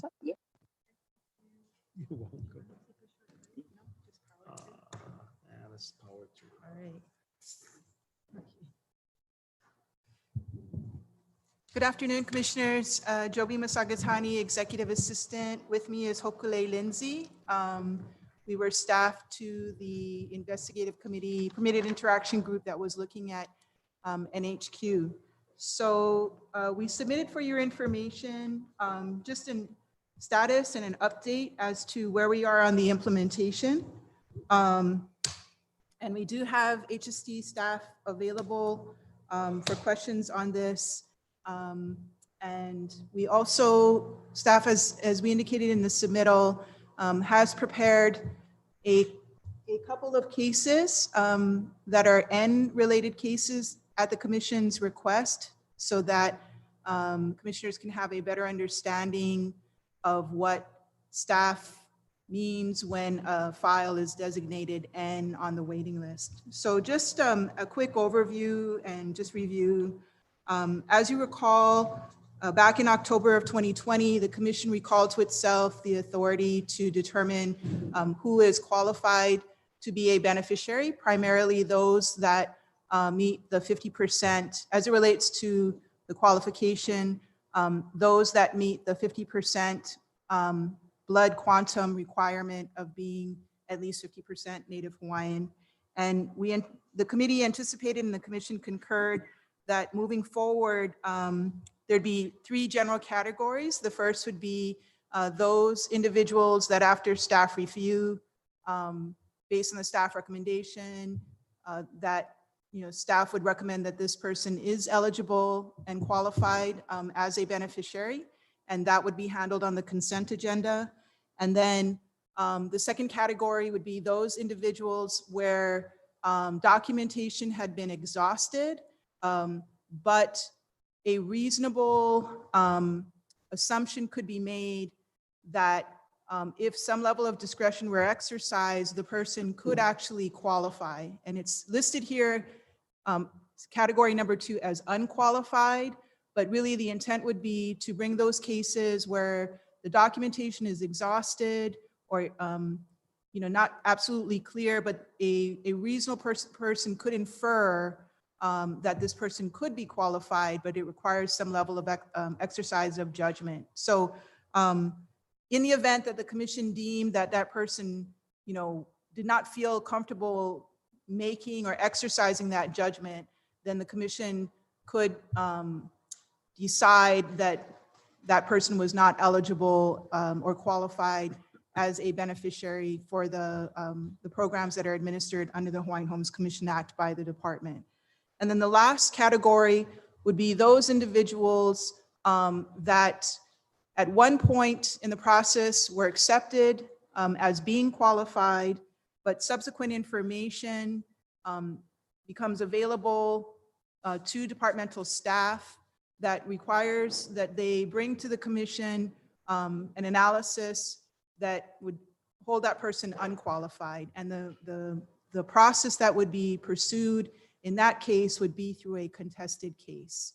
So three general categories that we anticipated we would be addressing as it relates to individuals applying to the Department of Hawaiian Homelands for the programs that it administers, and the qualification process to determine an individual is in fact, or is considered or deemed a qualified beneficiary. As it relates to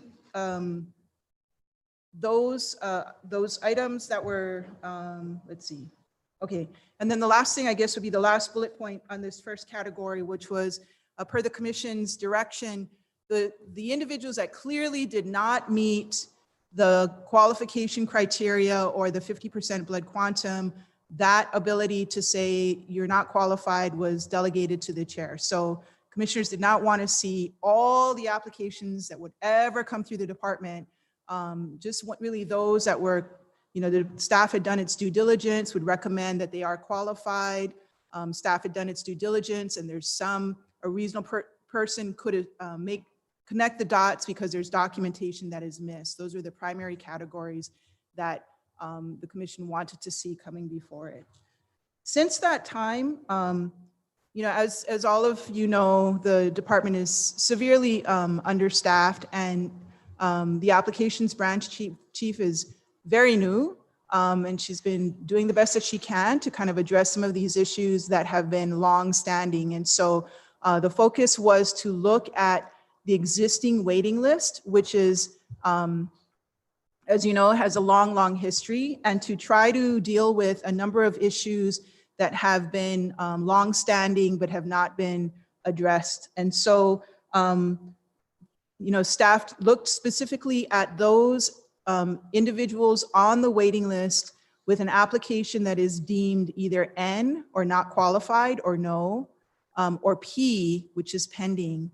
And there were 2 workshops that were presented to the commission. Staff felt that they wanted to first focus on the N applications. And so that's kind of where we are as it relates to those applications that the individual has not clearly been accepted, or the staff could not recommend them to be qualified beneficiaries. Just to be consistent with what the committee had recommended, next month, staff will be bringing forward to the commission's consideration all of those applications that are currently on the waiting list as of the last update that staff deem are qualified as beneficiaries for the commission's acceptance as being qualified under the Hawaiian Homes Commission Act. The reason why we want to do this, number one, is just to be very clear as we move forward with this new policy, when an individual that's currently on the waiting list would be eligible for treatment under that category 3. So let's say, I'll use my own mom as an example. My mother's on the waiting list. If for some reason, next month, assuming the commission concurs, she would be accepted as a beneficiary officially. And then should there be some kind of documentation down the road, a cousin brings in a documentation that was not available to staff when my mom's blood quantum was cleared, then the methodology to address that, let's say that documentation shows that staff's recommendation is that, it doesn't appear that she meets the 50% blood quantum. Because her application was actually accepted, then it's very clear the process would then be to move forward through a contested case. So it just helps us as we implement forward to draw, a clear distinction as to all the applications that have been accepted as Y. And we're looking to bring this item forward next month because we anticipated that there would be questions from the commission. So staff does have a handful of cases to discuss with the commission, but because we are talking about people's personal information, we are requesting that it be done in executive session. I think there may be questions for council as well when we do that.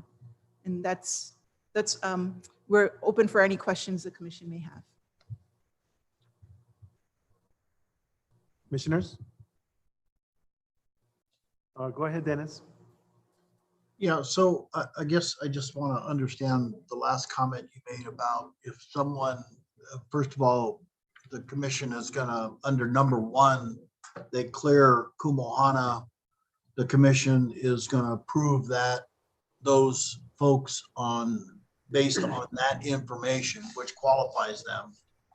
But you're saying that if someone comes up with a document that may question that qualification, then it would go under number 3 as a possible contested case? In the future, yes. In the future. So, yes. So what we're approving I guess I'm a little confused. I thought once we approved, they're approved. But now we're saying that we're going to approve a list that was cleared through Kumohana, had all the HQ stuff. But we're saying if somebody comes up with a document, then we have to, then that delineates that certification, and now we have to go to contested case. Is that what you're saying? I just want to make sure. Yes. So, so if staff should be, if staff becomes aware of information, and sometimes this does happen where, because they're working with, vital records, and sometimes documents may be not available, or people believe it's not available. And so with the documentation that is available, they may come to a conclusion that this person meets the blood quantum requirement of it being at least 50%, right? So if in the future, staff become aware of information that may indicate that that person is in fact not, or it's not in fact, because sometimes this is based on the analysis and review and understanding of the documentation at the time, but is of the opinion that that person actually does not qualify as a beneficiary, then there is an obligation on us as the staff to act upon that, because as difficult as it is, and we completely understand that this is not something, if we were creating the program today, this blood quantum requirement has been imposed on us by the Congress, but unfortunately, it is a requirement to be eligible as a beneficiary. And so, if we have knowledge, then we have an obligation to act upon that knowledge. And so that's where we're saying at that point, that information would be brought forward to the commission to say, okay, this is the information, this is the staff recommendation, and the process that is laid out subsequent to October 2020 would be a contested case hearing process, right? And Okay. so the department would make its case, the beneficiary would have an obligation, or the applicant or individual would have the opportunity to respond to that. Yeah, I guess my concern is, if we're following all the rules set forth in number 1, the Kumohana, which should be matched up with birth certificates and so on and so forth. I mean, that's about as tight as you can get to get your blood quantum. I'm trying to figure out how that's going to get changed unless there's a false document. Yes, so you understand what I'm saying? If you have everybody's birth certificates, bam, bam, bam, grandma, great grandfather, everything's there. You have 70%, 60%. 5 years down the road, someone comes up with a document to trump that. I can't understand what document unless it's a false document. So, and I don't want to, I'm looking over at Nicole, and she may be able to provide more real life examples, but I do know that sometimes, even with the vital records, right, there's a priority order, first birth, and then if birth is not available, then marriage, and if marriage is not available, then death, right? And so let's say in clearing a blood quantum, you might have had a death certificate believing that these, first 2 documents were not available. And let's say on the death certificate, because the death certificate is done by people, members of the family. So let's say, you're talking about your mother, and you believe your mother was, Hawaiian, but in fact, a birth certificate, which may not have been available when somebody actually, so you may have put Hawaiian down on the death certificate, right? But, there may actually be a birth certificate that becomes available down the road that shows your mother as actually being Hawaiian Chinese. So I guess, so maybe to clear up this whole thing, I don't want to go on and on. It's my understanding that on the kumohana, that if you don't have a birth certificate to verify, no matter what level, whether it's mom, dad, grandpa, whatever, that tells me that you don't have a completed kumohana. Now, are you saying that there's another document that we can use for that Yes. verification? Yes, and so if the staff start with the primary documents, the primary vital statistic documents, birth, marriage, death. But as you go back, sometimes those documents are not available. And so then they'll move into secondary documents like baptismal records, some of these other documents. But those documents are not as strong necessarily, as the primary records. And even in the primary records, they try to consider the birth certificates first, but if those are not available, then marriage, then if those are not available, then death. And I understand that. I wasn't clear on what, I thought the kumohanas, you had to have birth certificates. If you didn't have birth certificates, it wasn't going to fly. But now I understand that you're using secondary and maybe third documents. So yeah, it could come up down the road where as technology improves, that we may be going to contested case on people that may have been on the homestead for 10 years, now become non-qualified. Well, for now, we're just dealing with individuals seeking to qualify as an applicant. But Yeah. the issue, that's the issue we're dealing with. Yeah, but still, I mean, you may have the same situation. Qualify an applicant. I've been on the applicant wait list for 20 years. All of a sudden we go back and say, okay, we got to confirm. We have another document that says, hey, you're not qualified. So yeah, the pain's both ways, no matter whether you're on the ladder or waiting on a list. But now I understand there's 3 documents. We may be seeing these cases. I won't be seeing them, but somebody will be seeing these cases down the road. I was hoping to get something that was clean. So I had a clean list and said, you're in. And then we move forward. But I guess it still has holes in it. That's all I'm saying. Okay. Yeah. I'm not pushing down. I'm just trying to make sure I understand where this may go down the road. And I think that all the beneficiaries would like to know the same thing. But I understand. Thank you. It's based on the best available information we have at the time, right? Yeah. Yes. Thank you. Randy? Hold on a second, Randy. I just want to make sure we're asking Nicole and okay. Was there any, is there anything that you wanted to add? Yeah, Commissioner Neves, an answer or something to add to what your comment is about.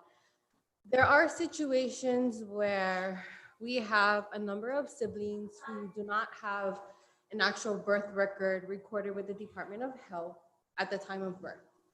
And so in the past, the state of Hawaii would issue certificate of Hawaiian births. And so this would be a process where the registrant would go, and at the time it was the lieutenant governor that was spearheading this effort. They would go and they would apply for this certificate of Hawaiian birth. They would have to bring relatives that testify on their behalf about the information, the place of their birth, who their parents are, their ethnicity, a whole bunch of questions is asked. And so sometimes that information isn't the same on everyone's certificate of Hawaiian birth. So say for instance, there's 10 children of mom and dad.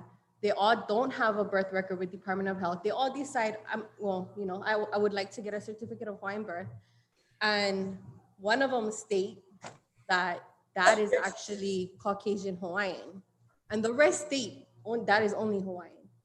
And so now that we're aware of that information, we have to take that into consideration. So there's situations like that happen. And then it puts us in this category 3, having to come to contested case hearing and figure out what we're gonna do with that information. So that's an example of what happens.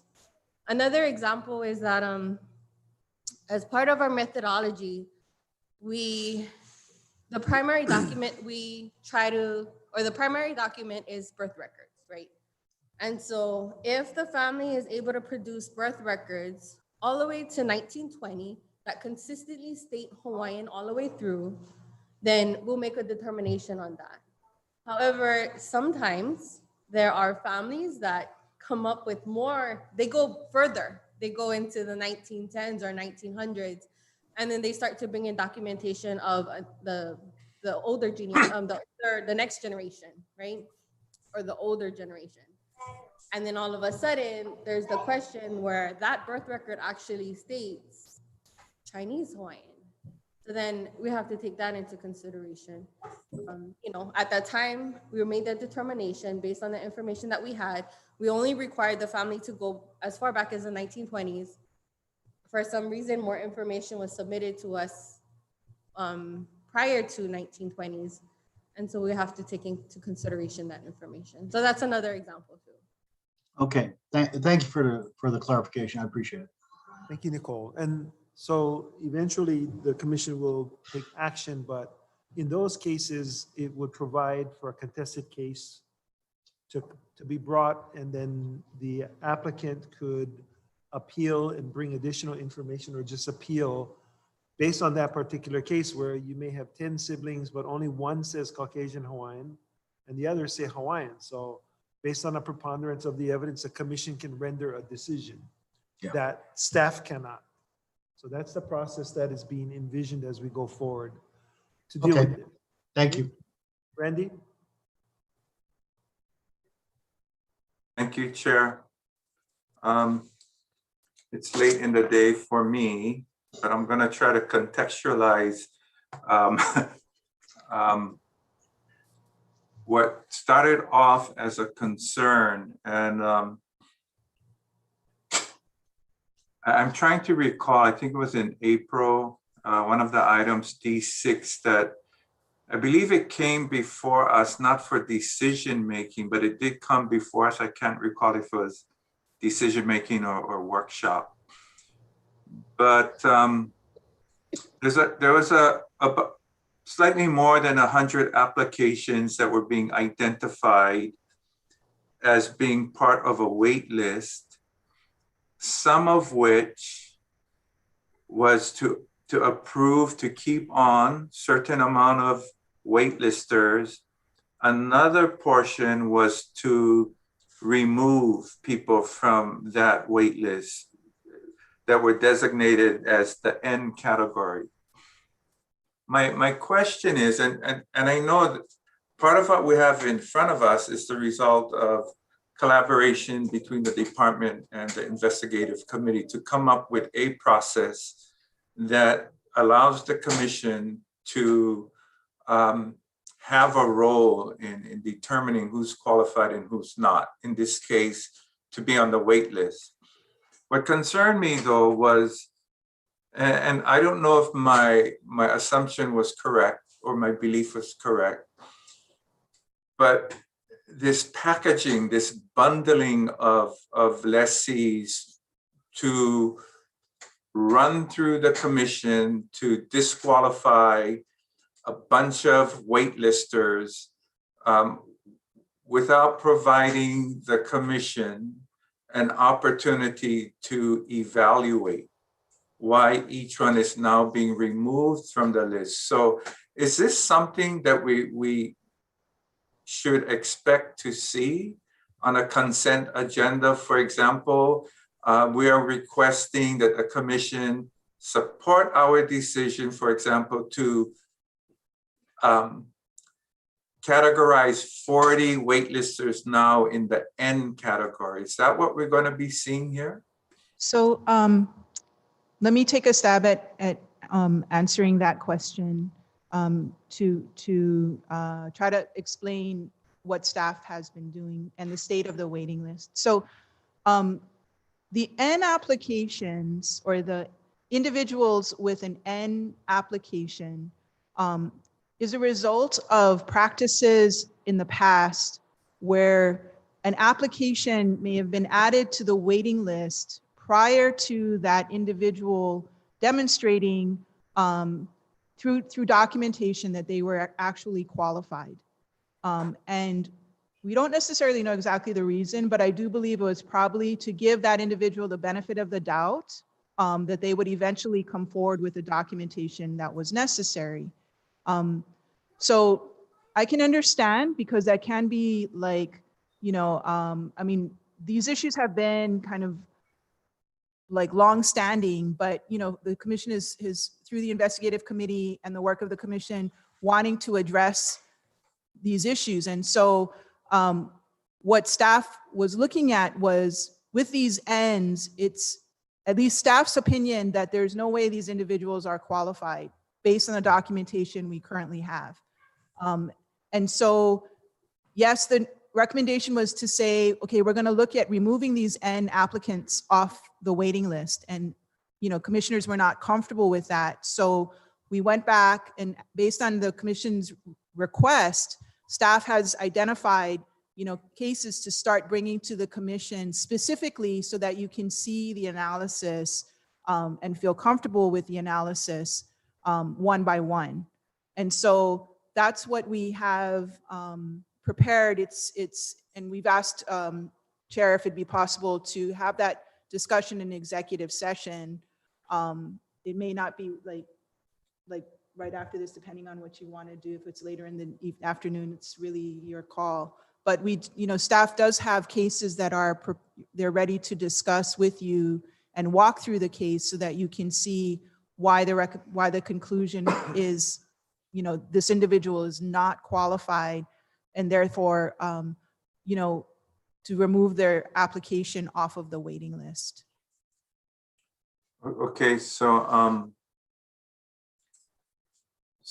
on category number 2, under unqualified, what's required of the department is that the Hawaiian Homes Commission be provided with a detailed analysis and recommendations from the department. And then on category number 3, also under unqualified, because impacted by subsequent information to be addressed by HHC through a contested case. So on item number 2, that's the category upon which we are provided the detailed information so that we can enter into an objective analysis. Is that correct, Joby? So actually the N applications really fall under the last bullet, where staff do not believe that these individuals are qualified as meet the qualifications of the Hawaiian Homes Commission Act. But in an abundance of caution, and because this is a new process, even though that authority has already been delegated to the chair, staff is bringing that forward to the commission because many of these individuals' applications have been on the waiting list, although they have not been, you know, deemed qualified as beneficiaries, but their name appears on the waiting list. So it's a more complicated situation than an individual walking in the door. Like if I were walking in the door, there's no way my documentation could demonstrate that I am 50%, right? So those applications wouldn't even come before the commission. But so the wording is a little bit funny from when we were having the investigative committee discussions, but really the category 2 cases were intended to be those cases where an individual could clear, but the documentation after being exhausted doesn't demonstrate that, you know, clearly on its face. You have to make, you know, some assumptions that require a level and an exercise of judgment. So for example, these would be cases like the birth certificate says Chinese Hawaiian, but it's not really clear what percentage should be allocated to Chinese or Hawaiian, right? It could be 1%, it could be 99%. And so in the past, when it wasn't clear what the blood quantum could be, zero Native Hawaiian would be allocated, even though that document would show that person was Hawaiian Chinese, right? So those are the cases that we anticipated would be covered under category 2, where there's, the documentation has been exhausted, but you could make a reasonable assumption that this person could clear. Those were the cases that we were looking at for category 2. Okay, so I think it's coming back to me. So category number 2, that's a situation where the department determines that, we're not going to act on this, but there's sufficient evidence to bring it before the commission to review and make a judgment call on that portion of the, on that gray area where it's very close, and that's coming before the commission, right? Yes. So Okay. those would be, yes. So these N applications are individuals that after staff's review, there's no way that they are able to make any kind of recommendation that these people are qualified as meeting the qualifications under the Hawaiian Homes Commission Act or beneficiaries of the Hawaiian Homelands Trust, the 50% requirement. Okay, so go ahead. Sorry, Joby, go ahead. No, so, but, recognizing, I think I appreciate the commission's questioning and making sure that we're doing the right thing as it relates to these applications, because determining who is a beneficiary is one of the most important steps that we take as a program. So, that staff has prepared files so that you can see specifically what kind of, what kind of review that they're going through before an application is deemed N. Okay, so all of category number 2 would come before us, Joby? Yes. Okay. Yes, so these would be cases where the documentation is exhausted, and there's a reasonable possibility that that person could be a beneficiary. So these would be cases where they may have an ancestor who has a part Hawaiian ancestor, but the blood quantum amount is not clear based on the documentation. Okay, and so in the final category, we have somebody that's been, as an example, that's currently on the list, but as a result of subsequent documentation, that has now been called into question. And the remedy for that is contested case hearing. And if that is the case, is that automatically determined by the department and then brought before the commission for decision making? Yes, so we anticipate that the process would be similar to any other kind of contested case where the department would request the scheduling of the contested case. So until such time that the commission, as I said earlier, it's not like the department staff is seeking this information, but if for some reason they become available based on what council has advised us, we do have an obligation to act. And the way that act happens is to request a contested case based on the information that the department is aware of. And then it'll be up to the commission if they want to grant that case. And once it's granted, depending on the outcome, just like every other individual that participates in the contested case, they would have all the due process that goes along with that. So that applicant would have that opportunity to hear the evidence, respond to the evidence, put forward their case, commission would render a decision, and they'd be eligible for all of the due process that goes with that contested case process. Okay, so thank you, Joby. So I think this is my final comment. So for those individuals that fall in the bucket of category number 3, the department will not determine their status. That's going to automatically trigger a contested case hearing that will come before the commission for the commission to render a decision. Is that correct? Yes, so the process moving forward, so next month, we will bring to the commission for its consideration all of those applications or applicants, because one applicant can have more than one application, but that are deemed yes, right? Which is basically the staff's recommendation and conclusion that that individual meets the qualification of having at least 50% Native Hawaiian.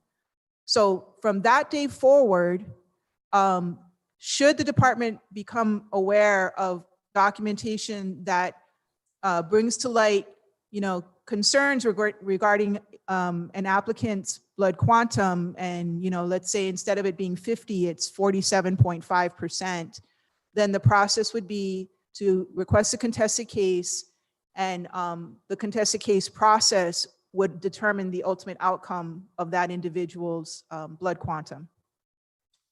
Okay. Thank you, Joby. That's helpful because, so it's clearer to me now, because this really began as a due process issue for our applicants, our waitlisters. So that makes it clearer. I also see that beyond the waitlist, this could potentially affect lessees whose blood quantum is called into question after holding a lease for 30, 40 years, and then them being determined no longer qualified. So that's another big concern, but I think that's a whole nother discussion. Yes.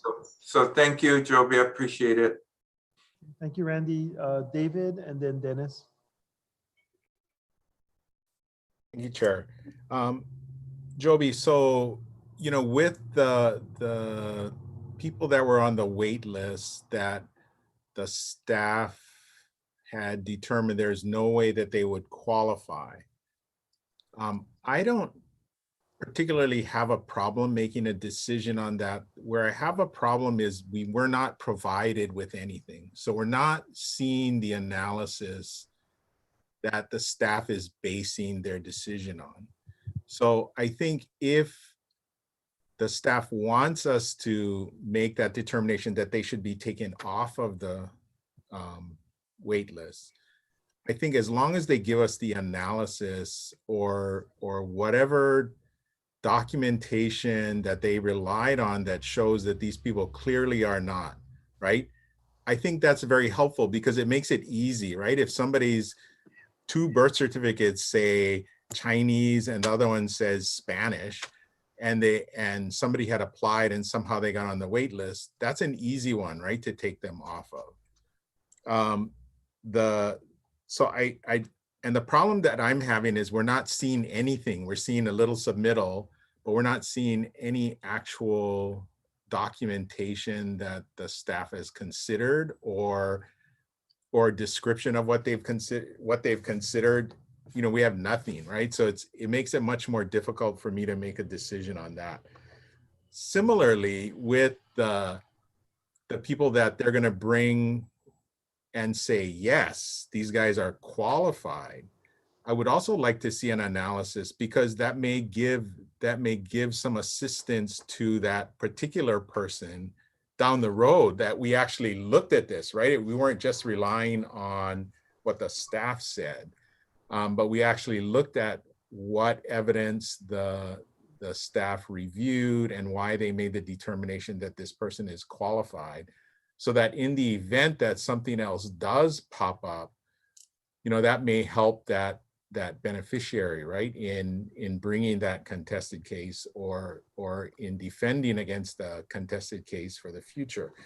And then the last thing was, I know Nicole was saying that you may have, a whole family that did this Native Hawaiian birth certificate, right? And this is the part that bothers me. So if you had 10 kids and 9 of them had a certificate of Hawaiian birth that said Hawaiian, and one of them had a certificate of Hawaiian birth that said Chinese Hawaiian, why is it that that one isn't the suspect one? It's all the other 9 that say Hawaiian that are suspect. So again, it goes to, are we trying to be inclusive, or are we trying to keep people out of this club, right? So the way that I look at it is, if you had 9 brothers and all of them, they had the evidence that said Hawaiian, and they had issued that certificate of Hawaiian birth, I would be wondering about the one that said Chinese Hawaiian as to why they were saying that in that one. You know what I mean? So that's not the disqualifier to me. I just think that's something that you take into consideration, and that's something that we'll look at. But I don't necessarily think that that is the disqualifier for that entire family. And that's the concern, because it seems like our staff has been trained to try and disqualify people as opposed to qualify people. So, but anyway, I'm looking forward to seeing this, and I think we need to get these as soon as we can, so we get some practice in reviewing these, and we have better skills in reviewing the same thing that the staff is reviewing, and become used to it. So thank you. Thank you, David. And we're going to ask Commissioner Dennis and Randy to just bear with us.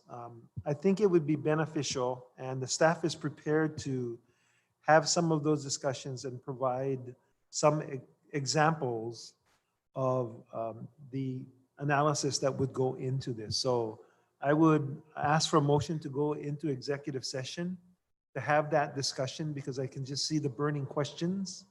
And I think the discussion would be helpful. So Dennis moved. Randy? Okay, so I put on my glasses. It's been moved and seconded that commission will convene an executive session pursuant to section 92-5 subsection A subsection 4 HRS to consult with its attorney on questions and issues pertaining to the commission's powers, duties, privileges, immunities, and liabilities. All those in favor say aye. Aye. All Aye. opposed? Seeing none. The motion carries, and we will take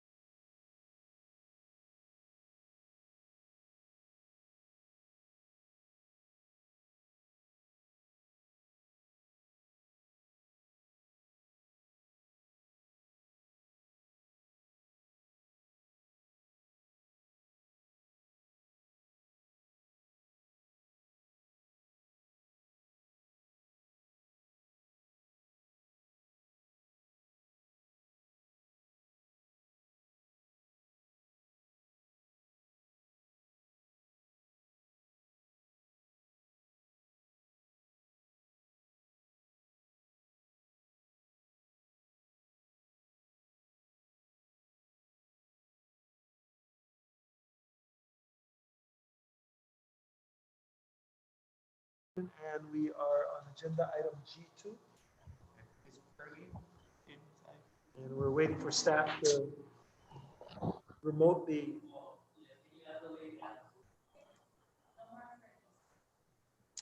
Okay. Maybe give it a minute. Okay. Give a minute. We'll take a minute to get staff remotely call in or connect in. So hold on.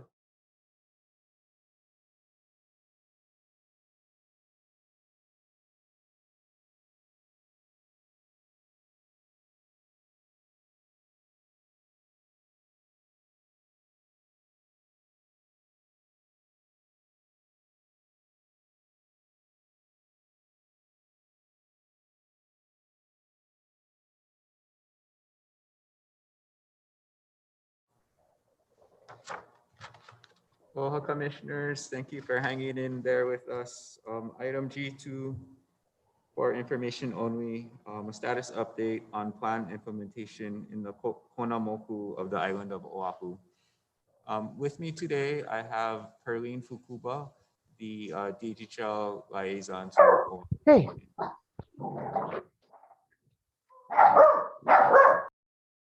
Aloha Chair, aloha Commissioners.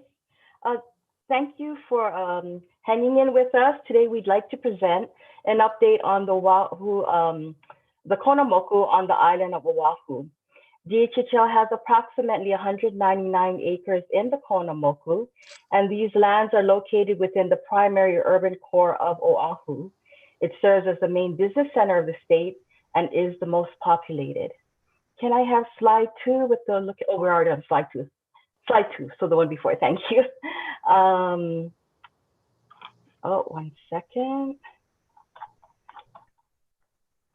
So in the Kona moku, DHHL land holdings include, and this is from the left, 15 acres in Moanalua.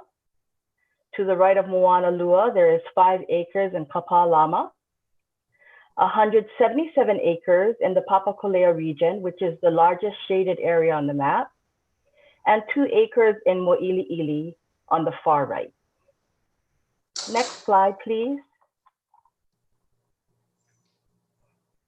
The 2 maps on the top of the screen are the Moanalua and Kapalama land holdings, which are used for revenue generation and include light industrial and commercial uses.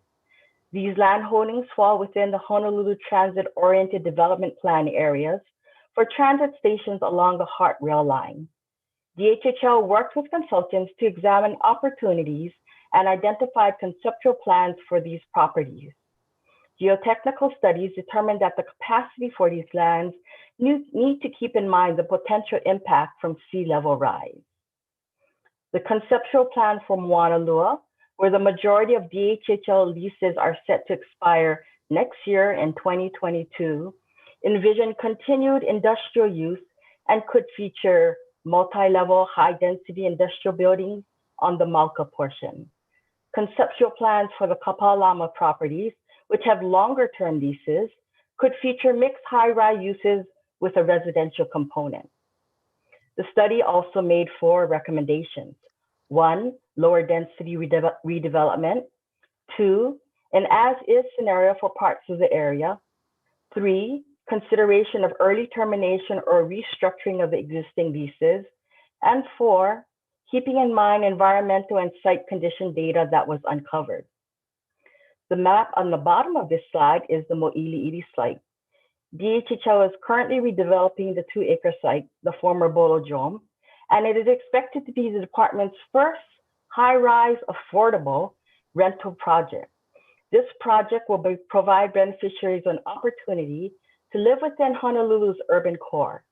And upon completion, the 23-story building is expected to have 270 living units, management offices, laundry and mailroom facilities, retail space, and a parking structure. DHHL is currently in the development agreement stage. Next slide, please.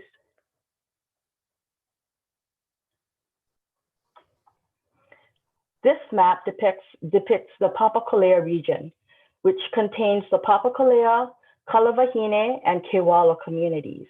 As mentioned earlier, there are 177 acres in the region and about 400 homesteads.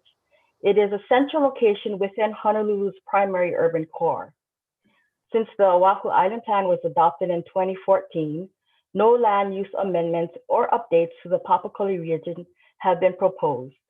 The Oahu Island Plan designates 4 uses for this area: residential, which is identified in the yellow shaded area; community use, the red striped area; conservation, shaded in blue; and special district, the area shaded in purple next to Lincoln Elementary and Stevenson Middle Schools.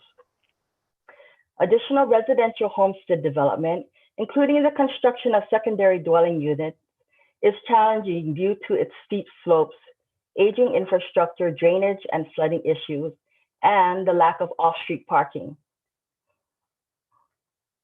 Most recently, in July 2019, starting in July 2019, DHHL and the beneficiary community worked to update the 2009 Papakoli Regional Plan, which was then adopted by the Commission just a year ago in July 2020.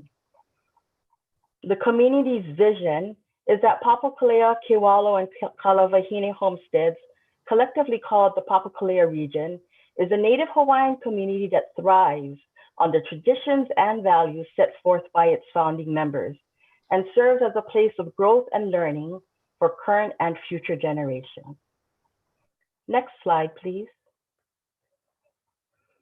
As consistent with our other regional plans, the community identified 5 priority projects. So priority projects 1 and 2, the first bullet, are actually combines 2 projects.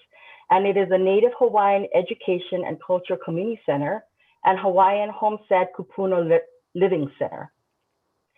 This project will provide a place for social, educational, and cultural enrichment, serving beneficiaries from kupuna to infants.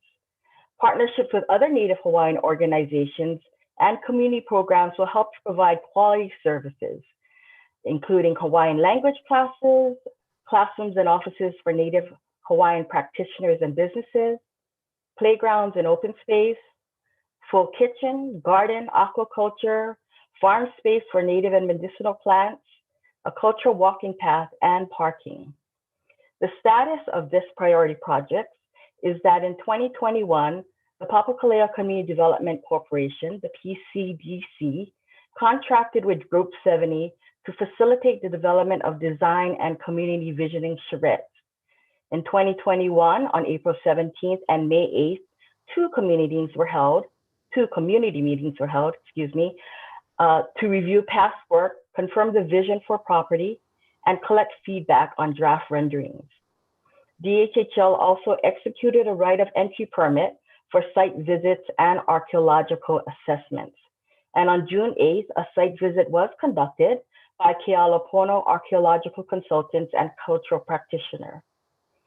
PCDC also secured funds to complete the environmental assessment and additional planning for the Native Hawaiian Education and Culture Community Center.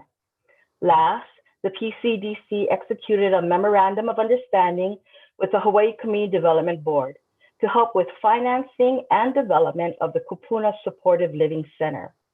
PCDC and the Development Board are working to secure funds to complete additional plans, including the EA.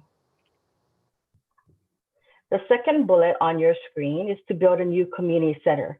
This priority project addresses the community's needs that they have outgrown their current facilities on Tantalus Drive.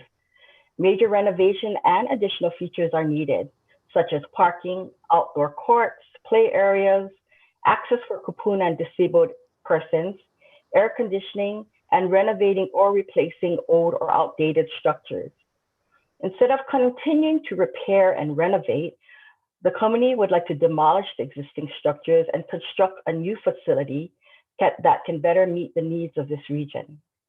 The status of this project is that while we are working to build a new community center, PCDC secured funds to replace the playground, install turf on the lawn area, and make improvements to the basketball courts. The third bullet, care home for kupuna. This priority project would provide adult day care, respite care services, and specialized care for adults with dementia. Families who are balancing the needs of their day-to-day lives and the added caregiving needs for kupuna would have a safe and qualified place located right in their neighborhood. This project has not been implemented yet, and a champion will need to be identified. The last priority project is a traffic safety program. The Papakolea region is located along steep hillsides. The streets are winding roadways that switch back and forth, and the majority of the two-lane roads do not have sidewalks and have limited crosswalks. Additionally, the lack of off-street parking results in crowded roadways with parked as well as abandoned vehicles. The status of this project is that the PCDC has worked with the city and county of Honolulu and Blue Zone projects to assess the sidewalks and crosswalks along the community park and center on Tantalus Drive. Upon receipt of recommendations, a community meeting will be held to gather input and feedback and to finalize the traffic safety improvements for Tantalus Drive. The PCDC intends to secure funds to make the improvements. Those conclude the 5 priority projects.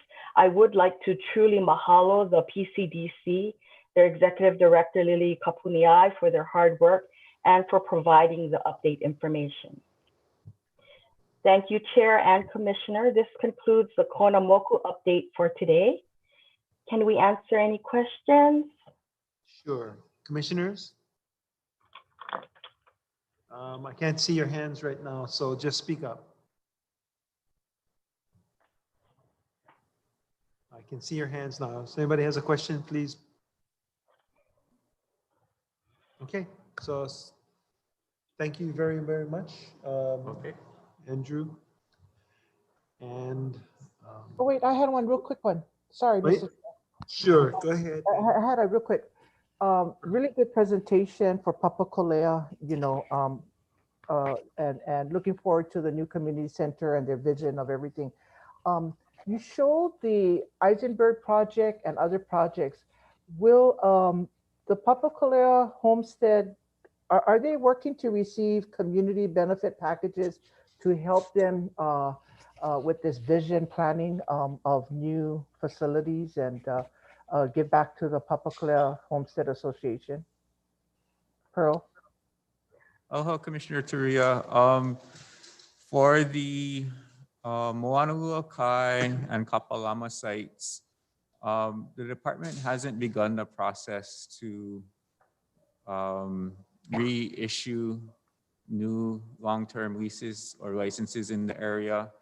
Right now, we're just managing the existing licenses that we inherited from DLNR when we took over the property from DLNR.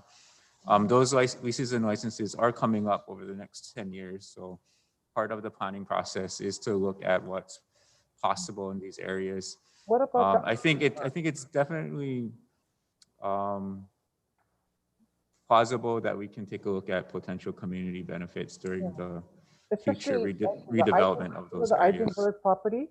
So the Eisenberg property is a huge property for the Stanford and Carr. I mean, you can look at benefit packages that can go back to the Papakolea Hawaiian Homestead. I think for the immediate discussion with Stanford Carr, we involved Papakolea community members in the selection of the developer. They did express certain things that they would like to see that would benefit the Papakolea community.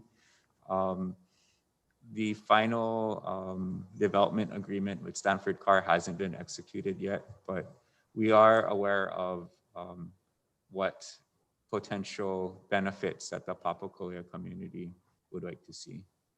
Thank you. Thank you, Andrew. Other questions before we let Andrew go? Okay, see none. Thank you, Perline. Thank you, Andrew. Thank you. Next agenda item up is agenda item E1. Cedric, can you keep that one up? The excuse me, Eisenberg.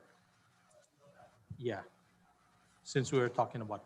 Aloha, commissioners. Mr. Chair, thank you for bearing with us. For the record, I'm Stuart Matsunaga, the Acting Administrator for Land Development Division.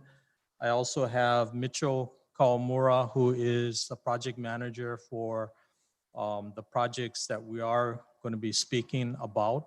But since we were just talking about 820 Eisenberg, wanted to just share that we are finalizing the development agreement. As Andrew had stated, the environmental assessment consultation will start in the fall of this year. So the issues with community benefits will definitely be brought up during these discussions with the developer. Okay, we have a really robust PowerPoint this afternoon, which will be shared with the Papakolea community this evening.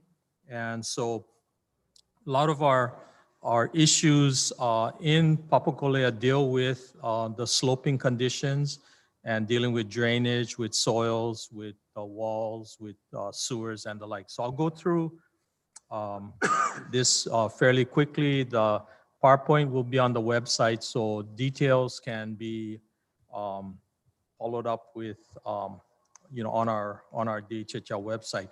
And again, mahalos to our LDD staff, particularly Mitchell Kawamura, and our consultants, G70, RM Towel, and Limtiako Group. So our first slide is 243 Ka'ulula'au Street. This is a remediation of a rock wall. The wall is integral to the street. It basically holds up the street and it's pulling away. So we are planning to stabilize the wall by using saw nails, shotcrete, and improving the drainage in this area. Okay. Again, the wall is leaning, so we're going to install soil nails to tie the wall back, strengthen it up with shotcrete, and add drainage so that it reduces the loads on the wall. Estimated construction is $300,000, and this will be put out to bid within the next 3 months. Okay. At 2147 Tantalus Drive, similar situation with the wall there. So soil nails, shotcrete, and drainage improvements there. Similar techniques to be employed in the construction. Estimated cost here is about $800,000. Again, this one will be put out to bid in the next 3 months or so. Okay, Kapahu Street, this is a major project that involves rockfall improvements and drainage improvements along the upper Iaukia Street. That's above the Kapahu Street properties. This map shows the area of impacts, and what we have done is we have provided each affected lessee with a map showing the specific construction or mitigation that is planned within approximately 15 or so leases. Okay, the cost estimate here is $5 million. Kalamai for that sort of a half happy face over there, but it's $5 million. We're not that happy about that, but we're gonna have to do this work. Temporary construction access and permanent access points are gonna be required. These are going to affect existing leases, but the improvements are needed in order to mitigate all of the impacts above the slope as well as below the slope. So it's not a single property that's affected, but it's multiple properties along this slope. So I just want to interject here that there are public health and safety issues that need to be addressed And so you may be hearing from some of the lessees in Papakolea. We have exhausted, I know Stuart and his staff has exhausted every other alternative to these solutions. So we don't have any wiggle room in what's being proposed to address these health and safety issues. So thank you, Stuart. So following this presentation, the department will be mailing out letters to the impacted leases. So you should be getting this in a day or two following this evening's presentation. So this is at 601 and 605 Iaukia Street. Next. So what we are doing is we are including a map like this to show exactly what is being proposed in within the leases. And so we will be working closely with each lessee, and we're open to having additional meetings and face-to-face out in the field. It's going to require cleaning up certain things. There's certain areas where there are improvements built within easements which have to be removed. We don't like to do this, but this is all necessary in order to preserve the drainage and so that it doesn't affect your neighbors below the slope. Okay. 601 and 605 additional photos of the requirements there. Next. Next. Okay, so again, there are areas that are going to be needed for staging and equipment. So cleanup of these areas are going to be required. We'll let you know what areas the contractor will be clearing, because basically we don't want to touch your improvements. Okay, next please. So again, this shows areas that have been eroded because of drainage. And so again here, a lot of mitigation is going to be required to minimize the rock fall that's falling below. Next, please. Also on Anianiku, below there will be work that's needed on properties below. Next. This is the map showing what impacts are required, and it's going to be necessary to establish some areas where equipment can get in and out of the area to implement the construction work.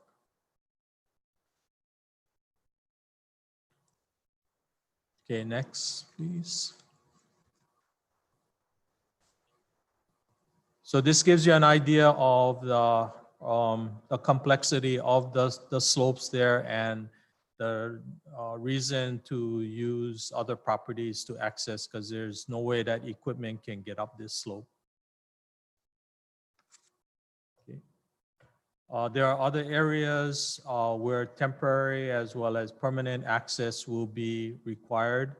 We will be working with each and every lessee along this area. Again, a map showing the type of improvements and the work that is planned. And this will be included in every letter that is sent out to each lessee. Okay. So there are permanent access points, and these will require lease amendments. So we're working closely with Homestead Services. These are going to be needed for long-term maintenance of the rockfall slope. It is something that needs to be attended to periodically to ensure that the rocks are contained within the rock mesh area. Okay, also Iaukia Street, additional areas where improvements are going to be required and where access is going to be required. So this is at 623 Iaukia Street.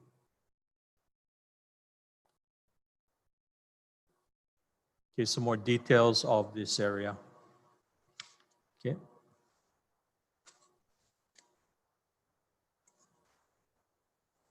And again, additional photos of the existing condition within the area.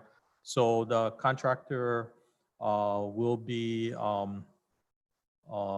needing to remove some of these improvements, and then afterwards, if it's not permanent access, then restore.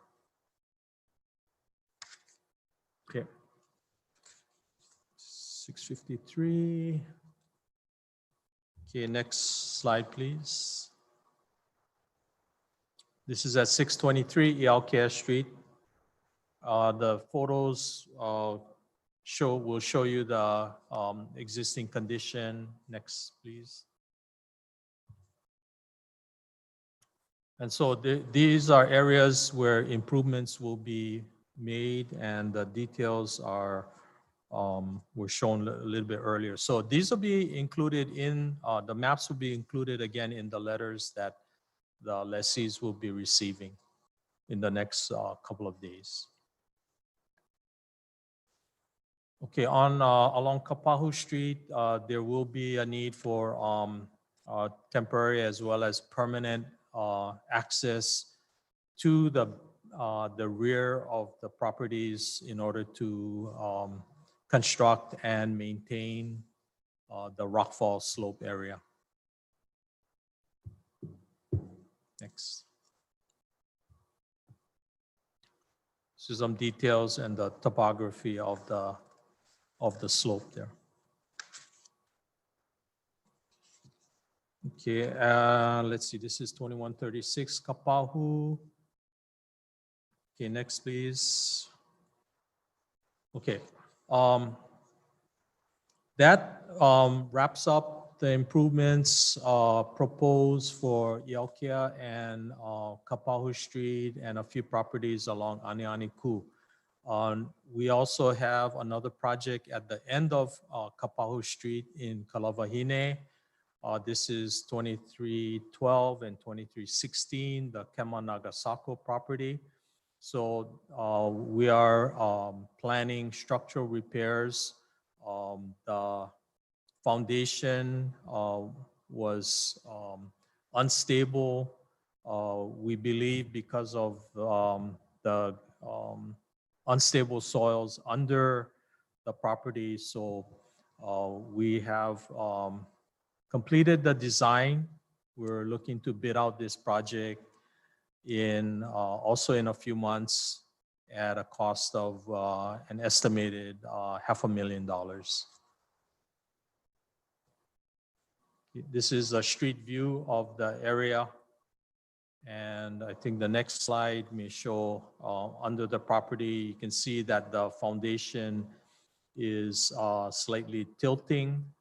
It's because of the instability of the soils under the foundation. Okay, at 440 and 444 Kauhane Street, the Roland and Contreras property has some rockfall issues there. And so we have completed the design, and we're gonna bid this work out also within the next several months at a cost of approximately $250,000. The commission approved this 2 years ago.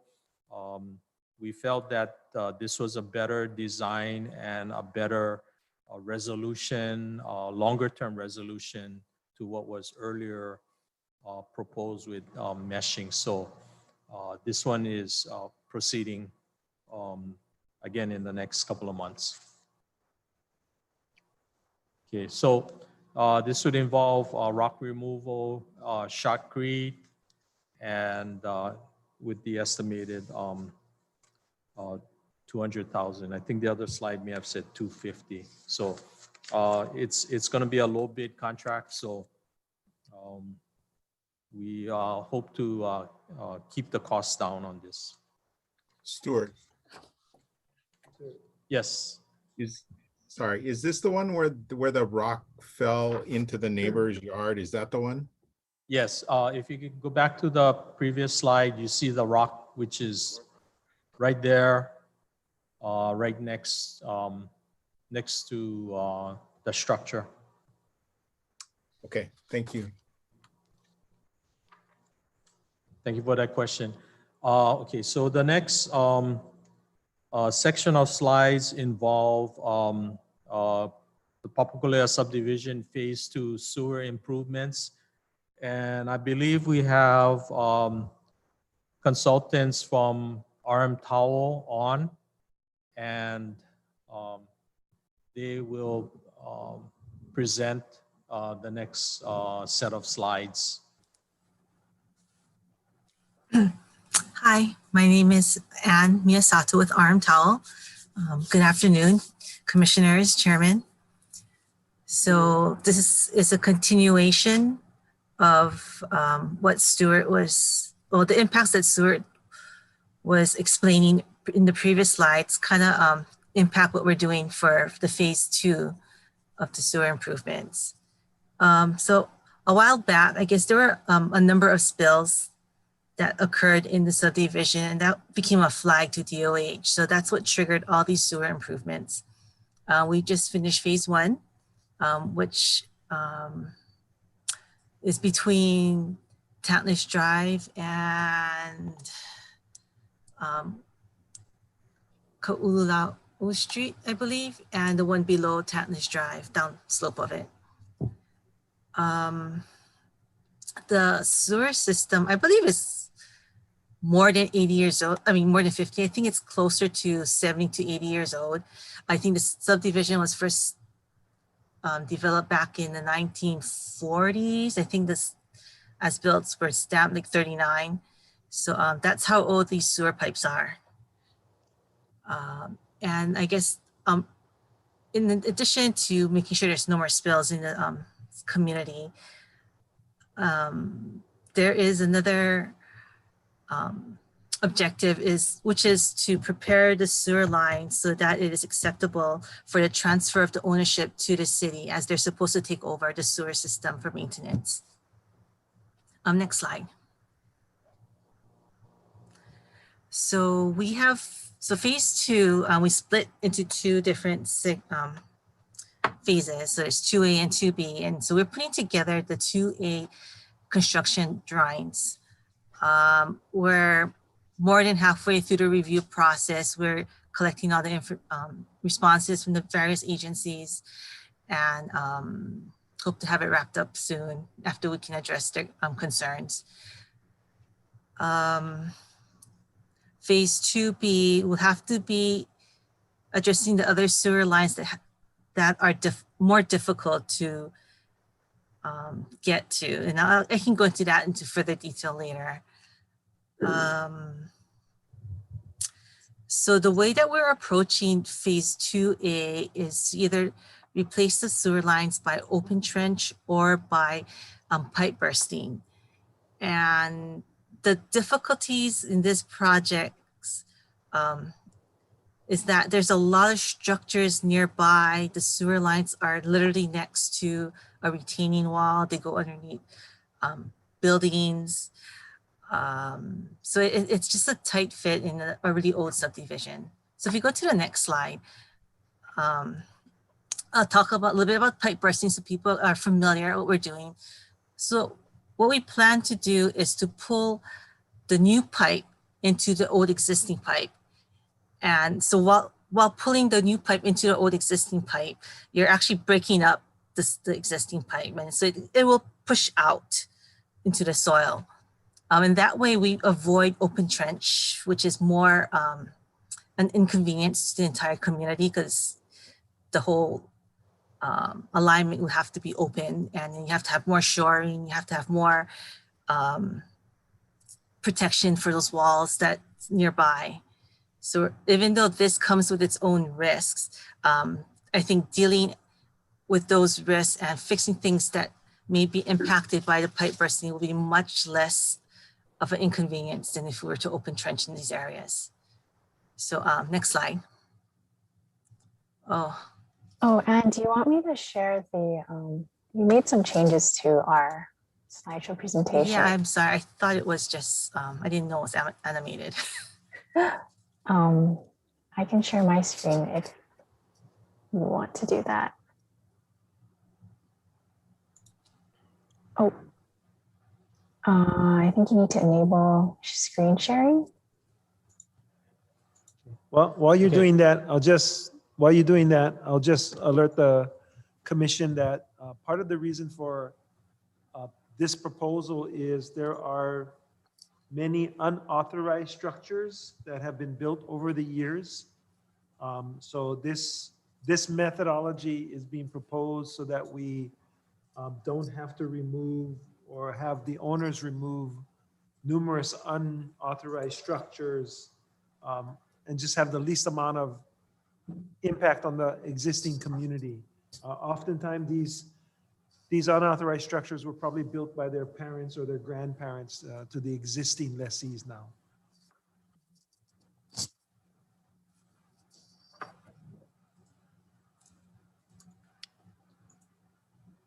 Okay, and you can take it from here. Okay.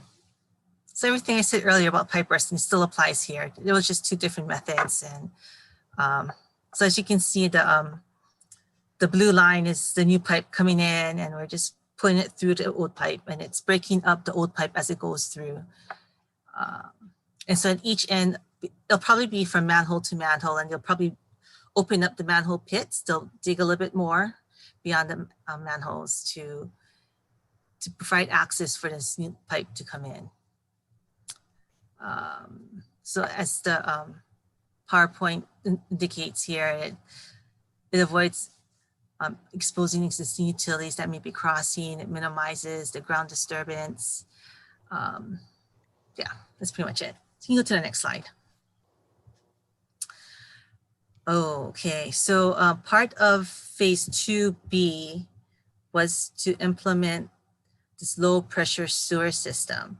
I don't know how familiar you guys are with this, but basically it's an individualized pump station for each home. And this pump station is about the size of a sewer manhole. We would connect all the sewer plumbing to this manhole. It's a pit, and there's a submersible pump that will pump it out to, I guess, like a force main into the main line in this road right away. So just to give you the lateral portion, which is the outgoing pump, outgoing pipe from the pump station to the municipal line there, it's generally a really small line. I would say like a 1 inch, 1.25 inch pipe. It's usually PVC or HDPE. So your excavation, your material is much cheaper, and it's easier to maneuver as you need. And between by the property line before it enters into the road right away, there will be like the service box, which would have like a check valve, so that you can control that. Like, let's just say your neighbor's sewer system is acting crazy, and too much flow is coming through. It will prevent sewage from entering into your neighbor's sewer system. So it just isolates each property from the main line. So this is a good alternative for properties that are difficult to service by gravity sewer line, especially if the main sewer line is above, like you're below the actual road that you're connecting to, or if you just don't have enough differential in elevation for the sewer to flow away from your home. Okay, next slide. So this is the phase 2A scope. We're replacing the main line that it's called sewer line C, and that's the one that is that's perpendicular to Oahu Lima Street. It collects flows from a number of lines. All the light orange lines are existing lines that we're not touching in this phase, as well as some of the green lines. And all of this half of it will be about be pipe bursting, the other half would be open trench. On the lower portion of the subdivision in the red lines, those 2 lines are to be abandoned because we have installed in phase 1 another line that connects from Kapahu Street at the intersection of Kapahu Street and Anianiku Street all the way down to Oahu. And this primarily is done so that we can eliminate the sewer line that's behind the homes that's labeled sewer line L. They're right next to a stream, and like how Stuart and the chairman were saying, you know, sometimes there's homes or other structures that are built over the line, which makes it impossible to access if there's ever a problem to occur there. So the existing lines have to be CLSM filled. Next slide. Oh, please. Oh yeah, so that's just gives, yeah, that's fine.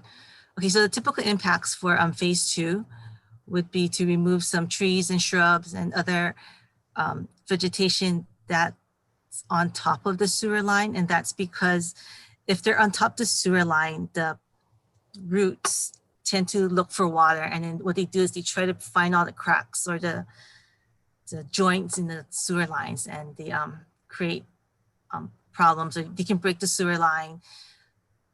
So there are some properties with really large trees. So that would probably require some coordination with the homeowners for them to understand that why this big tree all of a sudden has to be removed from their homes. There are a lot of storage sheds, even buildings, garages that are built over the sewer system.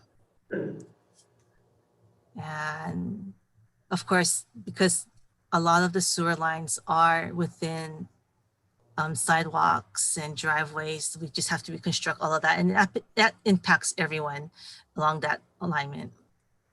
So there's just one main stairwell from Iaukea Street that goes down to Oahu Street. And that's, I believe, one of the main access for some of the children to go to school, you know, from that higher elevation down to Oahu Street. So unfortunately, we have to time it so that this stairway will be replaced when school's not in session. It is, the sewer line is right underneath it. There's no way around it. We can't do anything about it. Yeah, next slide. Part of the sewer line goes underneath this goes underneath this drainage system. That this is along Tantless, and we have worked with SHPD in the previous project, and they've deemed that this drainage ditch is significant, historically significant, because it's really old. And it probably was, I think it was built with the subdivision back in the 40s. And this second picture here, that's one of the big trees that literally is right on top of the sewer line. Next slide. So phase 2B addresses all the other sewer lines that we need to replace that proves to be more difficult. So this portion that you see right now is part of the 2B, and I guess I'm going to present 2 alternatives, and both alternatives will have the improvements that you see now. So sewer line D2 and D4 in the red, it's in between homes, and it's in a very narrow easement, usually between 2 retaining walls, and some of them even have structures built over these. So because all the sewer flows towards Oahu Street, we can't easily reroute the sewer laterals outside of this easement. And I have coordinated with the city asking what's the likelihood of them to take over the sewer line if it's really difficult to not just access them, physically get in there, but to even bring their equipment that is needed. If there's ever a call that you have to fix something, that's something of a concern. So these two lines were lines that they were very hesitant to take over. So I proposed to install the LPSS, which is what I introduced to you earlier. And that also goes for sewer line I and K2, because like in Stuart's previous slide, you could see that there's a lot of erosion and the rocks are, it's just falling off, it's just sloughing off. And the sewer line is right there at the edge. So it's kind of dangerous and precarious, to bring out crews out there to replace the sewer line. The sewer lines, the blue sewer lines, the dark ones, they're just open cut, not too much of a big deal. However, I do want to say that sewer line A, which is from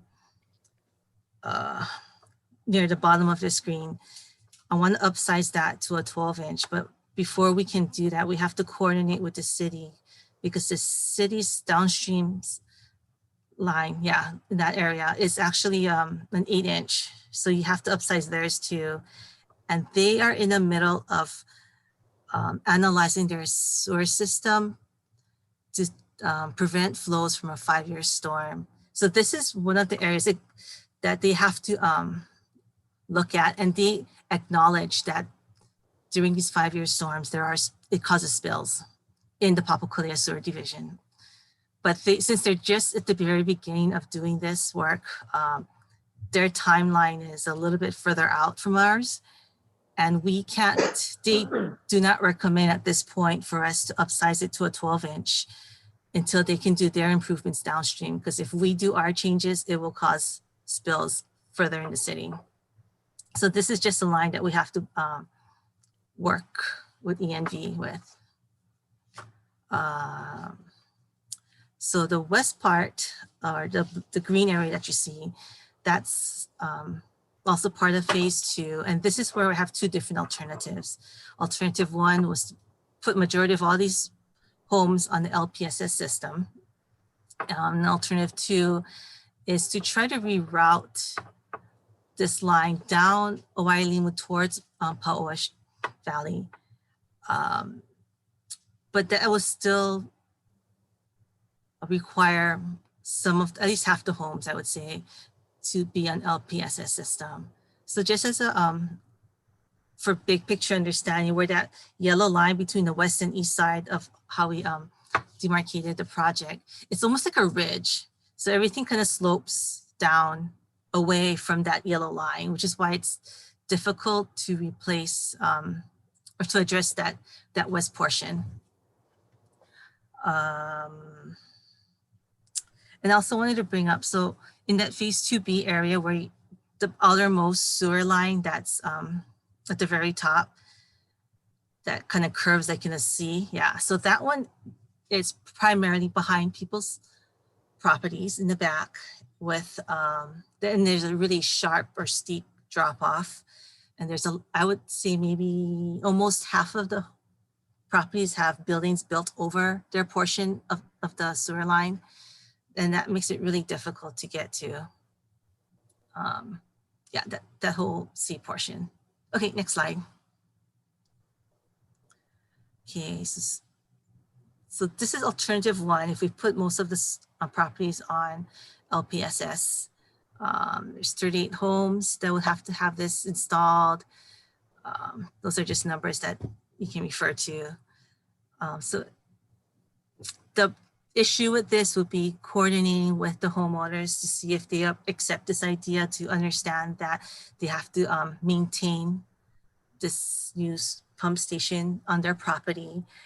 And the good news is it's like having another refrigerator, just another appliance in your house. It doesn't draw large quantity of energy. It's like, they say it's equivalent to a light bulb in terms of energy costs, and you're adding a couple bucks, just literally $1 or $2 to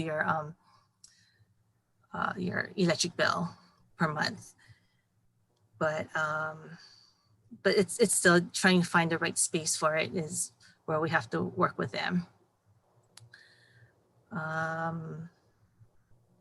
Yeah, so the estimated cost for this would be 7.3 million. If you go to the next slide, we can see what alternative 2 looks like. So if we were to try to keep everything, well, the idea was to try to keep everything on a gravity line, but we can't. We would reroute the sewer line to go down Wailima and connect to the existing sewer line on the other side of the cemetery. So this might also trigger some upgrades downstream in the city sewer system, but that has to be worked out with the city. Well, what's this here? Estimated costs. And I think that alternate number 2 is actually what we talked about was $10 million. Yeah. So 7.3. Yeah. So we can make that correction. Okay. Yes. Thank you. Okay. Next slide. So even with us trying to keep a lot of the homes on gravity lines, there's still some properties that we have to convert to LPSS just because of the nature of how their property is situated. And yeah, so this is where that 10 million or roughly 10 million, that's a preliminary number, comes in.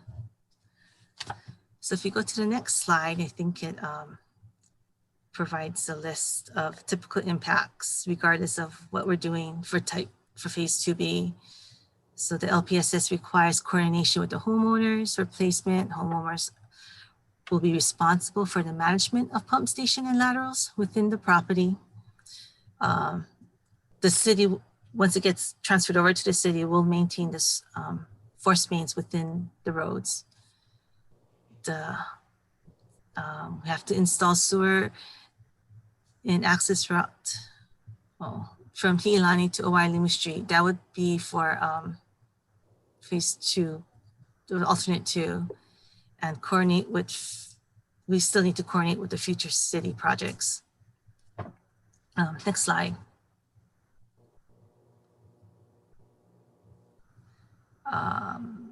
Additional impacts would be, we have to contend with this historic ditch.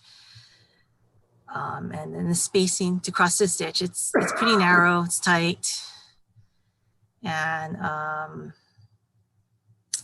this Oahu Street between this ditch and where it connects to the city system is considered sensitive because it's crossing the cemetery, which has historical significance to it. So it'll just take a lot of effort, slow effort, unfortunately. And the next slide kind of just sums up the challenges that this subdivision encounters. Construction-wise, accessibility is difficult, even for maintenance. Majority of the sewer lines are between homes or behind buildings, at the top of steep drop-offs, or they are in sidewalks right next to retaining walls that would see like 2 to 3 feet away from them. Existing sewer systems need to be wider. Most of them are 5 to 6 feet, and they already have been encroached by many of the people who live there. I guess just not knowing that, that easement was there. And there's many obstacles on top or next to the sewer lines, as we keep reiterating: the homes, the garages, the trees. And safety is an issue, both for the mostly for whoever needs to maintain that sewer line, because if they're at the top of that steep slope, it's a concern. There's a lot of coordination that we still need to do with the homeowners because it impacts their daily lives. There's probably going to end up having a lot of shifting involvement if we go with alternative 2 because of the historical ditch and Oahu Street. And we are still in dialogue with the city about their improvements downstream of Papakolea. That pretty much sums up this presentation. Okay, thank you, Ann. Basic takeaway on the budget is that the work proposed in phase 2 in Papakolea will run approximately 12 to $15 million, which we don't have. And so it's really important for all of us to be at the state capitol next year to request additional funding. Now, this is phase 2 of, I think, maybe 4 or 5 phases. And so the total that we had shared with the commission for the total improvements in Papakolea to remediate all of the sewers was in the range of $50 million. So we've currently spent about 15. We have about 15 more to go, and then we'll need another $20 million on top of that. So this is, not shock and awe, but just to give the commission as well as the community and the legislature where we are in terms of the big picture on the budget. And so with that, I want to thank Arm Towel for sharing that portion of the PowerPoint. And we will do a similar presentation at the community meeting, which I think is coming up pretty shortly. So with that, I want to thank everybody for their attention. And I guess if there's any comments, questions. But before I go to comments and the questions, I would like to make it very clear that the LPSS is something that if that is chosen for one of the phases or one of the sub-phases in that area, is something that the lessee is going to be responsible for maintaining. We'll pay to put it in, but they need to understand that they will have to maintain it and that they can't flush baby wipes and those kinds of things down their toilet because they will be responsible for unclogging it. So it's not going to be a popular sort of announcement or decision, but the alternative is worse. So Dennis, you have your hands up. Yeah, well, that was my concern. It's got a grinder pump in there. My experience at airports, it's like a mini tritulator, and those things break down, can get very expensive. So I'm sure that's gonna be an issue. Maybe have something available for replacement costs for some of these items for the community, so they're aware that the alternative obviously is going to be very expensive. But the point is that if they don't follow the proper procedures on not flushing wipes and other things down the waste system, that you could get very expensive. So you just got to sort of hit home on that for those that are going to have a low pressure sewer system. That's all. Okay. Thank you, Dennis. Other questions, comments, commissioners? Go ahead, Mike. Yeah. So Stuart, I noticed like some areas where it's proposed for like construction stowage or equipment or what have you. There's lots of vehicles or several vehicles looks like it's just haven't been operated. Do we, the department, is that all included? We got to carry that out and make room, and or will the folks there be responsible for making the room, like even the trees and stuff? Will the residents be responsible to take the tree out and make room for this upgrades? Right now, the plan is to inform them what needs to be moved. Obviously, there are some items that will be difficult. And so we may need to include in the bid proposal for these types of items that really might be beyond the lessees. But we want to give them every opportunity to salvage what they can. because there is value to this, but there is also really the need to clear these areas so that the required improvements can be put in, because the improvements are going to be necessary to mitigate impacts on the larger community. And so similarly with the sewer line, the new sewer lines, there are going to be impacts to lessees' properties and improvements.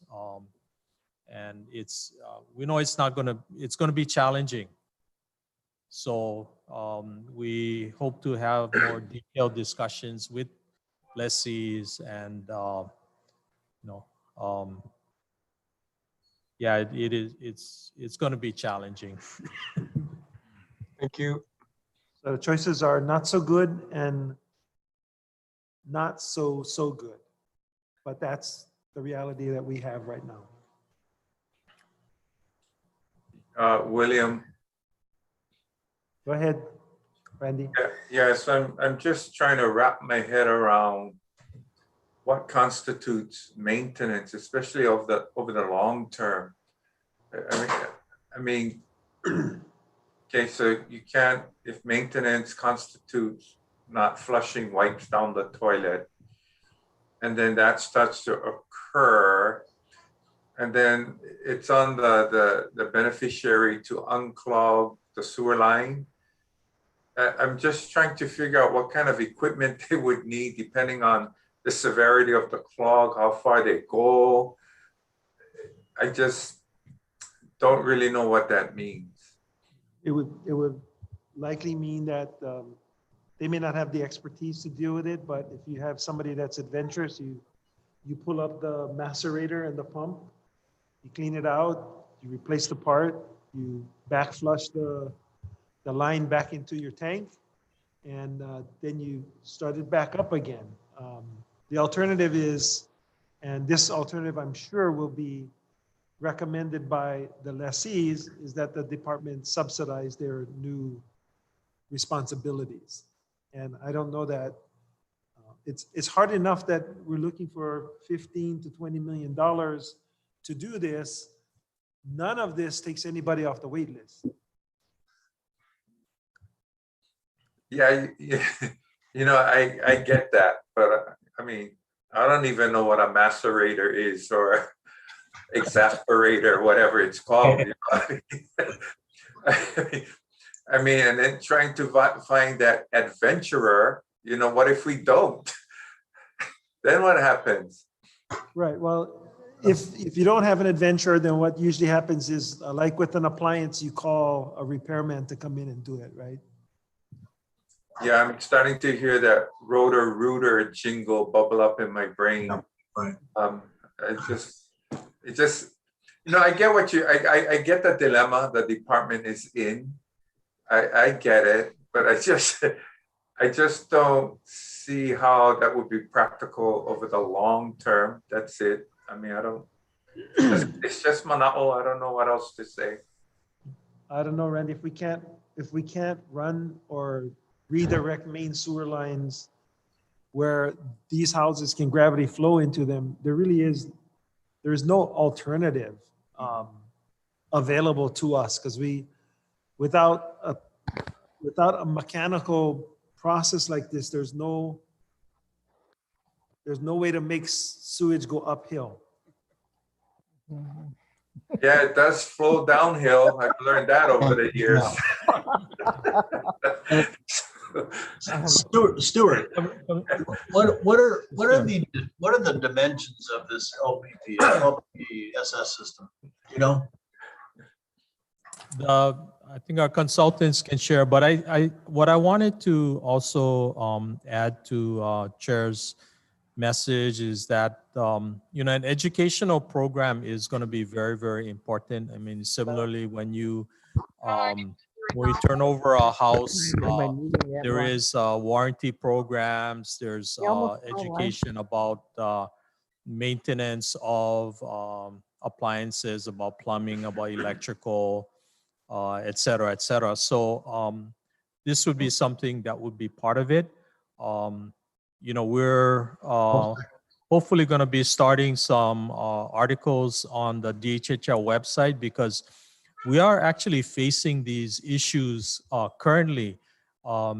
Maintenance of existing gravity sewer lines that continue to get plugged. And, most of it is not due to a construction defect, but from homeowner use. And so we're spending thousands of dollars, hundreds of thousands of dollars to remediate this kind of work.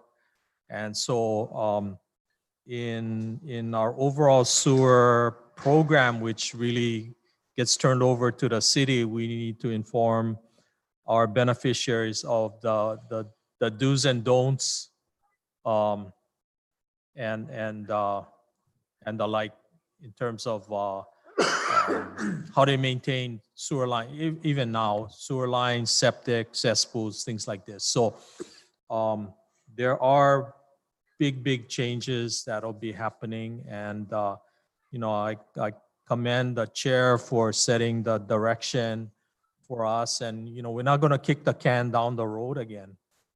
So it's a tough and challenging place to be, but we're going to take on that challenge.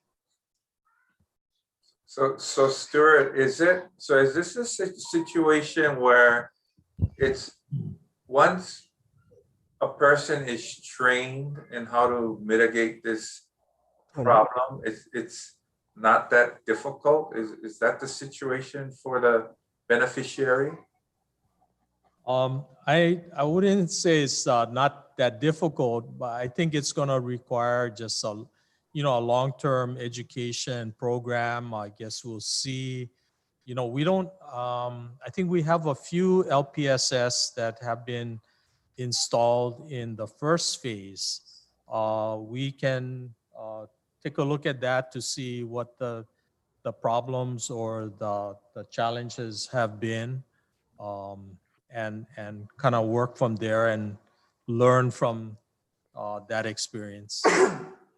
Okay, thank you.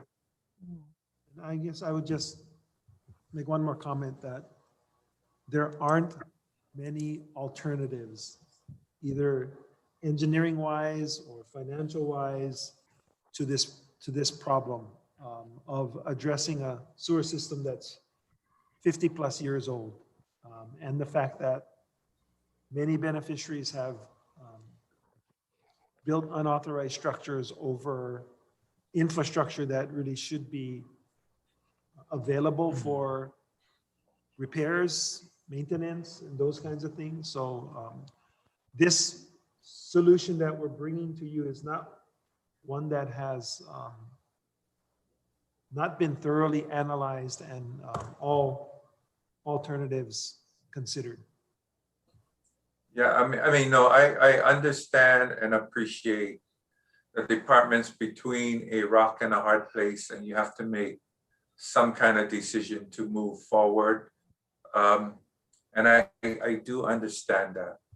But, I'm just trying to visualize what the emasculator looks like. So we can try to find a much better picture and then get it to all of you folks. Thank you, William. I had a question, Stuart. Stuart, does the department have their abandoned vehicle program in place to help beneficiaries move out those old cars that Commissioner Mike brought up? That we do have in place. And so I understand that it is starting. And so I appreciate that you bring that up as an alternative, so we can kind of look at that to assist beneficiaries if they so desire. But a lot of it, our understanding is that these are very valuable assets. So we will walk carefully.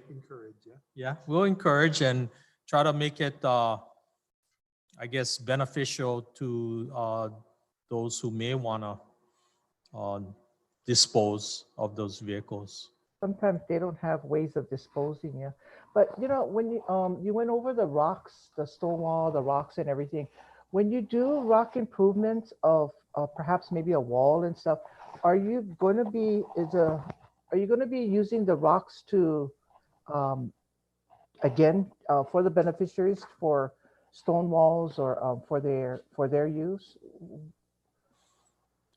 I don't know exactly if there's, what is actually going to come out to be disposed of, or, that's something that's going to be looked at in the grading and the contractor's work as far as excess, whether it's soil or rocks or whatever it is. And, of course, some of these will need to be, whether it's beneficial or whether it's actually meets requirements for walls or structures. Okay. And the reason I ask is that in Waianae, up at Waianae Comp, they did that and they had excavated a lot of rocks, but those rocks then again was for sale, and then you had Tongans and all different people coming up just to grab rocks.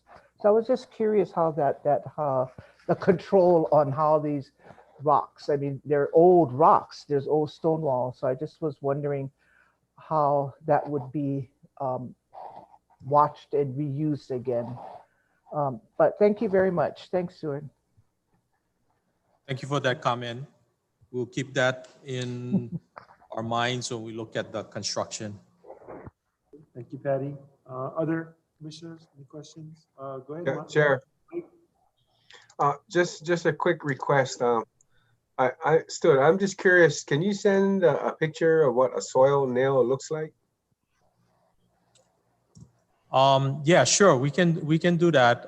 There were some details. I know it was a drawing, and I'm sure we can actually show you a picture of what it is. It's a long rod basically that gets either drilled in or screwed in. It's like, yeah. Okay. So, all right. Can do. Yeah. Okay. Other commissioners? Okay. If there are no further questions for Stuart and Mitchell, thank you for all of your hard work. We will recess until tomorrow morning. And I want to thank in advance, I don't see him on the screen still yet, but Commissioner Ka'apu for being so forthcoming and opening the meeting for me tomorrow morning as I attend the CWER meeting. So with that, commissioners, thank you very, very much for the interesting discussion today and the putting up with another long meeting. We are in recess till tomorrow morning. Thank you.